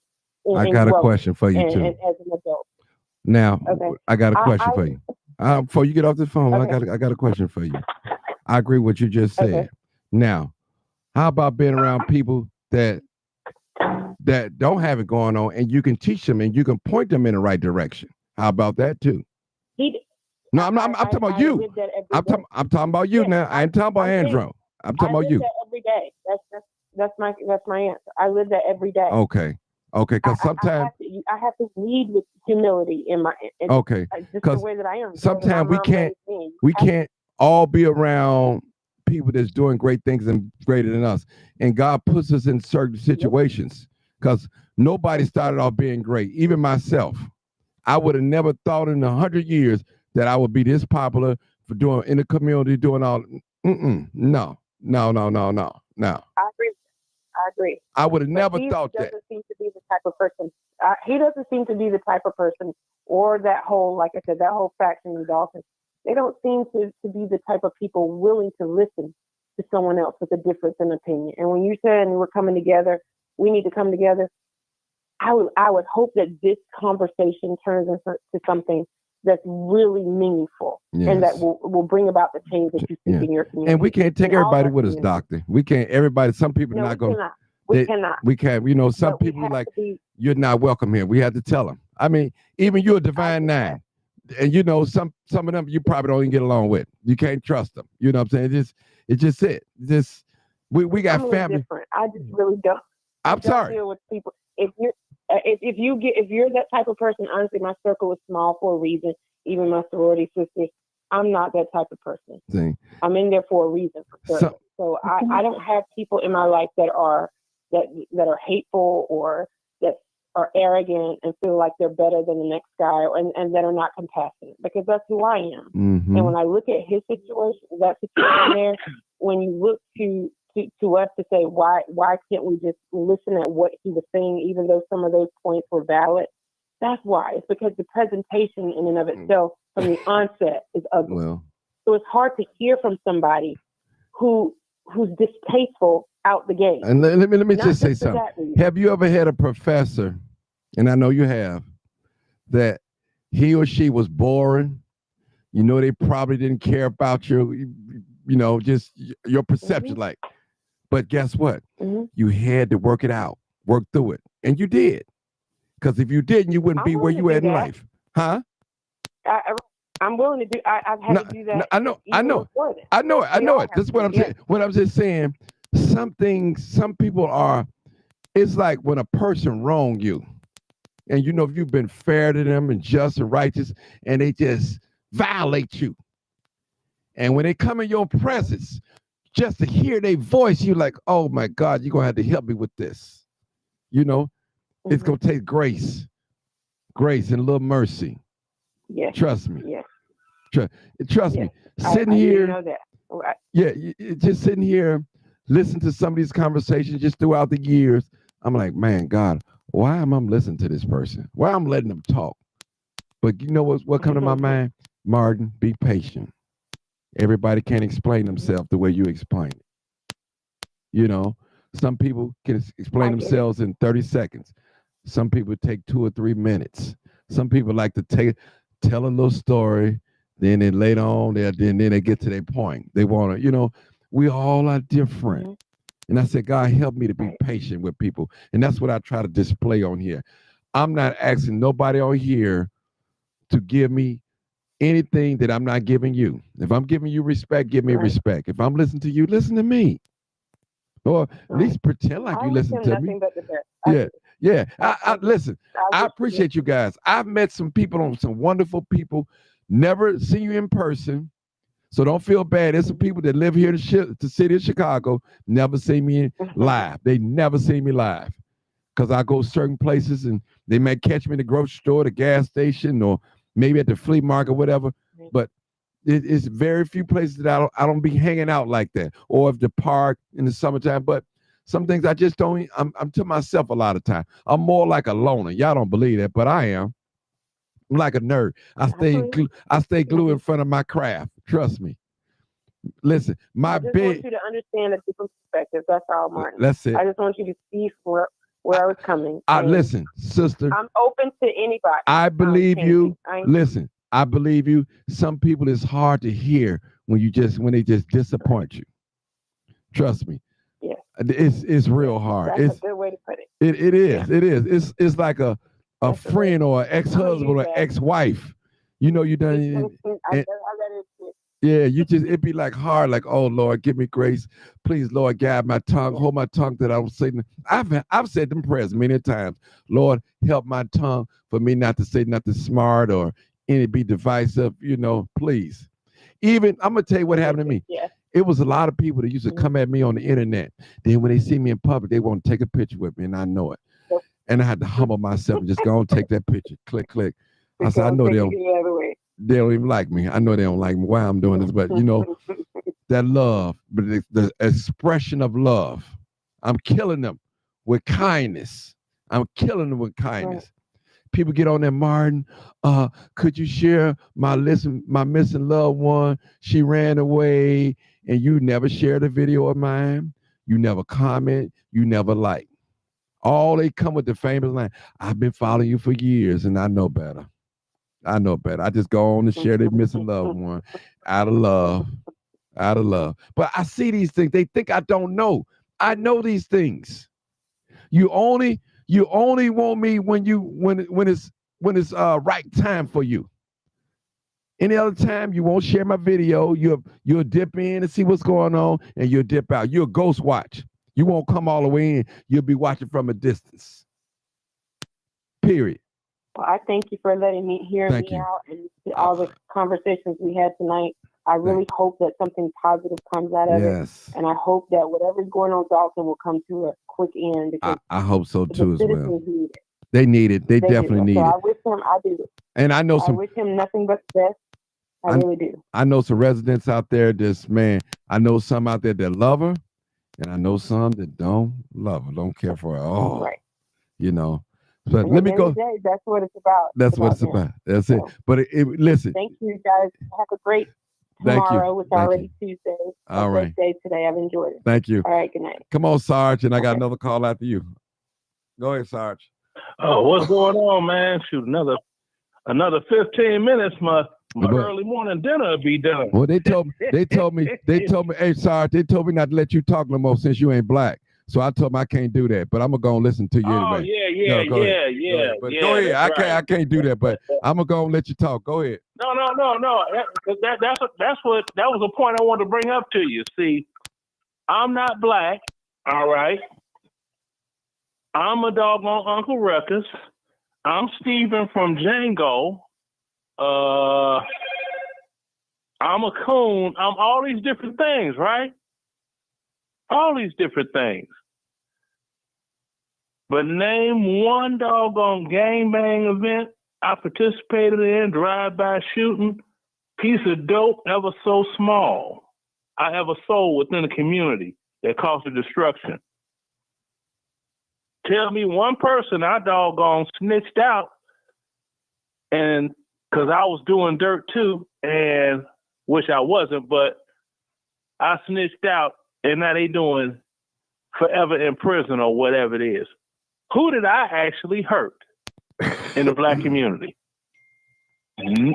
Nobody. But I'm the problem, right? I'm the problem. And, I just laugh at it. But, you got these younger people, and they got this term, they call it tether baby. I found out about it about 3 years ago, right? And that's those that they're race baiting on TV and whatnot, like they're Black Americans, but they're not. Their parents immigrated here, and they look like, like Joy Reid, she's one. Who's that A5A dude? Roland Martin, he's another one. And these are all these people that are on strong representing of Black Americans, and they came from someplace else. They know that they couldn't doggone intermingle and be of the white power structure, so Black Americans is the next best thing going on appearance only. But if they get themselves in a position, they're going to be closing the doors to keep the brothers out. And the sisters, of course. I agree. But, and that's what they do. And the young people are hip to them. The young people like, wait a minute, you from where? Oh man, I thought you was from Cleveland. So you didn't grow up. So you ain't got no family background. Your family, Jim Crow, and all that back in the day in this country. You ain't got no dog in our fight, partner. You posing. You false flagging. See? But with the guy that got accused, that should have been being looked for. Because remember the Me Too movement? Mm-hmm. Mm-hmm. There you go. Martin, if you get popular enough, you're gonna get Me Too'd. Mm-hmm. Come with the territory. I'm telling you with everything I know and love, you will get Me Too'd too. All you gotta do, get popular enough, and you get Me Too'd. Now, I'm not saying that these little females are lying. I'm not saying that. But there are some situations where some have lied.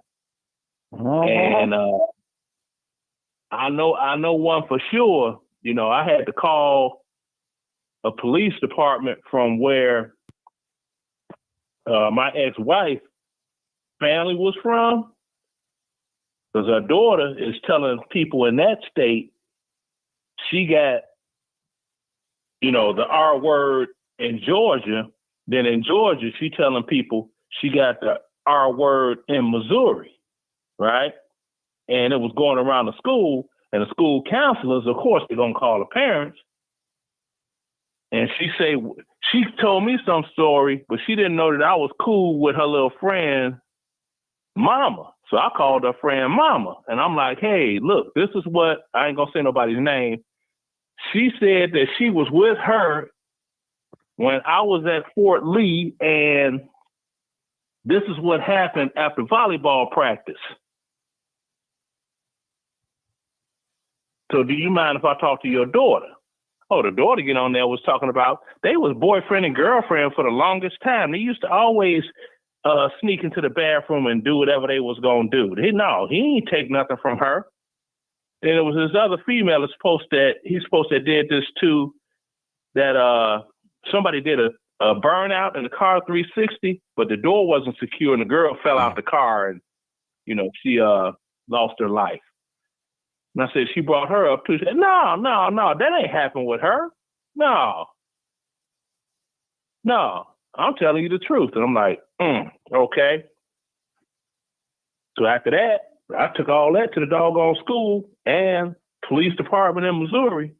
Because it was a kid that, if I had jumped the gun and made a whole big old stink about this situation, right? Without researching, getting any information, you had a little boy, life would have been ruined for something that him and her did when they was like 13, 14 years old trying to be grown. You know what I mean? Mm-hmm. So with age comes wisdom. It's just a damn shame that not enough people use the wisdom that they get through life experience.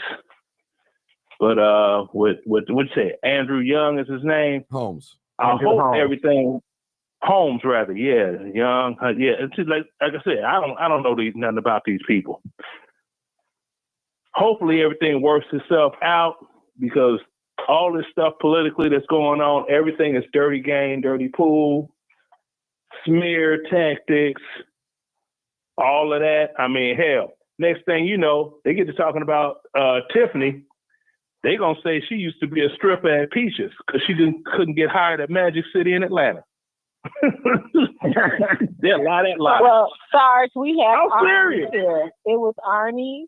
We got to talk about Illinois. So there we go.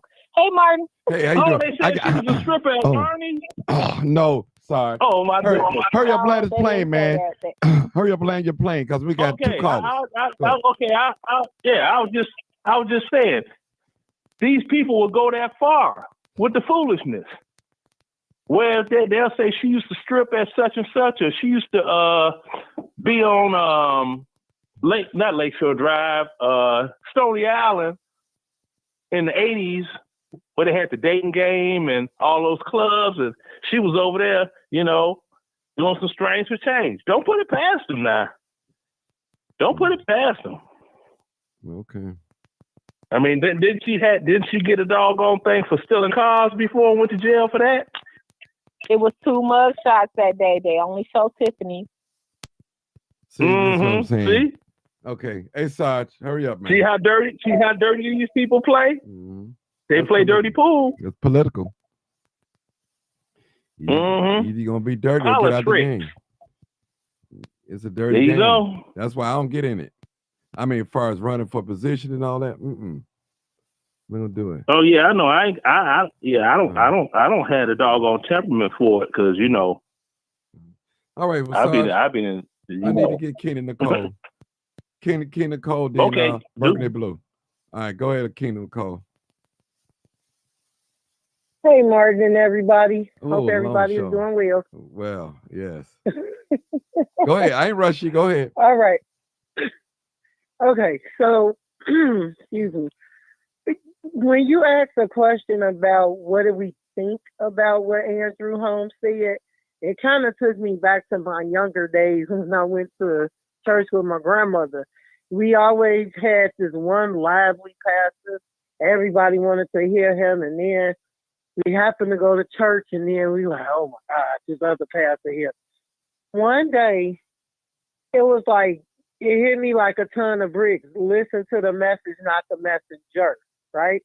And when that happened, it was like life-changing, kind of, because I took from that, I'm like 18 at the time. So from that, all the way up until my 40s, where I'm at now, I'm like, listen to the message, not the messenger. Now, he said some really good stuff, and I'm going to say this because I'm not going to talk too much about it, but I have a situation right now where I have to be very closed-lipped. And Martin, when I say I want to speak so bad, I want to speak so bad. But right now, I absolutely cannot say anything. And I'm like, I don't know if that's his case, but I promise you, because I'm like, I want to say something. Because when I say something, then I can get my side. But sometimes it's not even about that. His situation is different from mine, but I'm talking about as far as the being quiet part. It could very well be. Ooh, my phone cut off, y'all. I hope my bed didn't go dead. Oh, my phone cut off, y'all. I'm sorry. She's still talking. God dog it. She's going to have to go back. Sorry about that, people. She didn't cut off. My phone cut off. Hey, caller. This is Martin G, a.k.a. The Crime Chaser. Live, uncut, unedited broadcast. Just before you speak, please turn down all your audio. Please turn them off or down. And do not have us on speakerphone so we won't have an echo and we'll be with you shortly. Thank you so much. At the tone, please record your name for announcement. Live, uncut, unedited.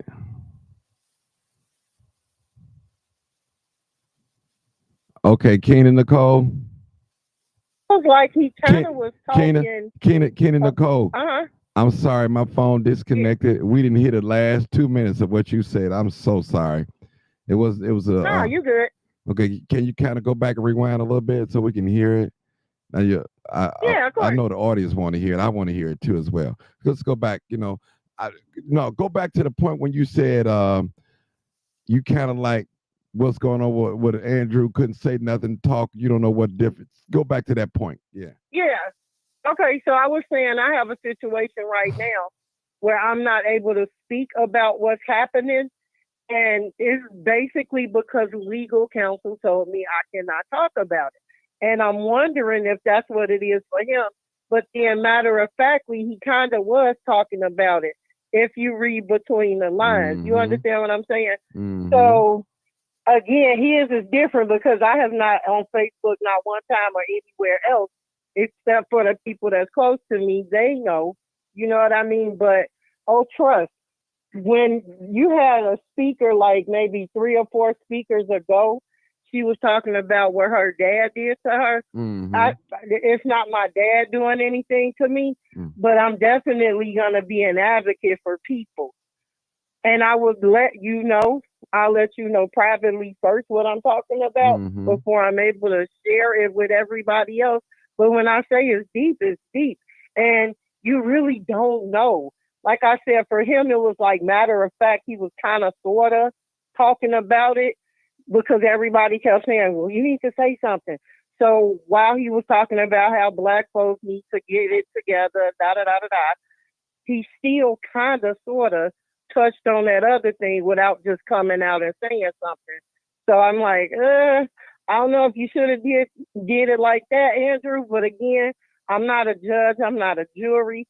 Like I was saying, when you had came back in, I don't know how I would feel if that was my family member accusing somebody or something. You know what I mean? I would be upset, really, demanding answers and everything else, seeking justice. So I get what everybody is saying, but at the same time, I'm like, he might not be able to say nothing because they told him not to say nothing. I don't know.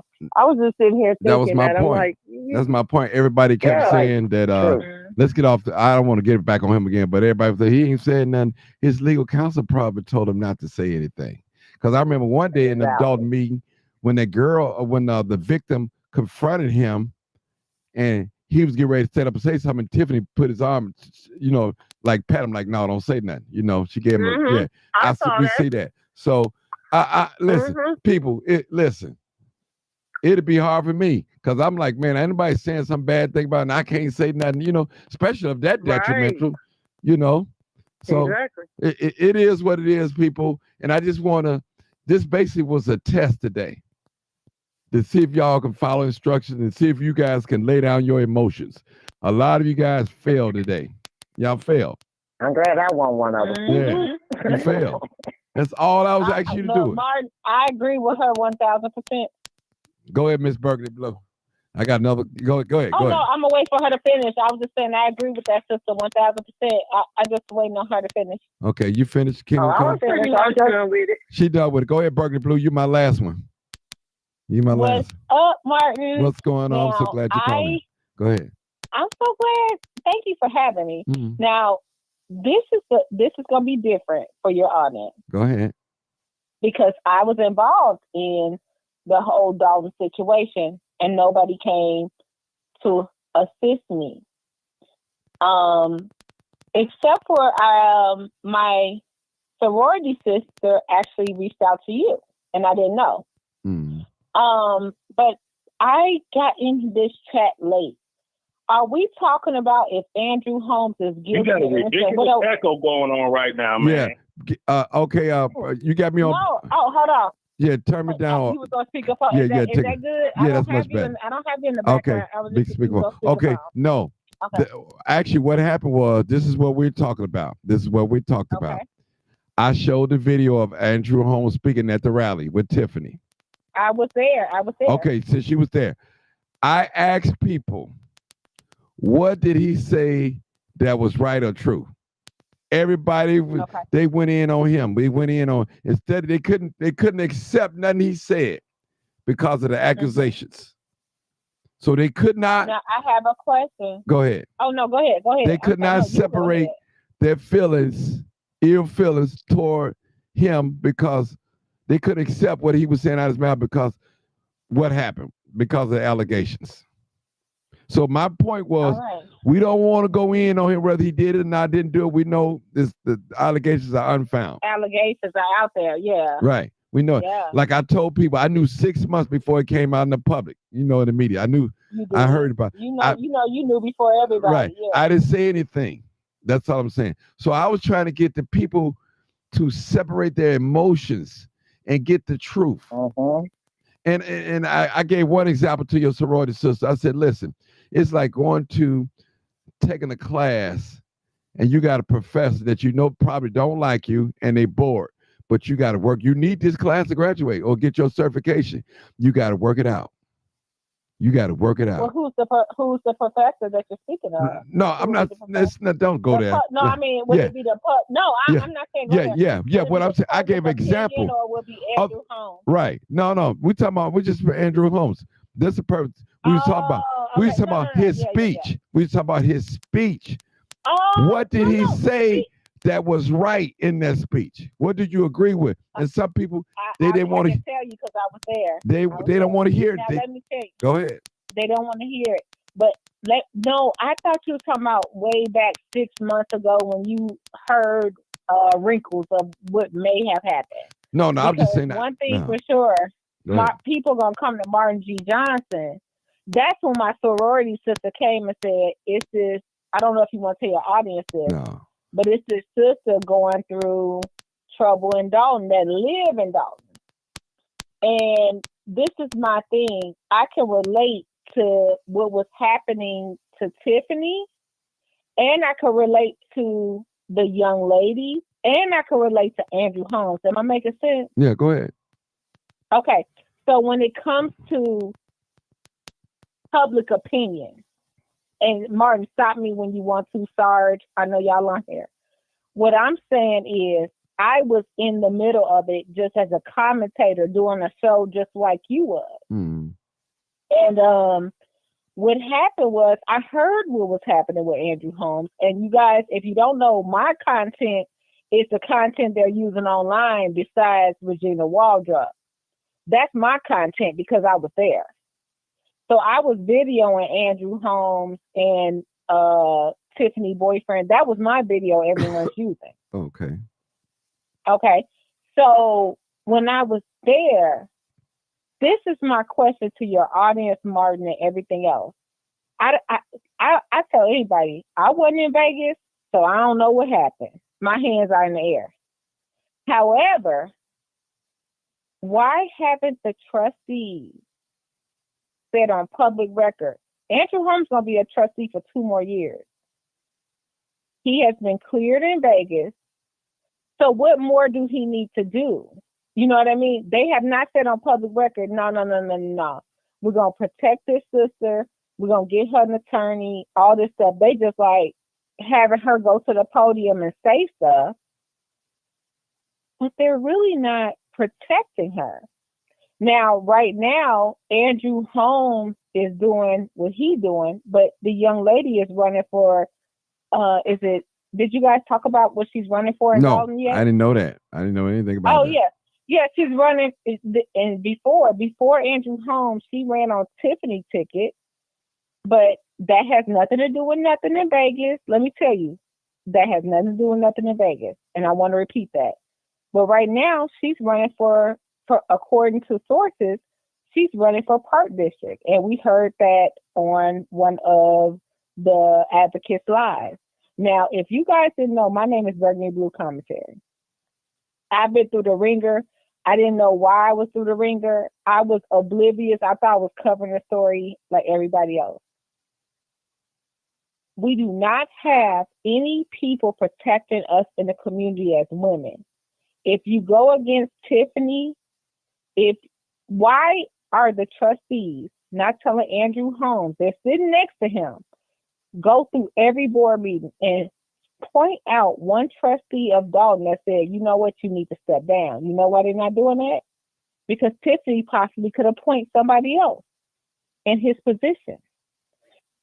This is a SA case, and no one's looking out for this young lady.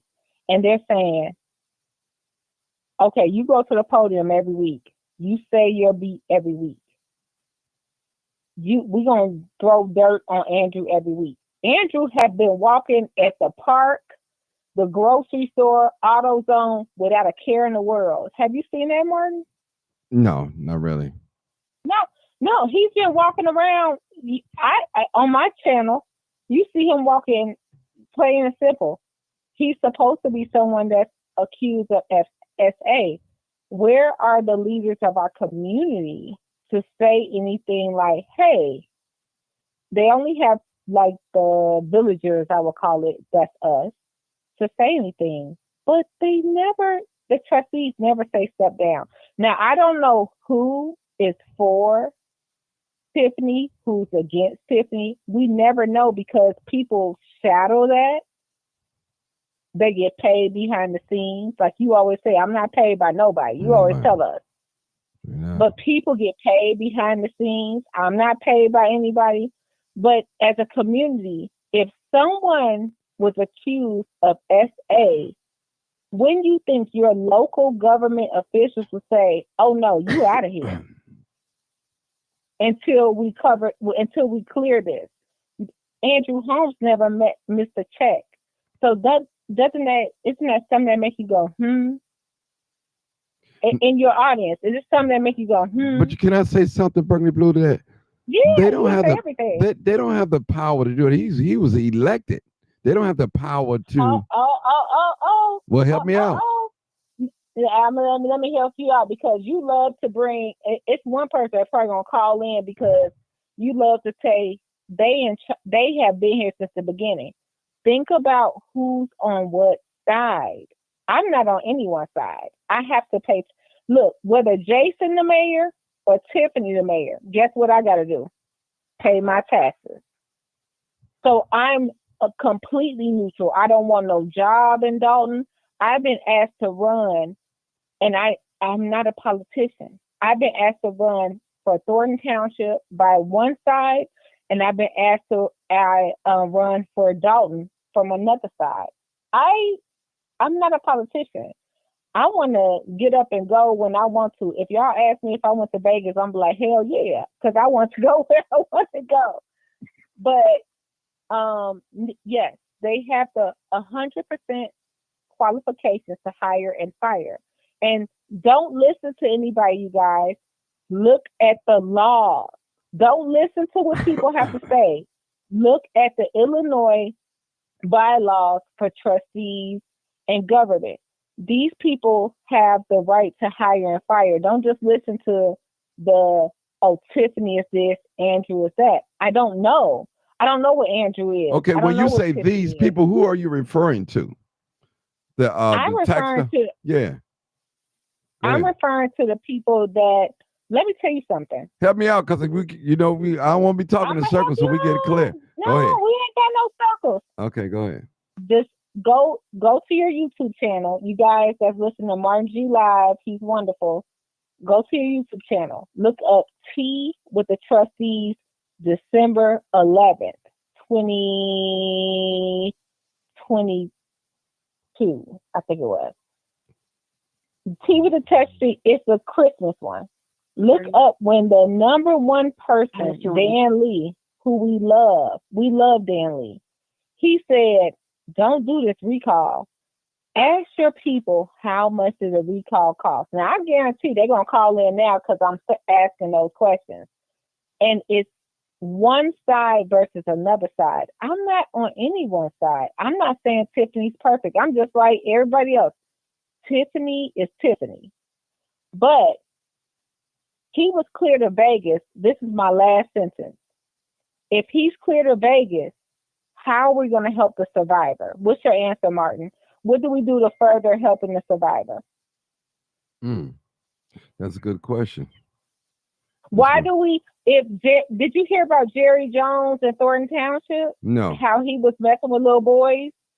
So Jerry Jones resigned in Thornton Township because of accusations. Accusations. He resigned. They went to his house. They beat him down over there. He resigned. He said, "I'm too old for this. I can't take it." Okay. Now he gone. What are we going to do about the survivors? Just like what's happening over here with Andrew Holmes. If you believe Andrew Holmes is guilty, that's fine. If you believe that FBI or whatever covered up his case, that is fine. What are we going to do to help the survivor? Okay. All right. That's it. Okay. That's all I got to say. I'm listening. Go ahead. Let me just say this. Oftentimes the survivor or the victim or what you call it, sometimes they never be the same. So I don't know all the details. I wasn't there. I heard a lot of things. I just don't know. People, it's confusing. It's something I don't want to. The young lady listening, I'm sorry. This something that transpired in that room. I don't know exactly what went on. I heard about the tape and all that other stuff. So it's a real touchy situation. It's something happened. No, I'm sorry. You heard about the tape? Yeah. Where's the tape at? Just to clear her name. Where who has put? If it was a video that the officer had, why we're not holding the officer responsible? Well, the officer is the one that. Hold on, the officer is the one that I heard that reported it. Okay. That's what I heard. What part did you? Now you can say what you want to, and we're not trying to be insensitive. If the officer holds the allegedly Andrew Holmes FaceTime the officer, from what I heard, right? Mm-hmm. Right. Why is that not enough? I don't know. I'm not the investigator on there. I don't know. I don't know. I'm not the investigator on that case. I'm just saying. Yeah, I know. It happened. It happened in Ellen. We got to clear her name. Even if Vegas dropped it, Martin. If Vegas dropped it, we just need to clear her name, right? Clear her name for what? Yeah. Clear her name for not that she's guilty. Clear her name that she's like, look, I need help. I need help. Like she stood up at that board meeting and said, "You think I'm scared of you? Oh hell no! Now we don't want to see. I don't want to see nothing visible because that would be harmful to her." I'm saying, wouldn't that? Okay, they said. Did you hear about? It's about 18 people. Even he was bringing young people to the crime scenes and all that. No, you going too far. Let's stick with her. Stick up in the circle. Did you hear? No, we'll stick with her. But you heard the rumors, right? No, I don't like to entertain rumors. So I heard something like that. I don't like to entertain. All right. Because that's on YouTube and Facebook and everything. So let's stick with her. Mm-hmm. If she, what I would like to say, we don't know what happened. I was not there. I'm not gonna tell you what happened because I was not there. That young. You are you expecting her to get up and say, "Hey, this didn't happen to me. I lied." Is that what you expected her to say? Okay. No, I'm expecting the trustees to say, I'm expecting the Dalton trustees that had her to step up in front of the podium to say, "Oh my God, this case was dropped." They had her come to the podium time after time after time. I feel like that's kind of... How the trustees was behind it? That's something she could have wanted done herself.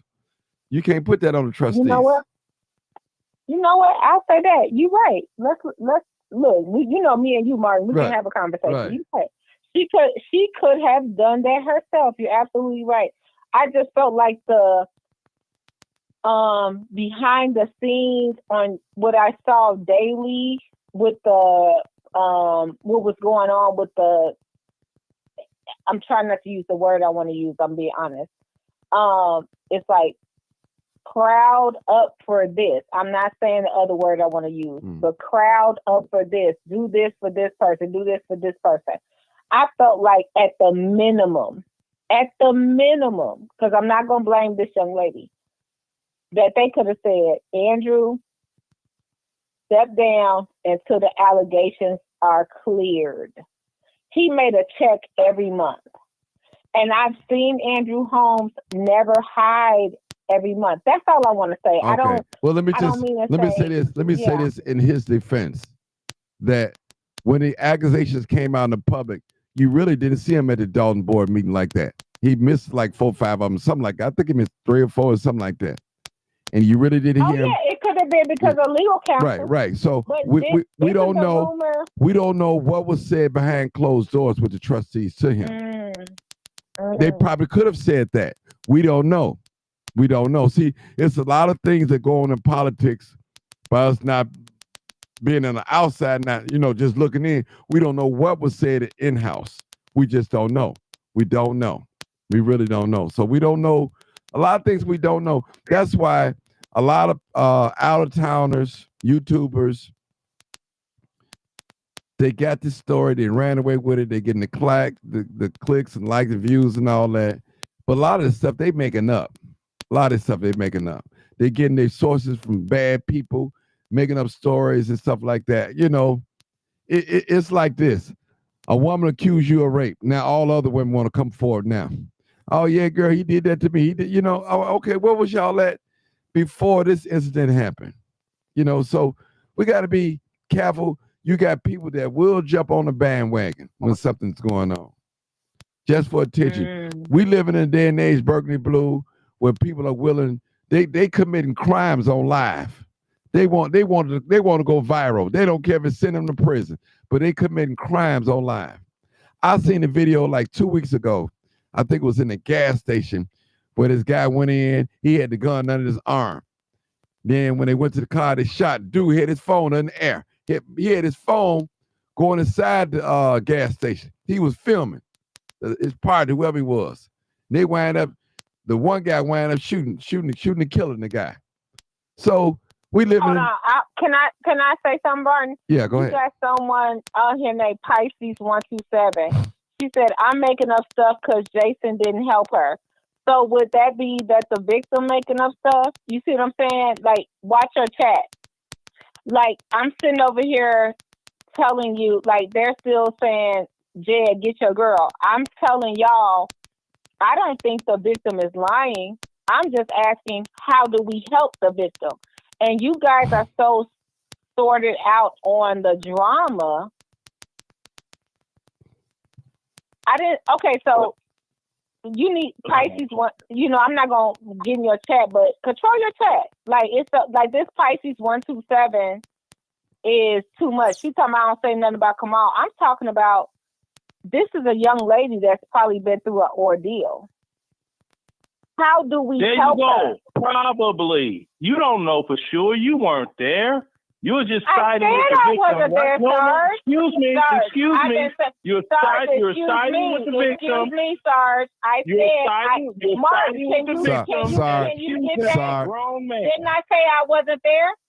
Sarge, didn't I say I was not there? It doesn't matter there? what you said. It's what you're doing. You're accusing, what's his name, Andrew Holmes? I'm not accusing him. What did you do? Why survivor? In order to be a survivor, that means something happens, right? He's not a victim. It's a whole different world. And a victim, in order to be a victim, that means something happened. No. Okay. In 2024, we're supposed to have politically correct words. Oh my and goodness. I'm saying the survivor of sexual Okay, assault. Martin. Yeah. Martin, I visit Chicago. You and I are hanging out. Do we need any counseling because someone drove by and did a drive-by shooting on my vehicle when we didn't drove by and shot at? How we victims did? Nothing happened, right? Besides, Right? Okay. Well, can I say something, Sarge? So, no, when I you can say when I go, but hold on, Martin. Let me know when I can talk, please. Martin. Let me know when I Okay, can talk. Sarge, let her talk. Okay, Let her talk. you 30 seconds, sister. You can say what you want, but please make it make sense because you're not doing that right now. You're making accusations and you're taking jabs at a man. I'm not making. How am I? Okay. Does anybody? Victim? Okay, Martin, I know you won't take Victim it. means word. No, I ain't gonna take a shot. The word. And he just been talking to us about being. Look, he just talked about us all coming together. And the first thing you did was jumped on the line and attacking her. She said, if she was a victim, what do we do for the victim? No, she so what said do you the do? victim needs help. Okay, and if she does need help, what do you do? That's what she was asking. They're not a victim. What do we do to help her now? There you go. Nothing, because nothing happened. Okay. If so something, wait. We all on my platform, and Martin does some great work. But how could he help? How could he help her when I wasn't asking Martin to help. I wasn't asking him to help. said- We were talking. See that? He said, you said, what could we do? What could we do to help? And you did say the victim. Well, and even if that was taken out of context, how could the community or Martin help somebody that just has made an accusation? You can't. Maybe Martin could help if that man was charged and or convicted. No, But I'm not asking Martin to help. I think you guys are misunderstanding me. I think No, we're you not guys are- misunderstanding. Y'all. Excuse me. Okay, I want to ask you a question, Sarge. Okay, hold it, y'all. Hold it. Okay. Burgundy Blue, hold it for 1 minute. Let's see what this other caller got to say. I'm gonna come back to you, Burgundy Blue. Y'all get y'all thoughts together because I think y'all misunderstood it. She never accused Andrew Holmes of doing anything. She didn't do that. I'm just saying that. I gotta say that in her defense. He said, what could you do To help the young lady. Really, right. Not me, but certain, but what we victim? Yeah. Well, she really didn't say the word victim. I said victim, but she said what we can do to help her. But we'll go back to that. Hold on, Burgundy Blue. 6544. Thank you for holding, caller. I know you've been on No hold. problem. I'm gonna try to be brief or whatever. Okay, to Burgundy Blue. First of all, I want to say that she said, "How can a victim be helped?" And that was a question in general. I don't think that was directed towards Martin and the community. That's first and foremost. The second thing is we don't know definitively if she was a victim or not. That's where the issue is coming in at. And when you say things like that, you're not directly saying that he's guilty, but you're implying that he could have. And that's where it gets, people take things like that and they run with it. Everybody receives information differently. But we don't know what happened, if anything happened. We don't know.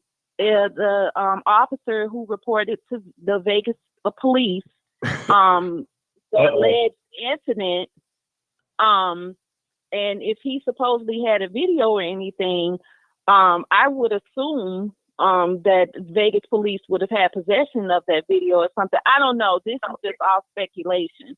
But what I'm saying is we have to be careful when we're saying things like this. And it's one thing to say, oh, I am by no means a supporter of anybody, and I'm not saying, but it's what you're implying. This man was cleared. I don't know definitively, neither do the rest of us know that, this happened. If she is a victim, then of course, she deserves to have her justice. If not, that's a horrible lie to tell on someone, and we have to be careful with stuff like that. I've been listening to the show since it started, and I'm going to have to agree with some of the gentlemen on this one. When you put that type of stigma on a man, a rape allegation, that's something that can ruin them, even when they're found innocent. That's something that ruins them for the rest of their life. And who wants that That's what I on? said. Yeah. Who wants that on them? Now I'm not saying, it's just that we don't know. So when you have people saying that, I heard from people on the call that were definitive in their belief that he did it when they didn't have concrete proof. And we as people need to stop doing that, because we work off of heavily conspiracies. And sometimes we look stupid, for lack of a better term. We need to start using our common sense in some of these things, because when you say things like that, you're helping to facilitate something on a person, and people handle things differently. That man could have killed himself. Can I say something? Because I love this caller. I love her. Don't know. You know what I'll I'm let saying? you respond we just when she's don't done. know. I'll let you respond, Burgundy Blue, when she's done. No, go ahead. I love what she's saying. She said, go ahead, respond, Burgundy Blue. Go ahead, Burgundy Blue. Okay. She said. No, I wasn't defending or not defending Andrew Holmes. I have a lot of thoughts in my head. What I was saying, publicly he was clear, but I live here in the Thornton Township area. So they have this whole conspiracy theory where, when I say that, I'm not disrespecting the young lady. I'm just saying it's this whole thing. Oh, well, he worked with FBI because they saw FBI video of him on YouTube. So I'm just like, okay, look, we don't have a tape from Vegas. We don't have a tape from the officer. The young lady said this happened. Andrew has said nothing, and he's been cleared. I just want to say that. Where do we go from here? That's my stance. I hope I'm being clear. Do I sound weird when I'm saying that? No, you don't. But the question is obtuse in the sense, because it's like, okay, people go on with their lives. That's where we go from here. You go on with your life. If she feels definitively that something happened with her, then unfortunately she has to take up the task to get some help. And I don't know. Can I say this? She's running for Park District in Dalton. I heard you right when now. you said that earlier. Yeah, okay. The point of the matter is, there is no way that people go on with their lives. That's where they go from here. Okay. I thank you, because I just wanted somebody to hear. I almost felt like nobody heard what I was saying, and I think you did hear what I was saying. I was Thank listening. you. I heard you. We all heard what you said. I heard you. I mean, I didn't interpret the way they interpreted, but No, she can. I think I was saying everything that was twisted in my head, and she brought it out. Thank you, young lady, because that's what I was saying. I was just like, but at the same time, I was just like, okay, so right now is, even though he's cleared, he's still guilty. How does that work?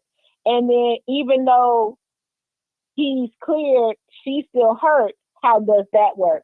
That's what I was trying to convey. So thank you so much. Well, you know what? You get appropriate counseling. Because I am a victim of childhood sexual trauma, and everybody knows that about me. Everybody knows that about me. No, don't be sorry. I mean, no, I am sorry. You was a kid. You couldn't say nothing. Yeah, I'm sorry. But that's what they do. They prey on children, those people, because that's easy pickings. But eventually, through counseling, you do realize, hey, I have a life, and I'm a victor, not a victim. See.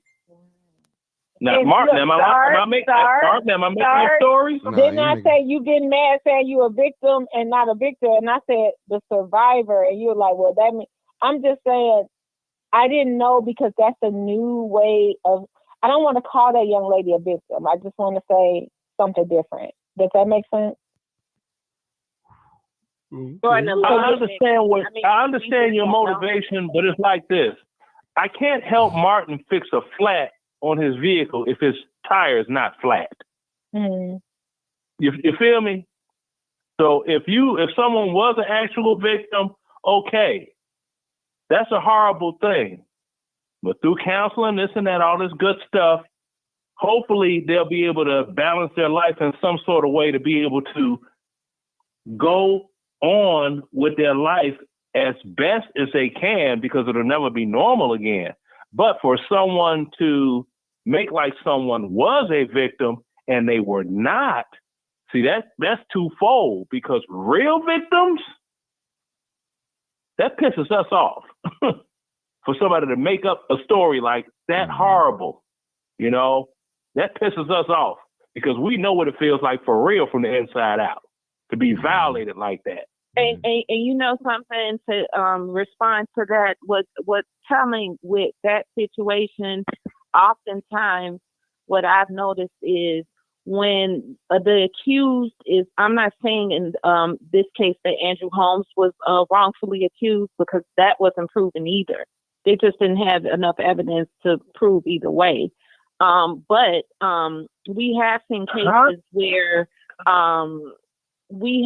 cases where gentlemen, these young men, you know, in some cases these were college football players and stuff like that, where the alleged person actually lied.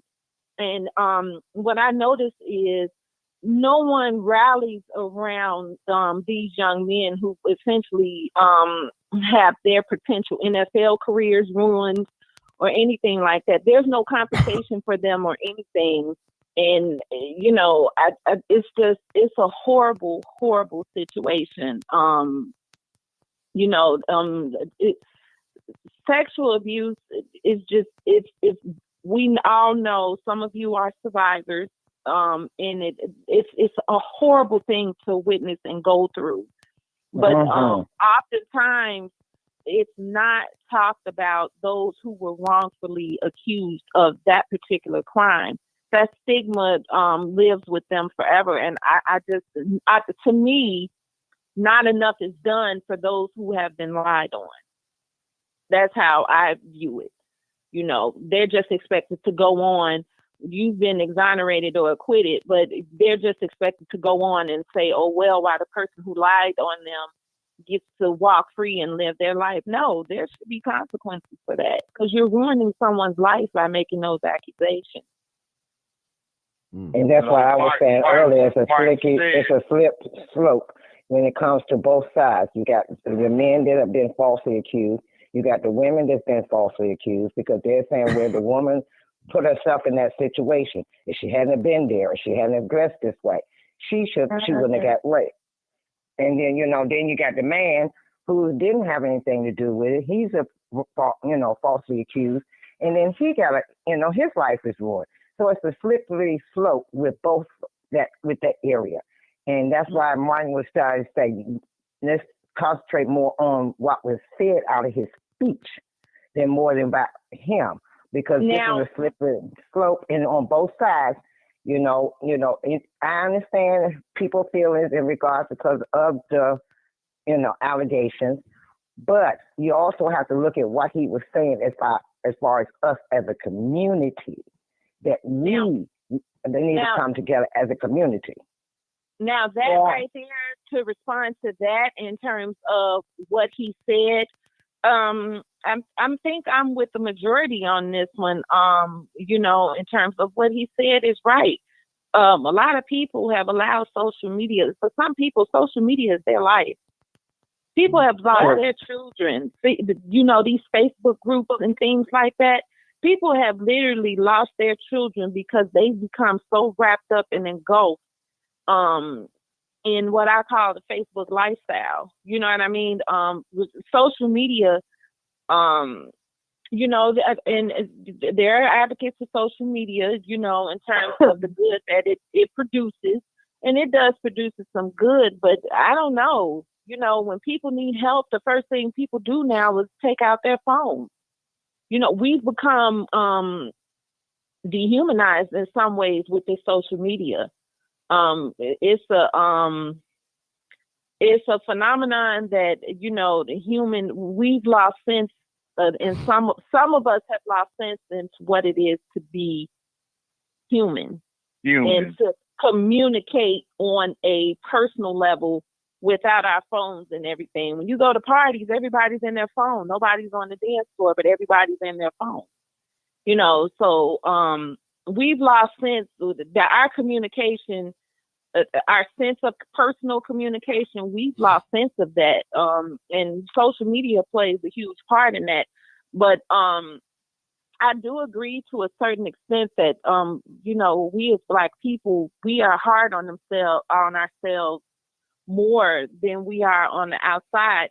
What I will say to counter that, though, is I think for some Black people, the reason why they're so hard on their own people is because sometimes we look at our own people and we feel like they should know better.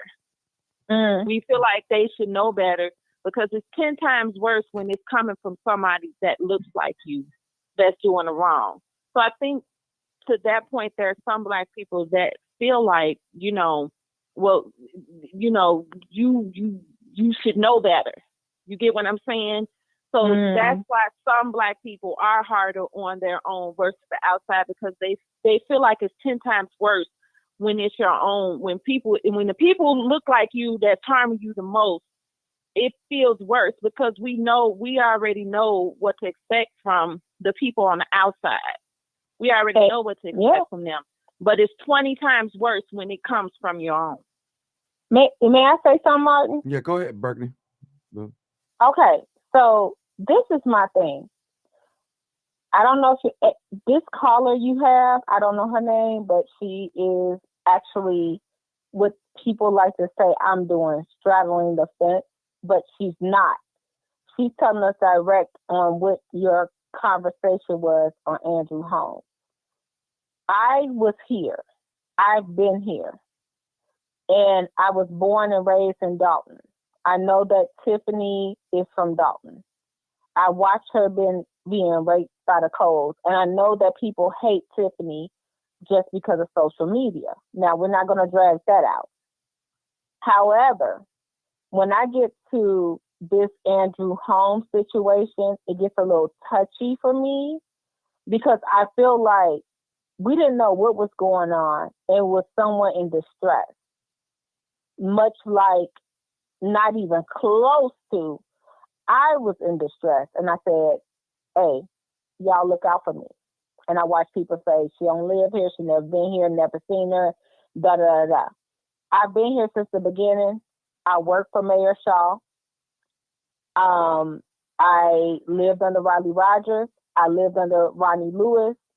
I lived now under Tiffany. Tiffany, it's a whole different ball game. It's a whole different ball game because I think it's a whole younger administration, and it's crazy. Andrew Holmes from the beginning. Now, if this is about Andrew Holmes, I felt like he never lived here. I would tell anybody that. I felt like he never lived here. He was just coming from Chicago, coming out here, coming from Chicago, coming out here. That's how I felt.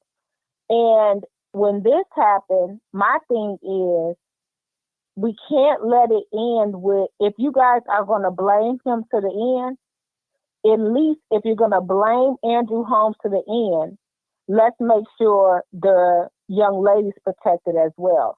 If you're going to say that people are protecting him, why are we not protecting her? That's all I'm saying. Exactly is she being protected from if it hasn't been founded that he actually sexually assaulted her? Let me tell you this. I'm with you. Don't think I'm not with you. I agree. It's allegations out here that he's being protected by. I don't understand this. Let me tell you, it's so topsy-turvy. So I'm with you. I feel like he was cleared. But people are saying, when he goes, he's not cleared because the FBI, he was friends with the FBI. So my thing is, what do we do in the middle? Why should this man have his hole in the head of shame? And why can't she just be living her life? Like you said, life goes on. Like Sarah said, life goes on. Why are we still saying, we don't care what Las Vegas said? Well, I guess we're saying that because she said that at the last board meeting. People are going to say what they say. So what do we do from here? I'm asking y'all genuinely. I'm not, I want y'all advice.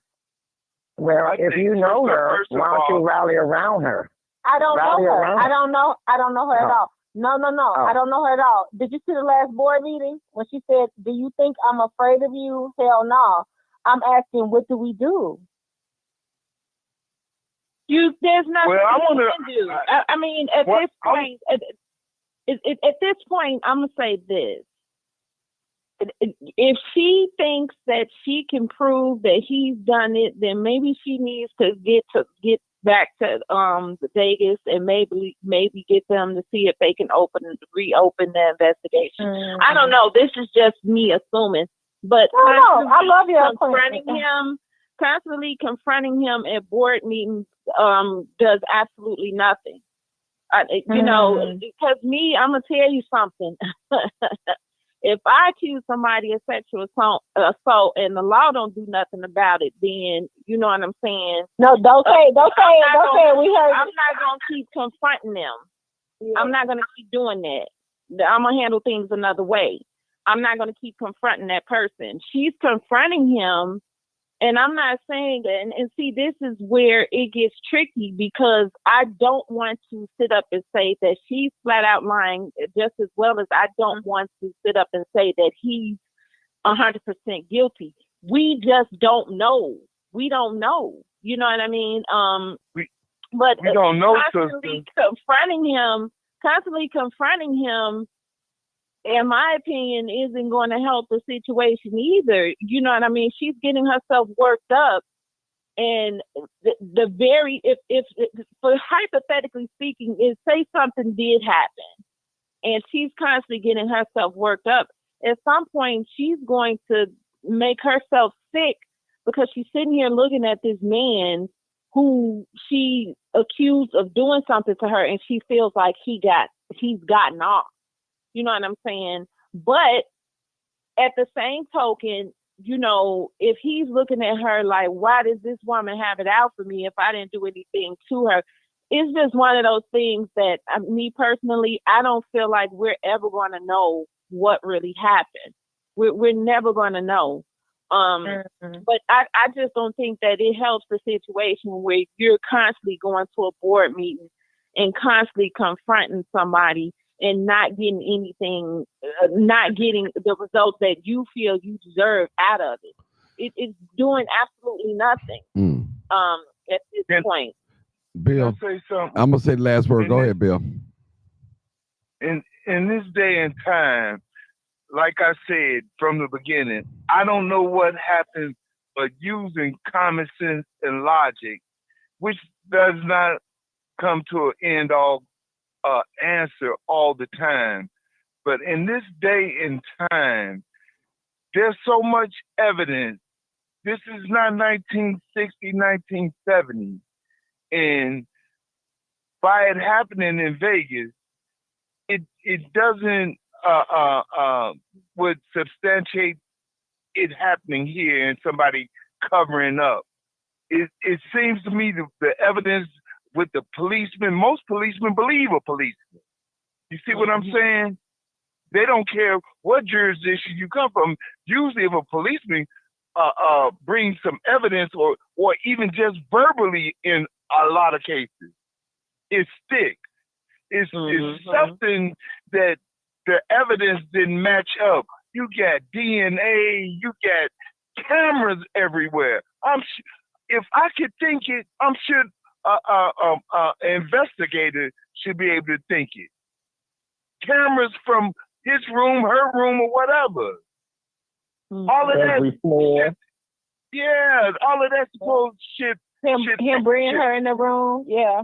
Yes, all of that. You know, we don't know if he brung in the room. We don't know what the case may be, but you got a preponderance of ways to convict a person of a crime of such in this day and time.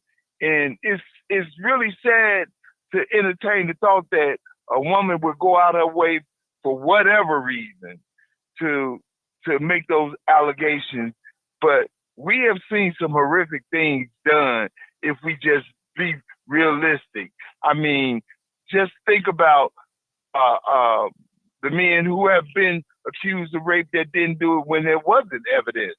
Think about the men who has been accused of a child and it wasn't theirs and they had to take care of it for 18 years. This Me Too movement is and money make not just women, people do a lot of things. I don't know what happened. I don't know what the case may be, but the fact is our community has convicted him and ready to hang him from the news. I want to say this before you end, Martin. I don't know if you want the audience to know, but because I'm a dog night and I'm not on anybody's side. I'm almost like Martin G. I'm not paid by nobody. I'm not on nobody's side. I was ran through the mud. I was ran through the mud just for not being on anybody's side. So when I see things like this and how it was someone online that said they were going to ruin my entire life, and they almost did. But by the glory of God, shout out to Tyler Perry, he found me. Let me tell you this. Y'all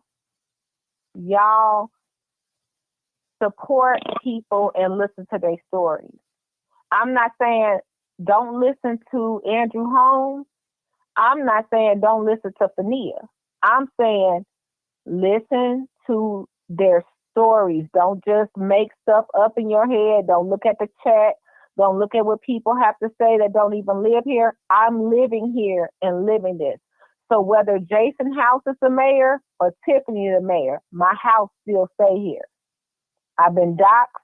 I've been ran through the mud just for having an opinion. So what I feel like, if he cleared, he cleared.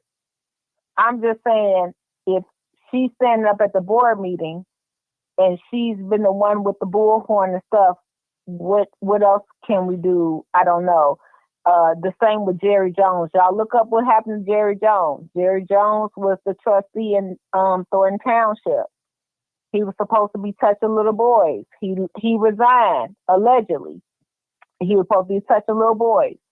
He resigned. It's all good. No. What about the little boys? We're not going to look into how we can help them or how we can help them get justice. And that's it. Martin, go ahead. I'm sorry. It's not my show. It's yours. All right. Let me just say something, people. When I first heard the story, I'm just going to say this. No disrespect to the lady that it happened to or potential victim. I was saying in my mind, why did she wait so long to get the authorities involved? And that puzzled me. That puzzled me. I can speak now. And I was like, man, because I heard it like 6 months before it came in the news.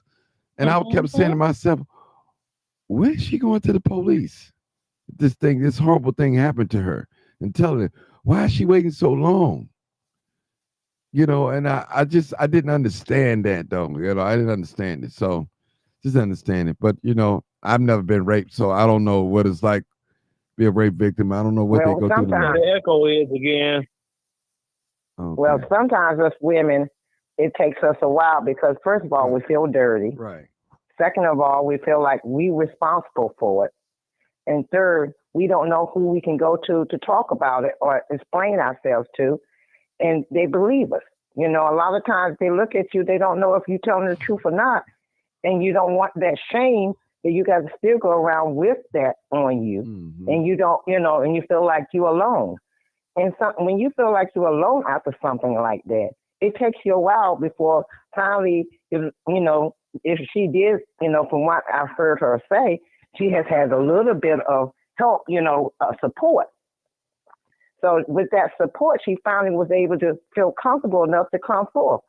But, it took me a while before I told my parents, and it hurt me. Mm-hmm. I felt dirty. I felt that I did something. What did I do wrong as a kid?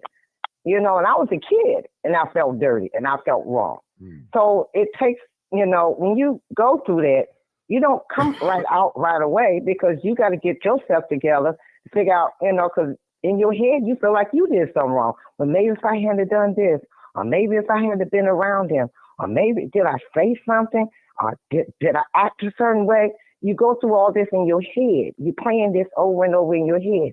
And then when you finally find somebody that you feel you can trust and you tell them, they say, no, speak out. Talk about it. Tell somebody about it. You got to get it out. You got to get, if, like we said, allegedly that this incident happened, it takes a while sometimes.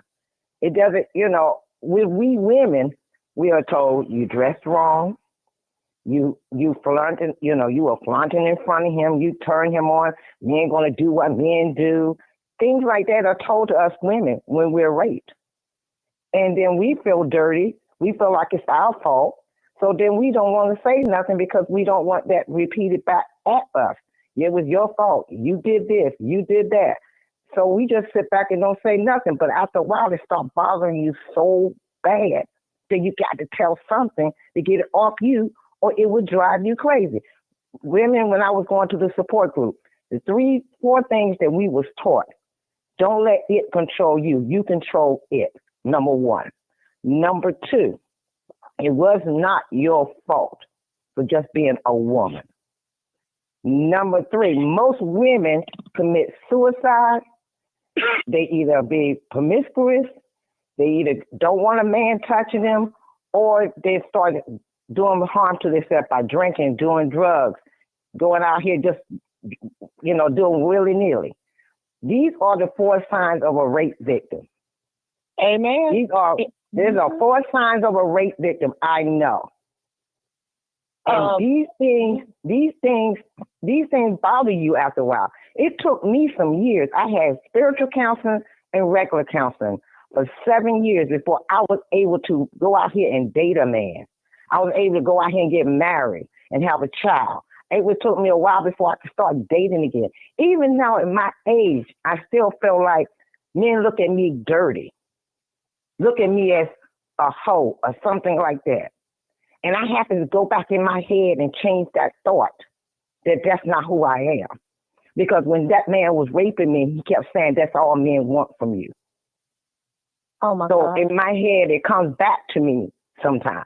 So I have to go in my head and get off to myself and think that's not what they want from you. So these are the things that women go through that some men, I'm not saying all, but some men don't understand. And these are the things that we women go through. And, that's why a lot of women, now the YouTube, whatever the movement they got out here where some women are using it for money.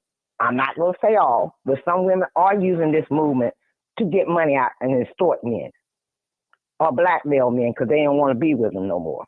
Some of them, yes, but not all of them. And somebody that's been raped can always see another rape victim. And you can tell by the way they act, by the way they talk, by the way they carry themselves. And you can tell if they've been raped or not. And, but you can't say nothing because you don't want people coming after you because they said, oh, well, you all in this. No. I have a brother who's married, got a beautiful wife. He couldn't figure out why his wife wouldn't let him touch him, kiss around her neck, hug her, cuddle with her. I said, she's been raped. He said, no, I don't think so. Finally, he came to her and asked her in their pillow talk, and she admitted to him that when she was young, she was raped. So see, sometimes you don't have to say something right away. You can see in small things that a person been raped.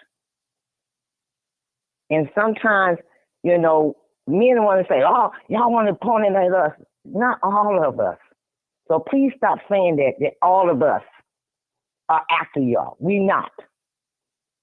But you got to understand that some of us women out here have been violated. And it hurts us that when you tell us that all of y'all, that's all y'all want out of us, stop saying this, sir. Because you kept saying it over and over all night long. That y'all, you women. Hey, there's some men that been raped too. Mm-hmm. So you can't point the finger at all women when there's some young men and young boys that been raped. Mm-hmm. And you can't point the finger at them. So you got to be careful, like that lady said. Be careful what you say out of your mouth. Because those things are harmful to a person, especially a man. It's harder for a man to admit he's been raped. It's way harder than a woman because they look at you as manly. How you get raped? You a man. But at that time, they were vulnerable. They was drunk or high or whatever. And these guys or somebody did it to them because they wanted to get them back for something they said to them. So, you know, that's all I have to say. I'm sorry. I didn't mean to. No, that's okay. We're gonna leave it. We're gonna leave it right there because I've been on here 5 hours. I appreciate all the people Yeah, I tuning done in. seen you yawn a couple of times. Yeah, I'm telling you, I'm about ready. I did take a nap before I got on here, though. I think I got about 2.5 hours before I got on here tonight, this evening. So listen, I appreciate every last one of you guys. Thank you for your love, your support, your shares, your likes, and all that. If you want to donate to the channel, you're welcome to. The Cash App is up. It's not a must, but if you help a little brother out here and there, that's cool. Anything, any donation, I don't put no limit on it. You know, some people say, send me $10, send me $20. No, I don't do that. A donation means a free will offering without you hitting to for them to send you. So, hey, it is what it is. Thank you. You played around? Yeah. Hey, I used to tell them at church, we used to have dinners at church, and they said $5 donation. I said, no, that's not a donation when you put a number on it. You just have to say donation and let people give what they want. Donation is a free will offering. You know, they might want to give might want to give 100. Martin, Yeah. can I say something? I'm trying to go, Burgundy Blue. What you got to say? No, go ahead. Keep on looking out for us. Yeah. And thanks to all your callers. Just keep on looking out for us. Don't stop covering it to the end, okay? Okay, I'm gonna try my best. And right. Burgundy, look for my I'm gonna try to see. You got a page? Yes. I mean, a page or She on something that I YouTube. can send you a message. She got a YouTube page, Burgundy Blue. Burgundy Blue commentary. But okay, hi Burgundy Blue. I know you. Yeah. Okay, don't stop covering it, Martin. Don't. Okay. Election time, we need you. We need you, Martin. Be non-biased. You cover all sides. We need you. Thank you so much. Okay, Burgundy Blue. I'm sure Ingram, the one to be on your page sometime. Oh, hey. Okay. You got me. Okay.